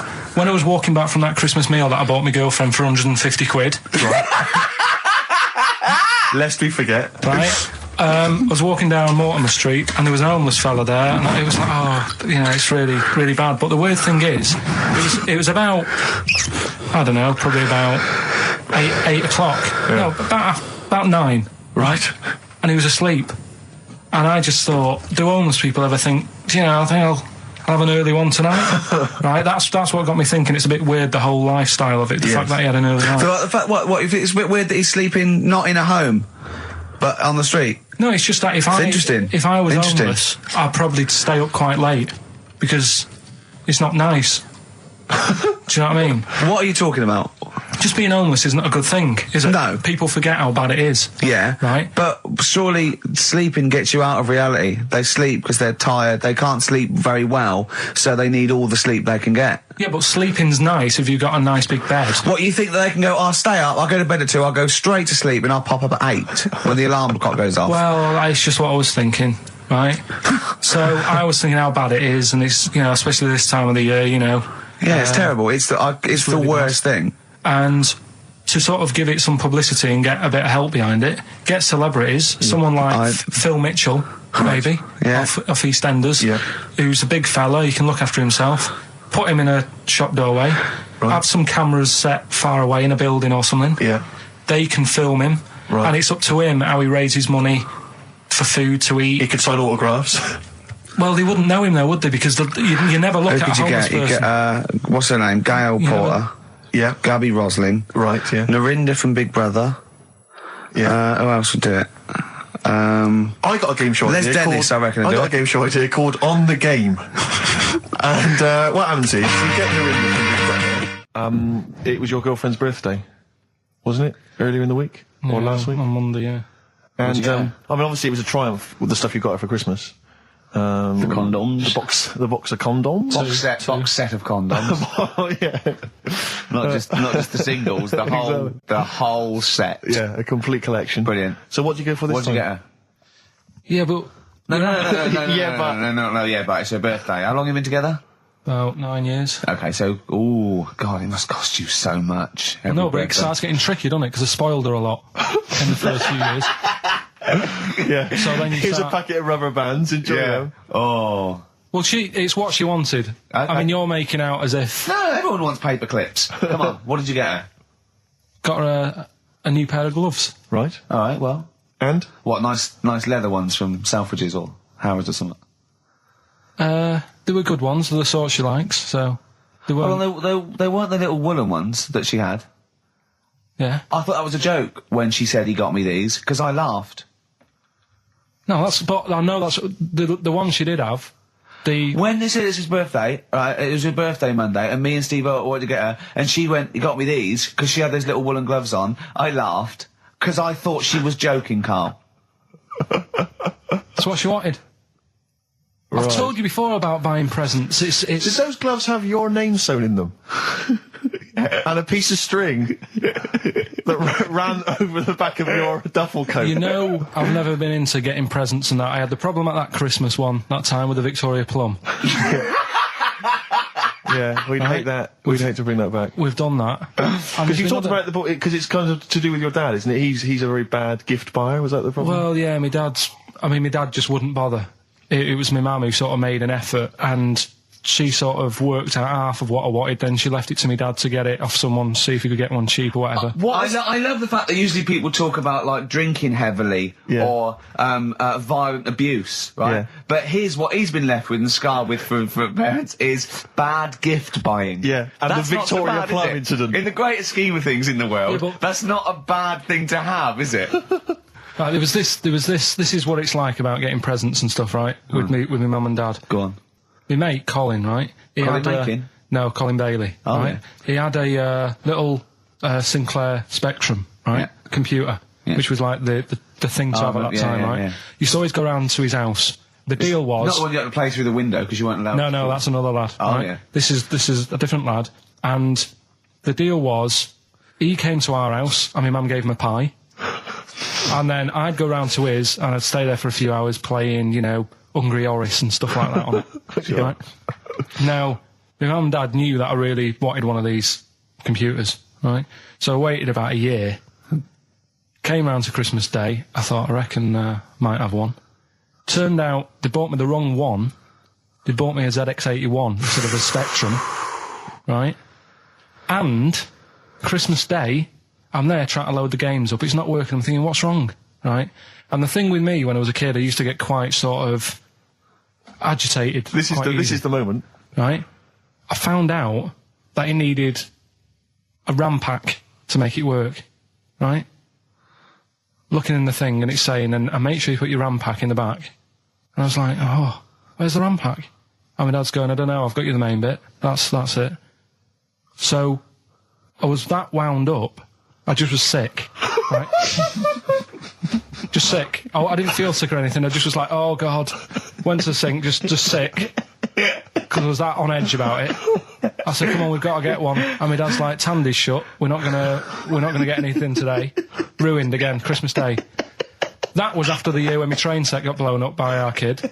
The following year, no RAM pack. And now you ask me why don't I get good presents? He's scarred. He just I'm gonna die. Honestly, I'm gonna die. He's just clean sick. Yeah. There's no RAM pack. Did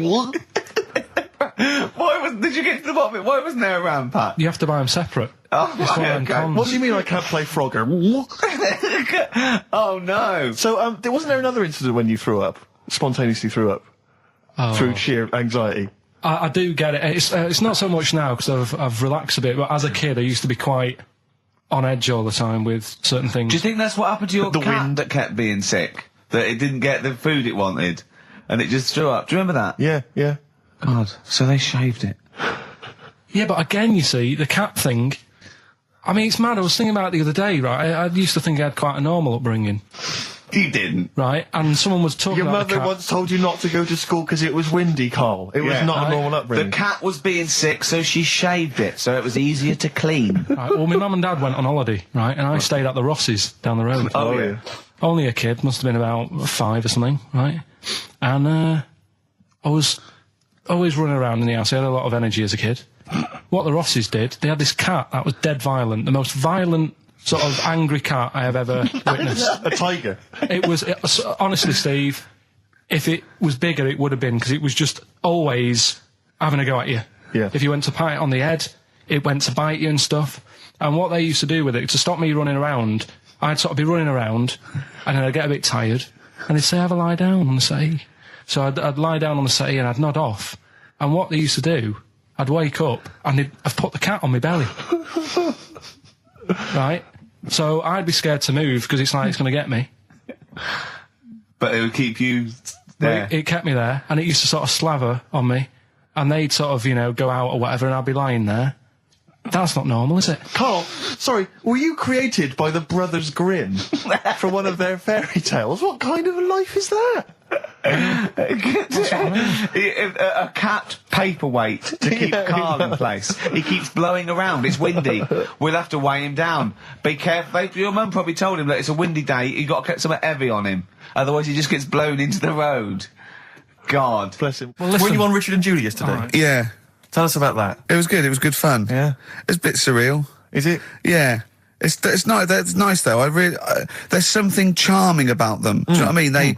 They go off on tangents. They sort of digress. They suddenly think of something. She suddenly go, "Oh, my jumper's itching" or something. Yeah. And it's quite charming. It's not annoying at all. Yeah. And I'd never seen them do it through before. And I hope I didn't insult them because I said it was like an adult Blue Peter. Right. But In what way? Well, they had a Christmas wrapping competition. Right. Then they had a Christmas rapping competition. and then they had That wasn't them doing kind of hip then they hop. had what the French people are like. There was a little didn't quite understand that living in France. Then they had a woman who relived an Elizabethan Christmas. The bit that made me laugh was she was sort of announcing this through an Elizabethan microphone and PA to all the people sitting around dressed. I'm a bit confused. This sounds fascinating. It was good though, and at the end I said, next week I'll be washing a tortoise and that. Yeah. And the producer said, if you do want to make something for the show, we'll definitely feature it. So I might make some of those things that you spoke on Blue Peter, like send in sort of, I remember they made a chest of drawers out of 3 matchboxes. Yeah. For Barbie doll or something, or Action Man. Roll Over DJ by Jet on XFM 104.9. I'm Ricky Gervais, with me Steve Merchant and Karl Pilkington. All right, Karl? Yeah. Bit miserable today, Karl. Let me explain why. Go on. Steve, and to you, the listeners. Well, we came in to a big bunch of stuff, dropped off was it Becky from Marks and Spencer, just like lovely stuff, food, presents for the cat, books, just, to Ricky and Steve who do the show, right? Ricky Gervais and Steve Merchant. GQ presenters of the year. Creators of The Office, right? Award winning. Carl's looking over, I go, well, maybe, it's not for you, no. And then he told me why he's grumpy anyway. Go on. Do you know what XFM are giving everyone? How long have you been here? About 6 years. What are you getting for Christmas from XFM? 2 CDs. Is that of your choice, or do they choose them? There's a list of about 30. Right. Tell them what List you of about chose. 30 CDs. I've gone for Kings of Leon album Yeah. and the best of Bob Marley. Haven't we given them away in the past or something? Or you could have burnt them off, couldn't you? You could have done copies. Illegal, but you could have done that anytime you wanted. I don't think Bob Marley minds if you bootleg his CDs. It's out of order though, isn't it? It is bad. Although you Is that always the case? Has it always been the truth of all the time you've been here? No, it has been better than this. Yeah, although you do get paid quite well and you do have an easier time. Yeah, but don't give me the CDs then. If it was a milkman, you don't go, I have 2 bottles of semi-skimmed. Happy Christmas. Yeah. That is a valid point. Do you know what I mean? Have you complained? Who is it who made this decision? There's no point. No point, is there? Why? Just no point. I don't like moaning anyway, just... Has it come from up top? Is it from the capital people? Just everyone. That's what everyone gets. Yeah. Yeah, but will Christian get 2 CDs for getting up at 4:30 every day for about 5 years? And keeping this station afloat. Probably. Yeah. So that's why I'm a bit fed up. What you listen to first, Marley or Leon? Well, you have a bit of Marley. I'll tell you what Marley's good for as well. You're going to have a little beach holiday, aren't you, over Christmas, going to Lanzarote? Listening to that on the beach, you'll realise how wise XFM are in the long run. You go, well, look, they could have given me 400 quid, right? Well, I'd have spent that. But this is, the legend lives the gift on. that keeps on giving. So you're probably, you know what I mean? Think how much what you got to think of is how much all his great songs took, not only from the depth of his soul and, all his sort of angst and knowledge and love, and then all the studio time, the marketing, and they're just giving you one like that. They go, don't worry about that, Carl, just have it. And you go, what? All the time we spent with Bob Marley and everything. You know, have it, Carl, have it, Carl. And Gratis. Have that. Thanks, well done. Carry on. We're still going to pay you for the work. Yeah. That's just something on top. Here's a little piece of Bob, free. Yeah, so don't moan, it's extra. So, they didn't have to give you it at all. Play a record, you ungrateful little swine. Some people, like the homeless, aren't getting anything this Christmas. This is my Except for favourite chill. Elvis Costello track of all time. It's Alison. This wasn't on the list. Right. Elvis Costello, Alison on XFM 104.9. So, that's it. Well, maybe, I'll tell you what, a good idea, Carl, just beg, just ask for other things. What do you want? What do you want for Christmas? You must have a big fan base out there willing to make you things. Maybe like a little, I don't know, gloves, pair of gloves. A little woolly hat. If you want to send a necklace in for Suzanne, that'd be handy. Oh, yeah. That's what she wants. Is Suzanne listening today? No, she's out. Right, okay, this is the dilemma. Me and Steve, yesterday, were trying to convince Carl that it would be a good idea to buy Suzanne a Christmas present. Okay. Now, why aren't you going to buy her a Christmas present? Explain, Carl, why you don't think you should buy her a Christmas present. No, well, I've told her I'll get her one, but in the new year. We're going away on holiday and that, so Yeah. there's no point taking stuff away. Yeah. Going to Lanzarote next week. Just get her something in the sales after Christmas for this, yeah. Yeah. Right. Now, me and Steve were trying to explain to Carl that she would love it if you bought her something on Christmas Day. Yeah, but she knows now. But Knows yeah. what? I've told her. So No, she's well, getting I'm going out. to tell you, do you know, right, this, dear listener, this was Carl's worry. I said, I bet she's got you something. And Carl was worried in case he got her something and she hadn't got him something. Yeah, he'd be livid. He didn't want to be down. He didn't want to be a present down. Yeah. Look at his face. So buy her a nice necklace. Don't spend, just spend £100, you know, just a little token. We're going away. We're going taking her away on holiday. You're not taking her away, are you? What, you're paying for it, are you? Yeah. Are you really? Well, half and half and that. Right. So you're paying for you to go on holiday? That's good of you. So the gift is your company, really? She's done all right. She's done all right. Why do you talk like you're 60 years old? And you've been working down the mines. I don't know, she's done all right. Do you go over to her and say, Suzanne, you're bloody lucky. I mean, You've fallen on your feet. to Look be who fair, you've Rick, got. What? I'm not sure she has done all right. I don't want to be critical, but... Oh, dear. So what are you going to get in the sales? What are you going to get Yeah, her? it depends. I'm thinking, I mean, I'll give her the choice. She can have Kingsley and old Bob Marley. Right, I'll let her decide there. Oh, dear. I can't wait to see you. Where are you going, Lanzarote? Yeah, Where's that? don't know. Suzanne sorted it out. I said, Lanzarote. I said, is that Africa or is it Spain or Portugal? Just thought you don't know. I went, what do you mean don't know? I goes, well, what's the currency? I went, don't know. I said, Suzanne booked this one, did she? Yeah. I thought, where is it? Is Lanzarote African or? Foreign. Somewhere foreign. I was looking last night, and doesn't look that good. There was like one of the highlights of the things it says you've got to do is go and have. Apparently, they've got restaurants in caves, and that's like one of the things they say you must do. So, if that's a highlight, do you know what I mean? Right. So I'll do that. Go and see what that's like. Yeah. When you're on the beach, Carl, do you wear the very, very tight Speedos? No, Do you walk What's around you with wear? them? sort of longish shorts, Yeah. t-shirt on, probably with a sort of a light shirt on top of that. Right, sure. So quite wrapped up then. Covered up. Do you wear a hat? Because obviously the bald head, there's risk of sunburn. No, I just put a bit of lotion on it. Lotion on there. Yeah. Just have a bit of a wander down the beach, have a look. Yeah. See if there's any old blokes with their tackle out and a backpack. A lot to look forward to. So Yeah. well, there you go. Yeah. Well, we're looking forward to finding out how you get on. Yeah, I'll let you And know. Interested to know what she gives you on Christmas Day. Won't be getting More anything. scintillating chat after this next song. All right, bit of placebo, Yeah, love it. special needs. Placebo, special needs on XFM 104.9. Email in where Lanzarote is. I don't know if it's Italy or Spain or Europe or maybe Africa. You know, these are the sort of things, these are the reasons I come into it, to at least learn something, innit, Carl? We've stopped educating Ricky, so I've stopped learning, you know, about things like the woman who ate mud all her life. I told you something before when we were in the office. What was that? What did you teach me? They've just counted how many fish are in the sea and that. No, they haven't. They've just done a census. A census. What, a fish? Yeah, some fellas have gone in the sea and they've got to work out. There's about... Mrs. Spratt, is this your son? No, he's a lodger. Okay, well, let's mark him down. That's 2. Oh, I've lost count. 6 million, 4 and... Oh, darn.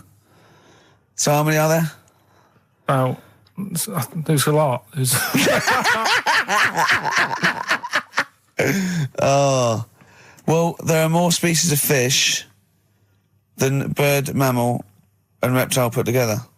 Can I ask a question? That's on my DVD of animals. That's still available in the shops. Just have that. Probably find it online. You'll get that slightly cheaper. $15.99. What? Go on, ask me a Special question. features of Ask the me a which question. include Ask me a includes question. Karl Pilkington's also on the DVD. Yeah. That's a perfect Christmas gift. Yeah. Long and winding road. I love that, but I don't like the way McCartney sings here. There's just one, he goes, you leave me waiting here. Well, he's always got that slightly affected. But it sounds style, like doesn't it? Richard Burton or something, here. Yeah. But it's only one that does it, but I don't know why. I just think he likes it or wants to go back and change it. Maybe it's like But having said that, I'm not taking away from the Beatles, one of the best bands ever. Well, yeah, good luck to them. Brilliant songwriters. Oh, yeah, they do well. Yeah. We've had a lot of emails, Carl. I don't want to sort of put a dampener on your Christmas, but a lot of people have been slagging off Lanzarote. One of them just said, I don't know if I can find it. It is Canaria, isn't it? It's It is one of the Canaries, isn't it? It's a volcanic island covered in volcanic dust. It's very windy, so you have to dig a hole to sit in on the beach, and there's hardly anything to do. That's from Mike Godham, and he says, unless you like quad biking, well, you've seen what happened to no, don't go quad biking. No, with your little head, there's no protection at all, is there? I don't know what you're thinking. I don't know. At least Rick Mann and Ozzy had lots of hair. You'd be like Humpty Dumpty. It would crack like a little egg. And then we'd seen, there's no kings or kings horses. So, they couldn't do the job anyway. No, shouldn't really send them. They're not really qualified. Horses not equipped to put back a medical man like Neil Fox in. Yes. To mend but not eggs. Some kind of military horse. I bet he's had the egg on his face a few times, hasn't he? What, Foxy? Yeah. Most of the series are Pop Idol. Right, Carl. Lanzarote, good or bad? Well, you got to give it a go, haven't you? Yeah, well done. Give everywhere a go. Exactly. That's what I was saying. Don't just take the word for it. I mean, if it had said an Ananova, Lanzarote shit, he'd have believed it. Sure. If he'd have overheard it in a pub, Lanzarote a crap, he'd have believed it. He'd have seen it on a website that was mainly concerned with monkeys and witches, he'd have believed it. Yeah. As it is. Everybody raves about New York, and when I went there, I thought it was rubbish. Well, you're an idiot then, because that is possibly the greatest city in the world, along with London. Subjective, though. That's why they have holiday programmes and that, innit? So you see it and you decide for yourself and that. Yeah, but you saw Venice on a holiday programme, as you put it. You went there and you went, it was rubbish, full of black bin liners. Well, it is. Right. Didn't they show them? It stunk. Didn't Judith Chalmers say that? It stinks here and there's loads of rubbish everywhere. No, she didn't. Did she mention that? Oh, that's what I mean. So it depends what you want from holiday, doesn't it? Well, yeah. So you're an idiot if you don't like New York, so next. Anyway, come on, break up, guys. Kiss and make up. Right back, just for Christmas. Brilliant. I've only got two, really. What? Because I was trying to work one out before, right, in my little room. Yeah. I was looking at different band names, thinking, what can I do? Yeah. Couldn't concentrate, because Ricky was in there, trying to spray deodorant all over the place. Right? Well, you should have done them yesterday. You should have shut me out. Right. So there's just two. Brilliant. Well, Okay. I've kind of got an idea for the third one. fine, I'll yeah. have a go. Yeah. Right, so anyway, the first one... Should we play a record and come back to this? We'll do it quickly, we'll do it quickly. No, play a Okay, record. This is then. rubbish. Yeah. Rubbish. Libertines. Useless. Give me the gifts. Let me have a look what prizes you've got. Libertines, Don't Look Back Into the Sun on XFM. Well, the general public are getting involved with Carl's holiday, and, I mean, this has been a damning report on Lanzarote. There's not been a positive word written about Lanzarote so far. Wow. It's volcanic, there's no natural water supply. Apparently there's no natural water supply. It's You all have to sit in a imported. hole. What do you think of this, Carl? What do you think of the people that want you to know that you're going to a rubbish place when you can't change it? What do you think of that? Rubbish though, will it? What do you mean? Be all right. What do you mean it'll be right? Because I'm going to go there thinking, oh, there's no water and that, and there will be water. No, they didn't say there's no water. What did they say then? There's no natural water supply. Whatever. I'm not bothered. Doesn't bother me. All right. I'm going to have a good time and that. What are you going to do? What's your plan to do? Got a book. What book you got? Rich Hall book. I'm just going to read that. So, Brilliant. and the weather's better than here, isn't it? Yeah. So... gonna have a good time. Someone emailed just now. They said they're listening online and there's a problem with their computer and everything's sped up. The music's sped up. Our voices, Rick, are sped up, except Carl's. That's how slow he speaks. So when everything's sped up, he sounds a normal. Right, we're doing Rockbusters. Yeah, come on. What rubbish. I wonder why we stopped this game. Well, I think it's probably exhausted him. He needs to go to some kind of volcanic dust island for a holiday. With no water, Yeah, exactly. just to dry out and get some new ideas.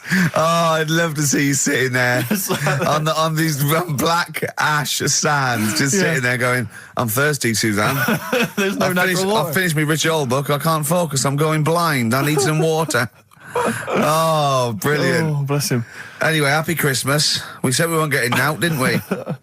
Right, go on then. It was the premiere. Did you see the coverage? It was a premiere of Lord of the Rings Part 3. I can't be bothered. I mean, man alive, I'm sick of Lord I of the watched Rings. the first one and I was actually I've never been into all that sort of stuff. Never liked it. Gollum and Dungeons and Dragons and gatekeepers and weird magic, and Harry Potter makes I want to punch his face in. I know what you mean. But I mean, it's sort of like, oh. Well, Lord of the Rings, when I was at school, if you were into that sort of thing, you were a nerdlinger. They would beat you up, they'd shout heckle abuse, all that sort of thing. You know, I wasn't a fan. I actually don't know anyone who admitted they were into that I know. nonsense. It was shameful. It was embarrassing. Now, the whole world's gone crazy for it. Even the tough guys, the hard nuts, the streetwise kids, they're loving it. Can't wait for the third one. I see people raving about it. It's Jonathan Ross, all these people going, it's the best thing I've ever seen. It's 3 hours and 10 minutes of trolls and goblins and magic spells and large feet and magic rings. I'm loving all that crap. What's wrong with you people?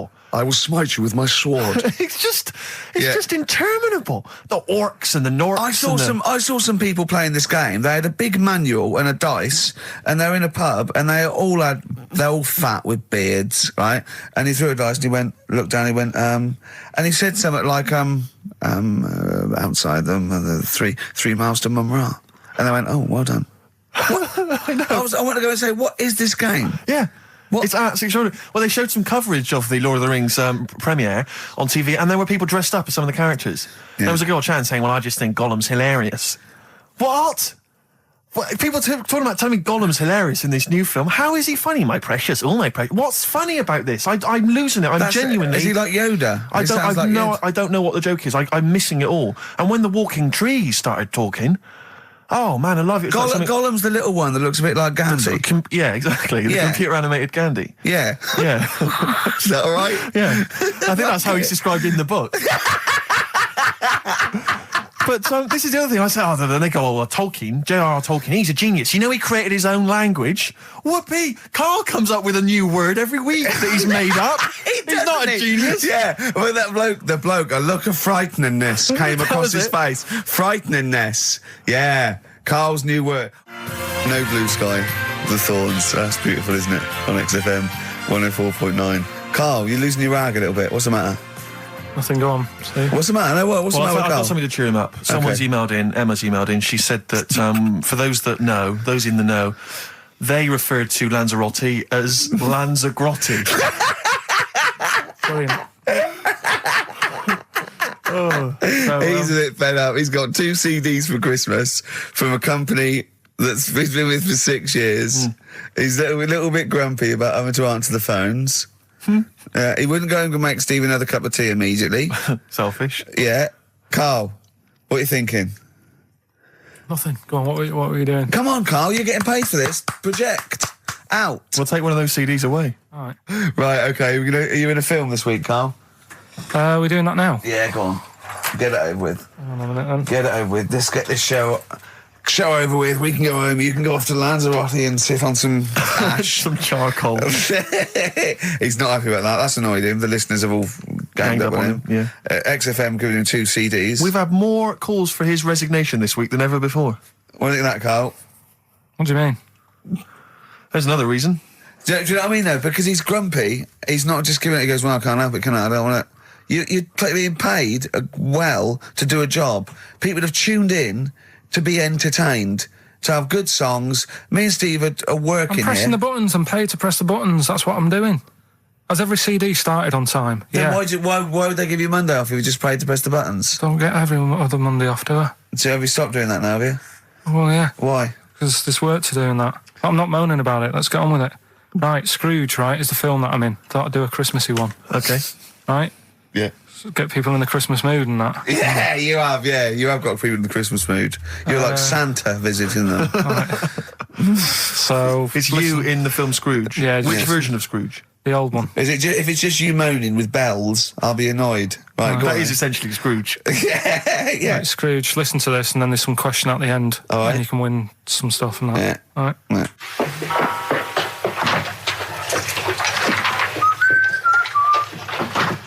You're late. Only 20 minutes. What do you mean by coming in here at this time of day? I've just been doing some Christmas shopping, haven't I?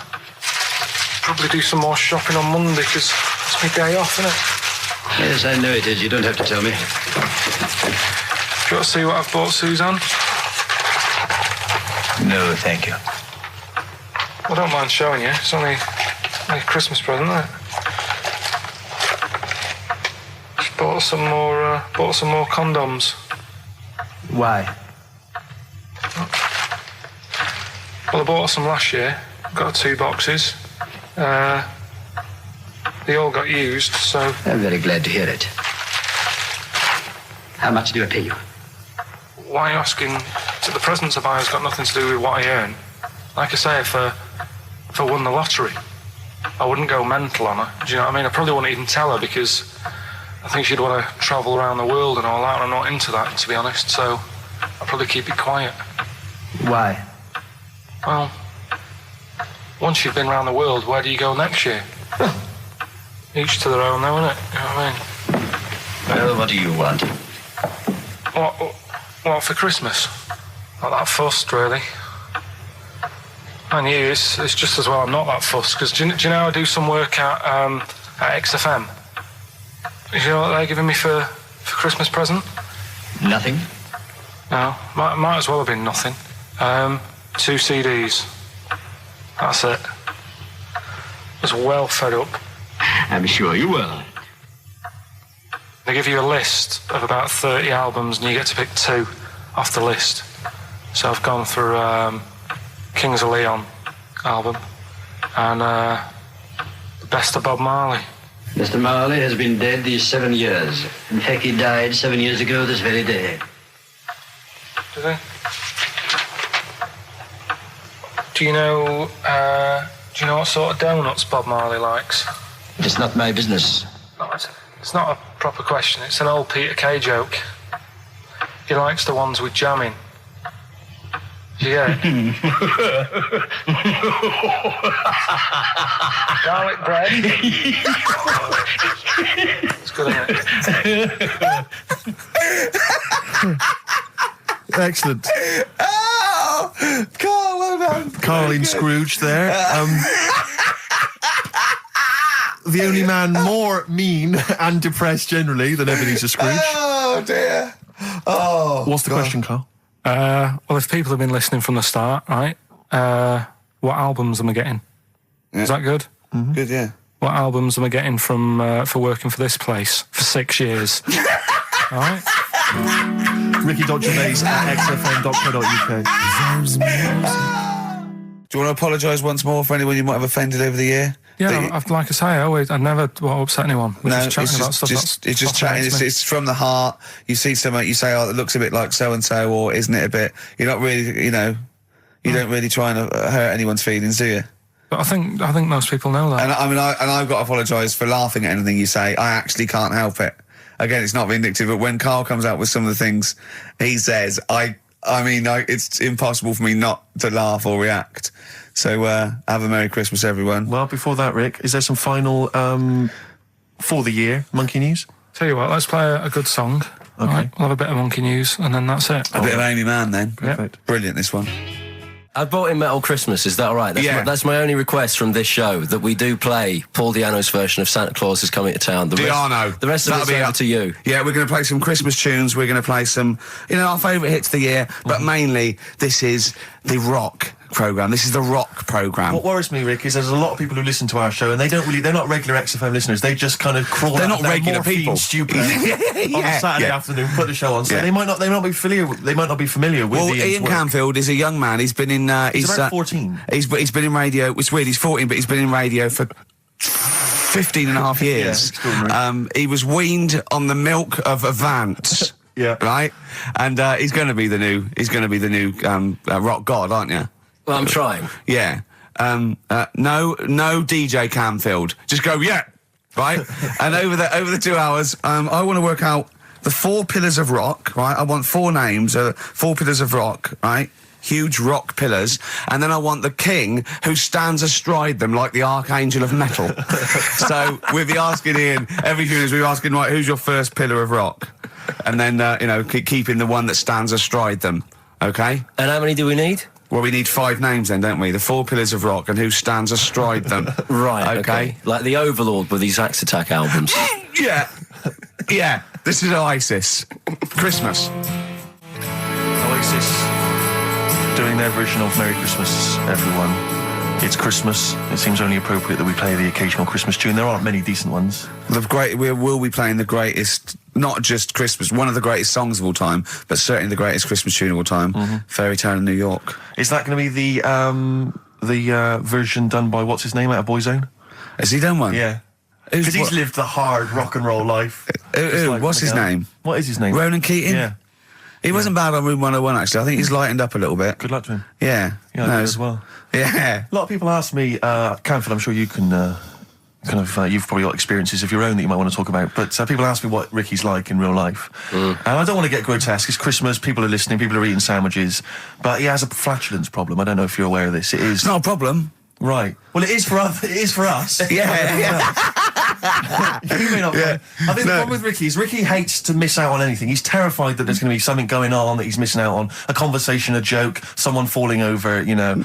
And so he daren't spend any time in the lavatory because it's too any period of time he spends in there, he could be missing out on some fun. So he kind of tries to get his lavatory, occupying time down to a minimum, an absolute minimum. Plenty of pissing. There's loads of that, but none of the other activity. Really, I mean, you keep that. Really, it's like you're in, you're out, and sometimes I don't think you've done the full job, Rick. Yeah. And today, I tell you this, my eyes were bleeding. It's intense. It's just a word of warning because the kitchen at XFM is out of bounds now. No one's going in there until the new year. A to J in the library. A to J in the record library. I'll tell you this. I don't know if Tony Blackburn's in the building. His wig will fall off. But seriously, not that he wears a wig. He doesn't wear a wig. But if he's going down now, maybe he wants to play some Beach Boys. I mean, seriously, forget I'm a celebrity. Get me out of here. Forget you might have survived in the jungle, Tony. But you get down there, mate. Tony, would you rather eat a plate of maggots or go and get Beach Boys? Exactly. Saying A to J. Oh, pot pickers. Exactly. Jesus Christ. It is absolutely extraordinary down there. Oh, so I'll just be warned. But it's Christmas. Yeah. Christmas. Why would Blackburn be listening to this? I don't know. He's probably doing a bit of Christmas shopping. Sure. And he's out and about with probably got his little, personal stereo on. Yeah. And he goes, I'll listen to the boys at XFM. Exactly. And Canfield, what do you think of it so far? Yeah. Yeah? Yeah. It's not Vance, is it? Okay, who is secured as one of the pillars of rock? I'll tell you what, I want some ads, and after that, the Fairy Tale in New York. Oh. XFM.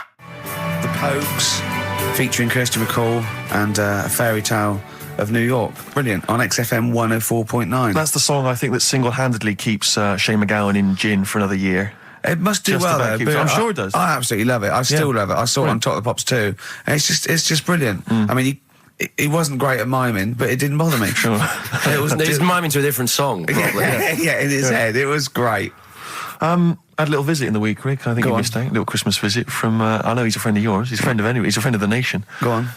TV illusionist Darren Brown. Oh, yeah. Yeah, he's bought a new pad. Yeah. And he just came around to tell me about it. Yeah. And it's interesting because... Somewhere to keep his guns. Exactly. And he... I can never know kind of how much, he's just playing with your mind, experimenting. But he was telling me about the place, and apparently... He loves you? he's got a B-day in the house. Now, we were discussing B-days because... Never understood that. I've never got my head around it. To this day... He's not meant to. Well, no, but I've never... I don't think I've ever met anyone who's used a B-day. Oh, Darren Brown does. He's known as the cleanest arse in Modern Magic. Yeah. I think, Rick, I was the subject of a Christmas con in the week.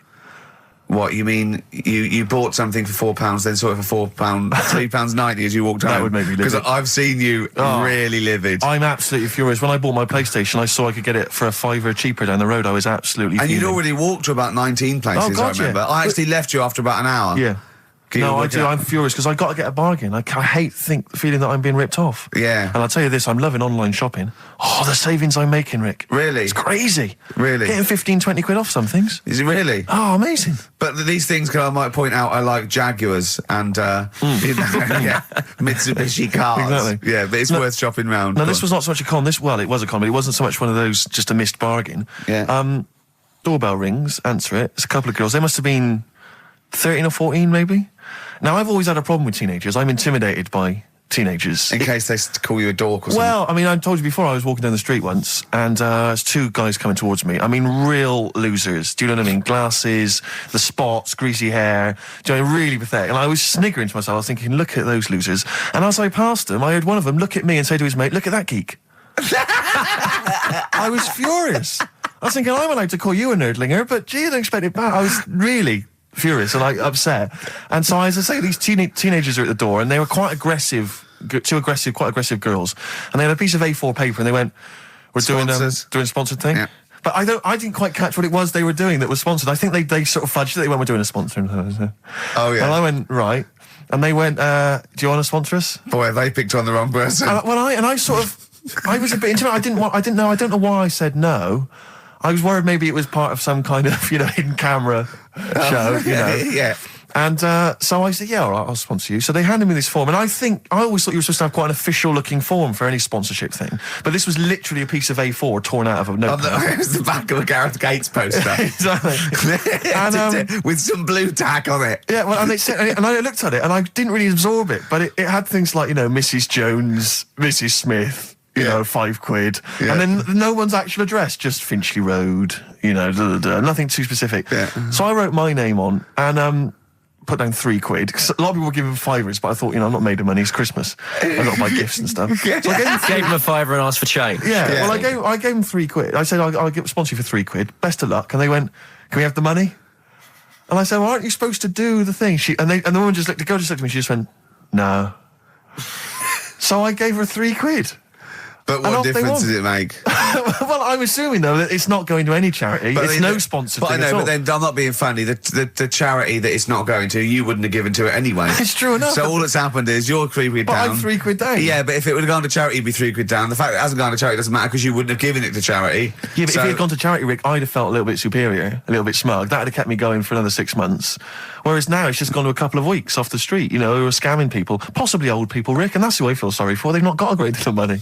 That's why I'm not worried about myself. I've got a bit of cash. What about the old people? Yeah. Although you are £3 down, which probably still hurts, doesn't it? It's still stinging. That's why I just like to tell you now, get off my chest. It's Merry an emotional Christmas. thing, yeah. Just be careful. If you're living up in North London, be careful. There's 2 girls that are going around. I expect, they might come to your door. But they might be wary. Be genuine. No, I don't think so. No. They were common. They were very common. Do you know what I mean? Was the giveaway things like, Santa Claus had given £10, Exactly. Tony Blair had given £1? Yeah, I know what you mean. Yeah, I think you were conned, mate. Yeah. Right. Won't Get Fooled Again by The Who. Ian, I'm going to ask your expert opinion. Is that not one of the greatest rock songs of all time? Yeah, if you'd have played the proper version of it. I know, but it's 6.5 minutes, and we usually do, but we just thought, it's Christmas, people want to...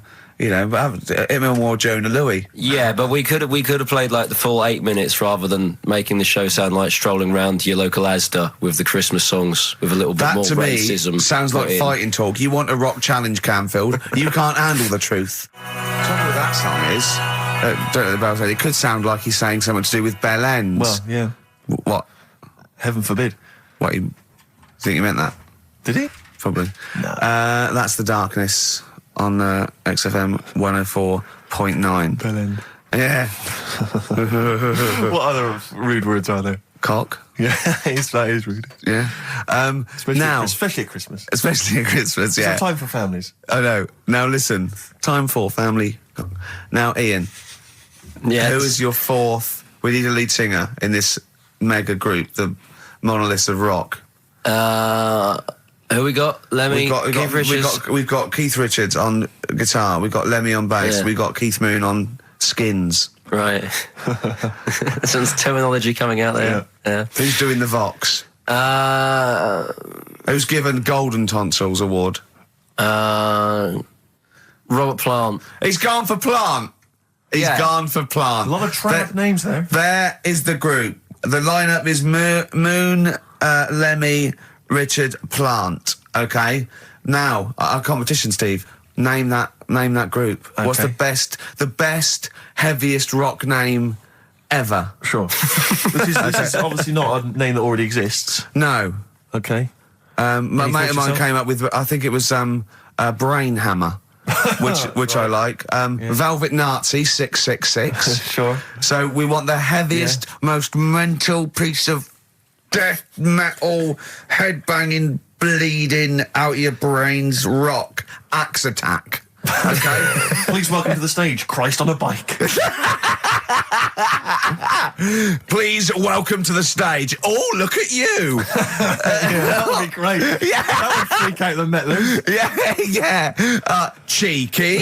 Yeah. Oh, now listen. They need a manager. They need someone who could introduce them. They need someone to stand astride them. Who is the leader now? Who is the king of all that rocks? Well, it's obviously Tommy Vance, isn't it? Do you know what worries me, Rick? We've said Vance a lot today. I'm wondering if the kids today, do they know Tommy Vance? Are they familiar with him? If they don't know, they shouldn't be listening. Okay. Fair enough. So, Vance is their manager. They're on at Wembley. He's got them on at Wembley. They're the greatest rock band of all time. We need the name. Please welcome to the stage. What are they called? Phone in, email in, and the prize, we're going to get some... We'll rummage through the bins as Carl normally Get does. some old tat like Carl does, some VHSs, some CDs, greatest air guitar ever. Betamax. Yeah. Do we need to give out the numbers and stuff? Well, can email, Don't get can't them to they? phone in. You don't want to talk to him, Ian, seriously. No, you don't. You know when what's his name says to Agent Starling as she's going to meet Hannibal, don't let him inside your head. Yeah. Don't talk to the listeners, Ian. Exactly, it's very much the same Please thing. I'm a bit concerned that my email's going to be besieged by people sending you links to how to clean out the bidet. Well, that's all right. But what's the most mental head bleeding, banging brain hammer operation this band can be called? Call in, Rick. Because it always amuses me. I know it's cruel to put you on the spot, but some of your former band names have always amused me. Well, the worst. The worst one. Right, I'll just leave this. Ricky's had a number of bands over the years. What was the worst one? Ready? Get ready to play that record because I don't want any aftermath. No, hang on, before you tell me, what was the one? Because these pictures of you, like when you're New Romantic, keep on being published. But that was Shauna dancing. Yeah, but someone... That's pretty bad. But someone told me, they were like, oh, ask him about when he tried to be Bon Jovi. Can you imagine such a thing? I know the name you're thinking of. Right, here we go. Play the record. Immediately I say this. Ready? The Sacred Hearts. Play a record. Blur on XFM 104.9. I forget the name of that track, but it's good. Good song. Thanks very much. Oh, good song. Yeah. Oh, right. I just thought you were complimenting giving his opinion. Right, go on. The what? Are we still on the air? Yeah. What are we doing? Merry Christmas. We got someone on the line. Oh, right. He's here. Who's that? Ricky. Yeah, go on. It's Jonathan. How are you? Good. It's only TV's Jonathan Ross. Ross, turn your radio down, you idiot. I'm here. I like to. I haven't got a radio on. What are you talking about? We can hear the feedback. Well, I haven't got it. It's not my fault. It's your incompetent radio station. And also, didn't you hear? We said don't call in. We don't want to speak to the listeners. I'm not a listener. I'm a visitor to your shores. I'm special. You know that full well. I know you're special. Right. Yeah, exactly. What have you got a name for the band? Yeah. You ready? Yeah. Blump. B-L-U-M-P. I tell you for what, you can't have a normal word. If it's the monolith band of all time, if it's the big, you can't have a regular word. It doesn't make sense. How can you have a regular word? All these ideas you've come up with are rubbish. You need a word which only stands for that one thing. No one's heard it before. No one will use it again. Blump. I can't help but feel that that's a more appropriate name for maybe one of Ricky's bands. I love seeing that picture of him in that band. You see it everywhere these days. He was like a girl. He was like a little girl in a suit. It's like a little dyke at a wedding. What was that? That's got to be the kettle calling the pot black, surely. I've always looked nothing but 100% heterosexual. We're not sure about. There's not anything wrong with it. I know that, but look at you. I actually had to get that in. There's not anything wrong with it. I'm Jonathan Ross. Oh dear. I was thinking the other day, right? Oh, yeah? The Comedy Awards. Yes, sir. You didn't have to say some awful things about poor celebrities, poor has-been celebrities with coke addictions and fat lips and faces that where surgery's gone wrong and everything. And when they're on the show, they're going, "Oh, you look lovely." Yeah, I'm nice so to them. good. Well, I'm nice to them to their face, but obviously when I'm not with them, I like to let my true feelings be known. What's wrong with that? That's how everyone Well, I'll tell you what, you can get anything off your chest you want on this show. Any celebrities you want to talk about? There's no one listening. Yeah, it's just between me and you. A lot of people listen. They listen to my show, and after they've had a few hours of good laughs, they like something bland to just cool them down afterwards. So they flip over. We know this happens. Did you mention my DVD on your radio show? You know what? I forgot to mention it. Christ! I forgot to mention it. I meant to mention by the office, but I forgot to mention it. And then I thought afterwards, it's not like he needs the cash, is it? It's not like he needs it. It's not like it is, but he's probably earned more money in a short space. You're like a lottery winner, and you've got about as much taste. You're like one of those burglars who's won the lottery. I am. I'm dressed like an Albanian window cleaner at the moment. Burglar from Reading who won the lottery, and now he's fritting it away on what? I do feel sorry for my neighbours. I've moved into a really nice place. I feel like it's the hillbillies. No, it's nice he's moved in though, because it's nice. He's given them something to sort of talk about behind your back. You've united the whole block. rock. Right, go and play with some Japanese wind-up toys now. I'm going home to play Mario Double Dash with my son. It's going to be a good afternoon. I phoned you once after I finished my show. It's about 5 minutes past 3. Yeah. And I don't mind if you know, I said, how you doing? You went, it's brilliant. You said, this is what you said. You went, everyone's out. Jane's taking the kids out. I've already masturbated twice, and I'm playing with a new Japanese toy. I'm masturbating now. I just wonder if there's one more contender. I don't know who this was, Ian, that phoned in with it, but possibly it's topical. Deathly Hem. Yeah. Deathly Hem. It's brilliant. Oh, it's Deathly Hem. Please welcome to the stage, Deathly Hem. It's Deathly Hem. Who's that? We've got to give it to I don't know who that was. Oh, well, if you came up with Deathly Hem, email again. Deathly Hem. It's the greatest name for the greatest rock band of all time. Will you please welcome to the stage, Deathly Hem. It's golden tonsils. Isn't it?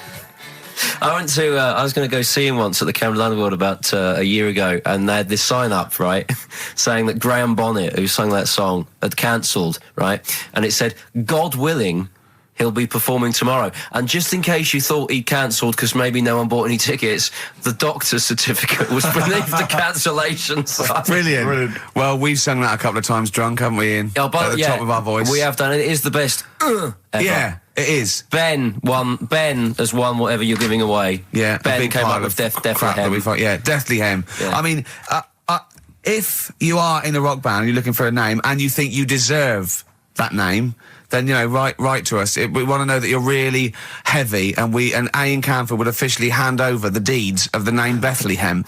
Deathly Hem? Deathly Hem, yeah. Deathly Hem. They only play at Christmas. You only play, like, big venues at Christmas, and it's all things about, like, fighting, like good versus evil, and God versus the devil. And you got to write songs like that, yeah. Deathly Hem on XFM 104.9. Perhaps that the debut should certainly be a concept album based on the Nativity play. Yeah, Nativity, yeah, that'd be just good. the whole kind of Old Testament in kind of rock form. Yeah, with like, it'd be extraordinary. It's the battle for humanity. Yeah, it's called Humanity Manatee, and it's a fight in the ocean of hell. Yes, sure. Yeah, sure. Yeah, I'd like to see a serpent. Maybe pictured somewhere. There's a serpent, isn't it? Track 4. Track 4. Yeah.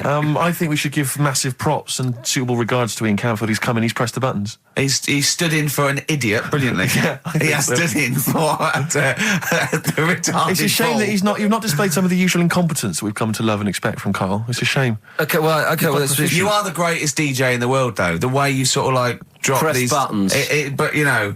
Every time I've pressed a button off air, Ricky's been going, "Oh, what great DJ!" It's great. Because he ends it. It's just brilliant. I mean, we're lucky if we can talk with the mic on. That's the title. Not talk over a record. We did some great links during the ads. Yeah, and of course, Jonathan Ross masturbating live. On air. Just looking back at some of the highlights of this You don't get that on Capital Gold, do you?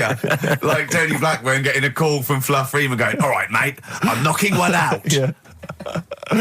Well, have a lovely Christmas. Have a bloody great Christmas. Have a bloody great Christmas. It's the best of next week. Yep. The best of the last few weeks with some tat, you know, Carl's put together. We're back in January. We're playing some of our favourite songs of the year. I'm looking forward to seeing Pilker's tan and pictures from his holiday. Covered in ash from the beach. Yeah.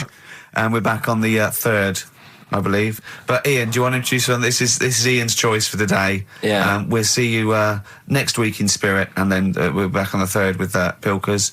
Over to you, Kampf. Enough of Jonah Louis. This is Paul Di'Anno, ex of Iron Maiden, doing Santa Claus is Coming to Town. Talking of sleeping, oh man alive, I went to see the last part of the Lord of the Rings trilogy.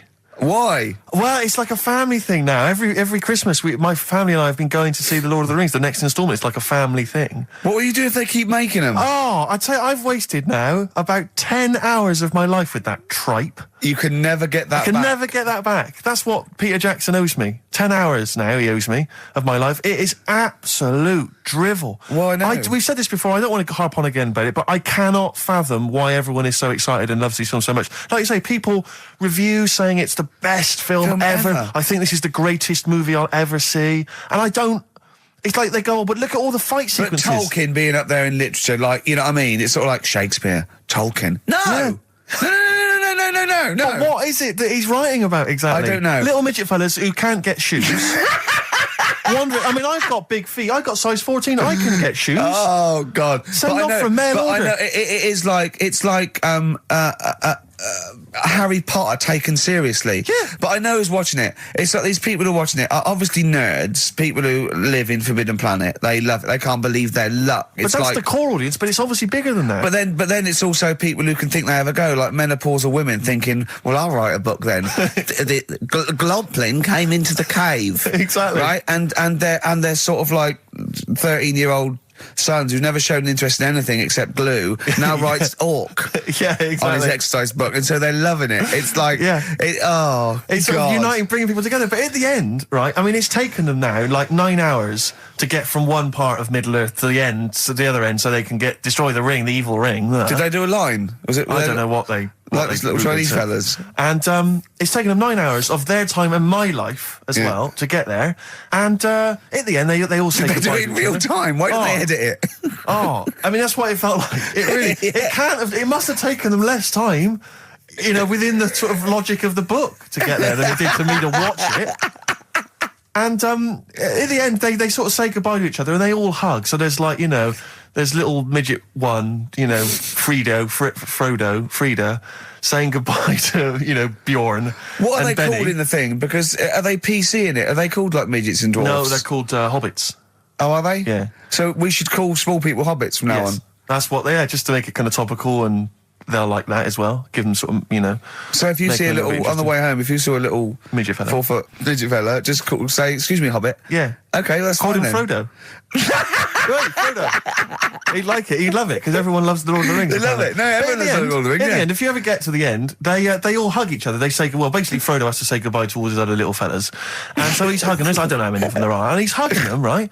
And it is the most interminable thing I've ever seen. It's like the music's playing. They look into each other's eyes. He hugs them. He hugs. They pull back. They look at each other again. That's like, we'll never see each other again. Then he hugs the next one, and I was just screaming. I was thinking, hug, just one big group hug. Yeah. Then we can get out of like here. an American football team. Exactly. Just go. And then just go off. Yeah, knock Not heads. each individual one. I mean, it's dragging on and on and on. And apparently on the DVD, there's like an extra sort of 20 minutes of extra footage of scenes he's cut out. Who's watching this tripe? Who cares? I don't know. I genuinely, Have we lost some of our popularity by slagging off Lord of the Rings? I don't care. Screw them. If you love it, if you can't live without Lord of the Rings, screw you. I don't want you as a listener. I can't fathom it. Really, Rick, it's not like I'm trying to be wayward or controversial. I can't get my head around the popularity. But doesn't Harry Potter annoy you as well, though? Yeah, but at least it's kind of over in an hour and a half. Is it? I haven't seen it. Well, I went to the toilet 3 times during the course of the film. Really? It's unbelievable. The woman sat next to me. Sexy stuff in it, was there? Some of those little pixies with the pointed ears. It just took me back to, Mr. Spock. Oh, all those glorious days. But it really is just. I mean, have you seen any of them? You've not bothered. I've seen one, and it was long, and I thought it was nicely filmed, and I thought, well, okay, I'll just get through it. I even think, it was just a list of, and here come the orcs. Exactly. Right, okay, we see the orcs now. Yeah. But it's like people go, look at the amazing fight sequences, the amazing immense battles. And it's true, he's got thousands of actors and stuff on horses, brilliant. But I'm not impressed by good time management. No. Well done, he's got all those people together, he's orchestrated it, well done. But it's got to be more interesting. My friend summed it up. He said the Lord of the Rings films, they're like the film equivalent of an Enya song. Yeah. And that to me is exactly right. Lots of billowing dresses, slow musical moments. That's good. People riding majestically on horses. Enya. Constantly riding majestically everywhere. Dido's taken over from Enya in that. Well, So I've got a confession to make. Go on. I like that latest Dido song. I'll play a song. I know. I thought I don't know what to say. Let me explain something to you about Dido. Oh, God. Snow Patrol and Run on XFM 104.9. Yeah, not bad at all. So everyone had a good Christmas though, yeah? Really? Carl, even though it was like a little bit Lanzagrotte, it was a nice Christmas. Yeah. What was the book you read, by the way? Someone just emailed in and wanted to know. What was the book you read? It was The Governor. The Governor? Yeah. Right, okay. Did you buy Susanna a gift in the end? Which you surprised her with on Christmas Day? Yeah, after that show that we did before Christmas. Yeah. I was walking home thinking, might as well treat her then. Yeah. Went and got her a necklace. Nice. Actually, she said she wanted a necklace, but I didn't know which one, but went and got one. Yeah. And she was happy with that. Yeah. Um, that shut her up. yeah. But, Yeah. And did she get you something? Your gift back? She did get me something, yeah. See, we knew she would. Of course she would. Yeah, but the thing is, right, she got me a little Game Boy Advance to take on holiday because she Brilliant. knows I get bored. Lovely. Right? So that was good, but I was like, hang on a minute. I know how much I spent. Oh, and I know how much these are, right? But I was clever, though. When I got to the airport, I bought to get me an extra, bought me an extra game for it. Yeah. Got the value. Of course. When you were growing up, did you wait to ask your mum for sweets right at the counter so the woman would embarrass her into getting you it? What, you mean just slip it in the basket? Well, no, just wait till there's some, a stranger watching before you ask for sweets. Mum, can I have a Kinder Egg? Did you sit in front of Suzanne when it got to Suzanne, can you get me something else? Because remember I spent more on that necklace than you did on that Game Boy Advance. And the woman in Dixon's goes, oh, you better get him something else. And she goes, oh, bloody hell, all right then. Nah. She did well, though. You know what I mean? She's done well to keep you, hasn't she? Done well. Because you're such a find. You're quite a catch. Yeah, she must wake up every morning and go, ooh, I am the luckiest girl in the world. Well, she told you that the other night. What? She said the other night how good it is living with me. Oh, yeah. I said to Suzanne, it must be great, because I only see him 2 hours a week and I like to squeeze his little head. You can do that all day, every day. Does she ever squeeze your head? No. No? No. It's like that thing, though, isn't it? It's like when you work in a chocolate factory. You get sick of it, don't you? If it's there all the time. Yeah, she must think, well, I could squeeze that head any time I wanted. It's not worth it. I'll just, yeah. What about your Christmas? My dad, I'm wondering if you're turning into my dad, because he bought my mum a bracelet. He won't mind me talking about this, because he said you'll probably talk about this on the radio, and you're right, Dad, I am talking about it. He bought my mum a little gold bracelet, lovely gift, you know, it was a lovely thing, and she opened it, she loved it, and everyone thought, what a great gift, lovely gift. He wouldn't stop talking about it. He wouldn't stop talking about the gift he bought. He kept on grabbing my mum's arm and showing it to people. Look at that. Look at the gleam on that. The gleam! Steve, look at the shine on that. Look at the gleam there. Look at that. Gleam! And do you know what he said the great thing about that's pure gold. He went, it's an investment. That's an investment, that. Because gold, you know, it's always worth something gold. I love that when people get a gift and it goes, an investment. I love it. But what, not only does it sort of take away any of the romanticism of it, but it was the way he constantly was talking about how great a gift it was that he bought. I haven't heard the word gleam for 30 years. Look at the gleam on that. The gleam. Look at that, look at the sparkle on that. And look at that, and it looks like rope. That's what he kept saying, it looks like rope. It looks like gold rope. And he just, and I heard it, he disappeared, we were opening gifts, he went disappear, I could hear him in the kitchen going, thinking about that's pure gold, that, Elaine, that's pure gold. I might melt that down. Yeah. John, next door neighbour, John, look at that, look at the shine on that. That's great, that's brilliant though. But it's just, it doesn't sort of undermine the gift a bit if you keep on droning on about how great it is. If people enjoy giving, that's nice, isn't it? And you got to, you know, what did your mum say? She loved it. She couldn't get a word in edgeways. That's a step up from a jar of coffee, though, isn't it? It is a step up, yeah. That's good. Oh. What about yours? I didn't get my mum and dad anything this time. No, because I'm always treating them anyway. Whenever if they need a few quid, if I can help them. Well, you are the gift that keeps on giving, Carl. No, but don't just go giving anything just for the sake of it. You know what I mean? Wait for the time that's right, sort of thing. Just because it's Christmas. Because... yeah, I mean, there's no better time, is there, really? No, I just was going to say my mum and dad didn't get me anything, but they did. What'd they get? But, just some money. Mm. But I'll get them something when the time's right. Do you know what I mean? They always need bits and pieces through the year, so I'll look after them. Sure. But it was weird being away. Has anyone got caught onto the fact that, you know, they leave groceries in the telephone box near your dad yet? No, that's still going on. Is it? Going on, yeah. Oh, that's fantastic, isn't it? That is just fantastic. So when he needs a loaf of bread, pint of milk, just goes down. Does he ever give that as gifts? Now listen, are we doing the film thing in a bit? Oh. Got more prizes. Yeah. Is it better than Rockbusters? It's all right. I did it in a bit of a rush because I was only in yesterday, wasn't I? Sure. Well, yeah, if you take 3 holidays a year, then there's not enough time for the work. Me and Steve like to, you know, put our priority into, you know, doing the work, coming up with a good product, and getting a holiday when we can. You know, I haven't really. I love a holiday, Rick. You know, I love a holiday. But I don't do the holidays for me. It's for Suzanne, isn't it? She's the one who likes going away. With you? I'll just go, so I'll go with her, do me bit. When you were playing Game Boy, right, and you'd looked in the hole, and you were reading your book, what is she doing? She'll make things seem more interesting to me. Do you know what I mean? So, like, when we're at the Owl and the bus driver said, "You've got an hour here," I said, "Why have I got an hour here? I go to a funeral with someone who I loved in the ground and don't spend an hour around it. Why do I want to..." Do you know what I mean? Why do I want to spend an hour looking in this? Wasn't that terrible when your auntie just shot up in all this magma? Yeah. That was terrible, wasn't it? That was the worst funeral you'd ever been to, wasn't it? But she'll tell you, that would make funerals more interesting. If they just... It was a cremation and a burial. Yeah. You just put them in a volcano and they go, 2, 3, here they go, whee, up to heaven. I was having a conversation with my flatmate about songs that would be inappropriate to have at your wedding, at your funeral. And horny, surely is one. It, yeah, was what we were thinking. Really? Yeah, that was the first one we came up with. I'm horny, horny, horny, horny. That was the first one we came up with. Isn't Robbie Williams' Angels one of the... Yes. Biggest and ones. I think Wind Beneath Your Wings, Yeah. I think is apparently quite popular. Oh, yeah. Yeah, that's play that on Auntie Nora's, can't you? Bit of Boston. Yeah. A bit of who? Busted? Boston, more than Boston. a feeling. Right. It's much more than a feeling. Boston, more than a feeling. XFM 104.9. Well, another big moment here. We've had Rockbusters. Now we're going to have Carl's film quiz thing, isn't it? Yeah, it's a film quiz thing.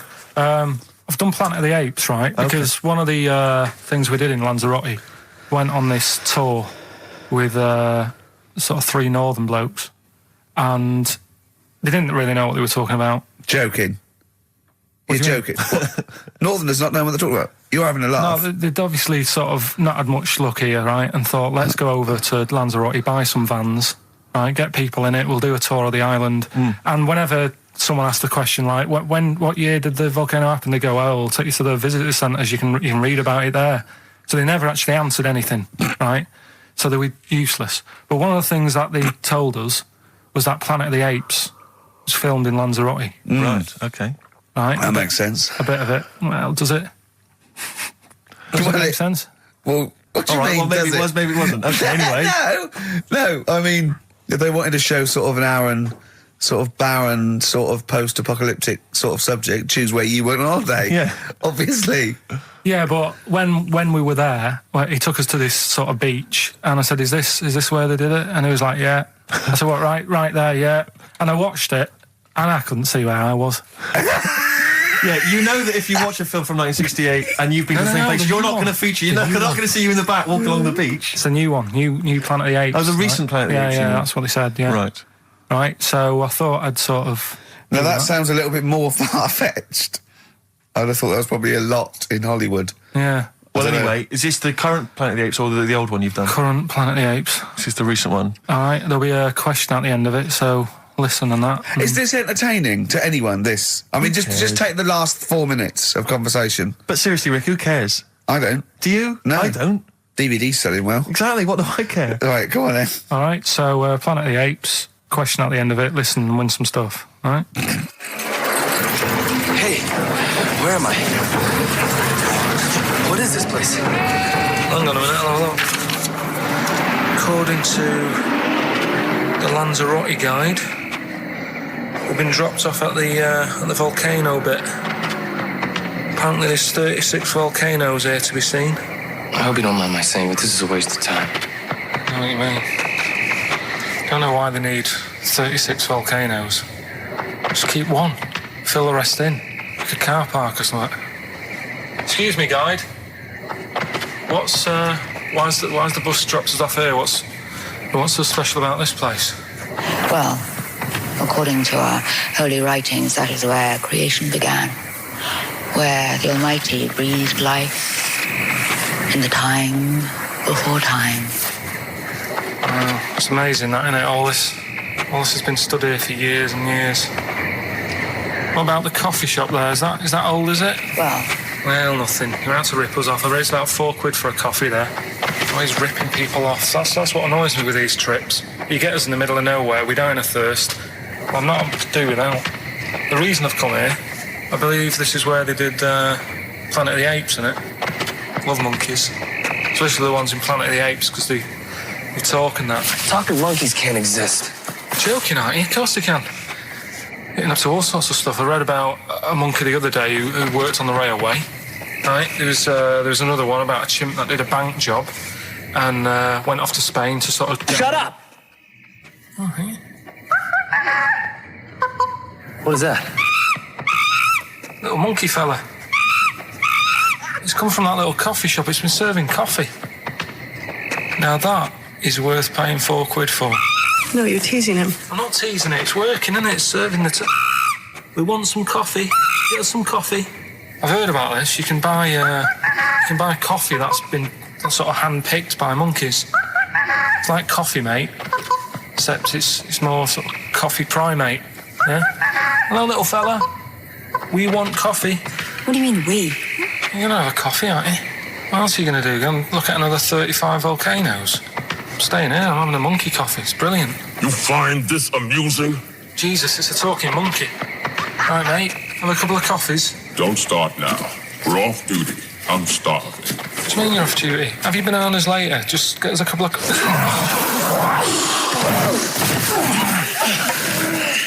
Right. I understand that you're tired and you've probably been on your hands all day. Just forget the coffee. You go and get some lunch. After you've got some coach, you lazy ass. You damn human!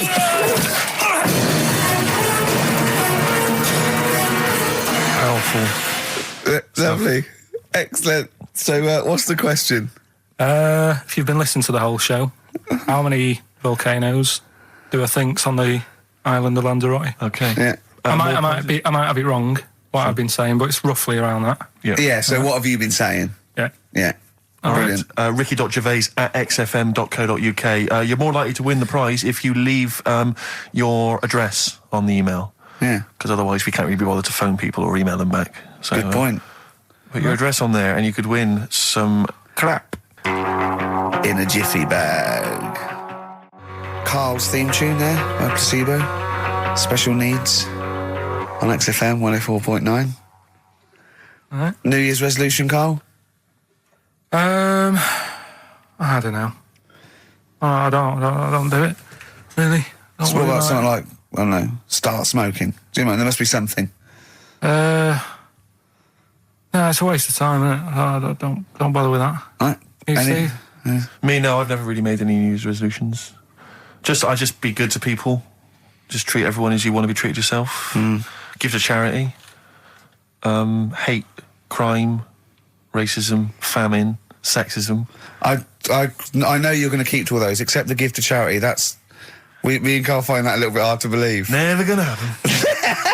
Well, you've always got to break at least one of your New Year's resolutions. Exactly. Yeah, well, I think I'll be nice to Carl.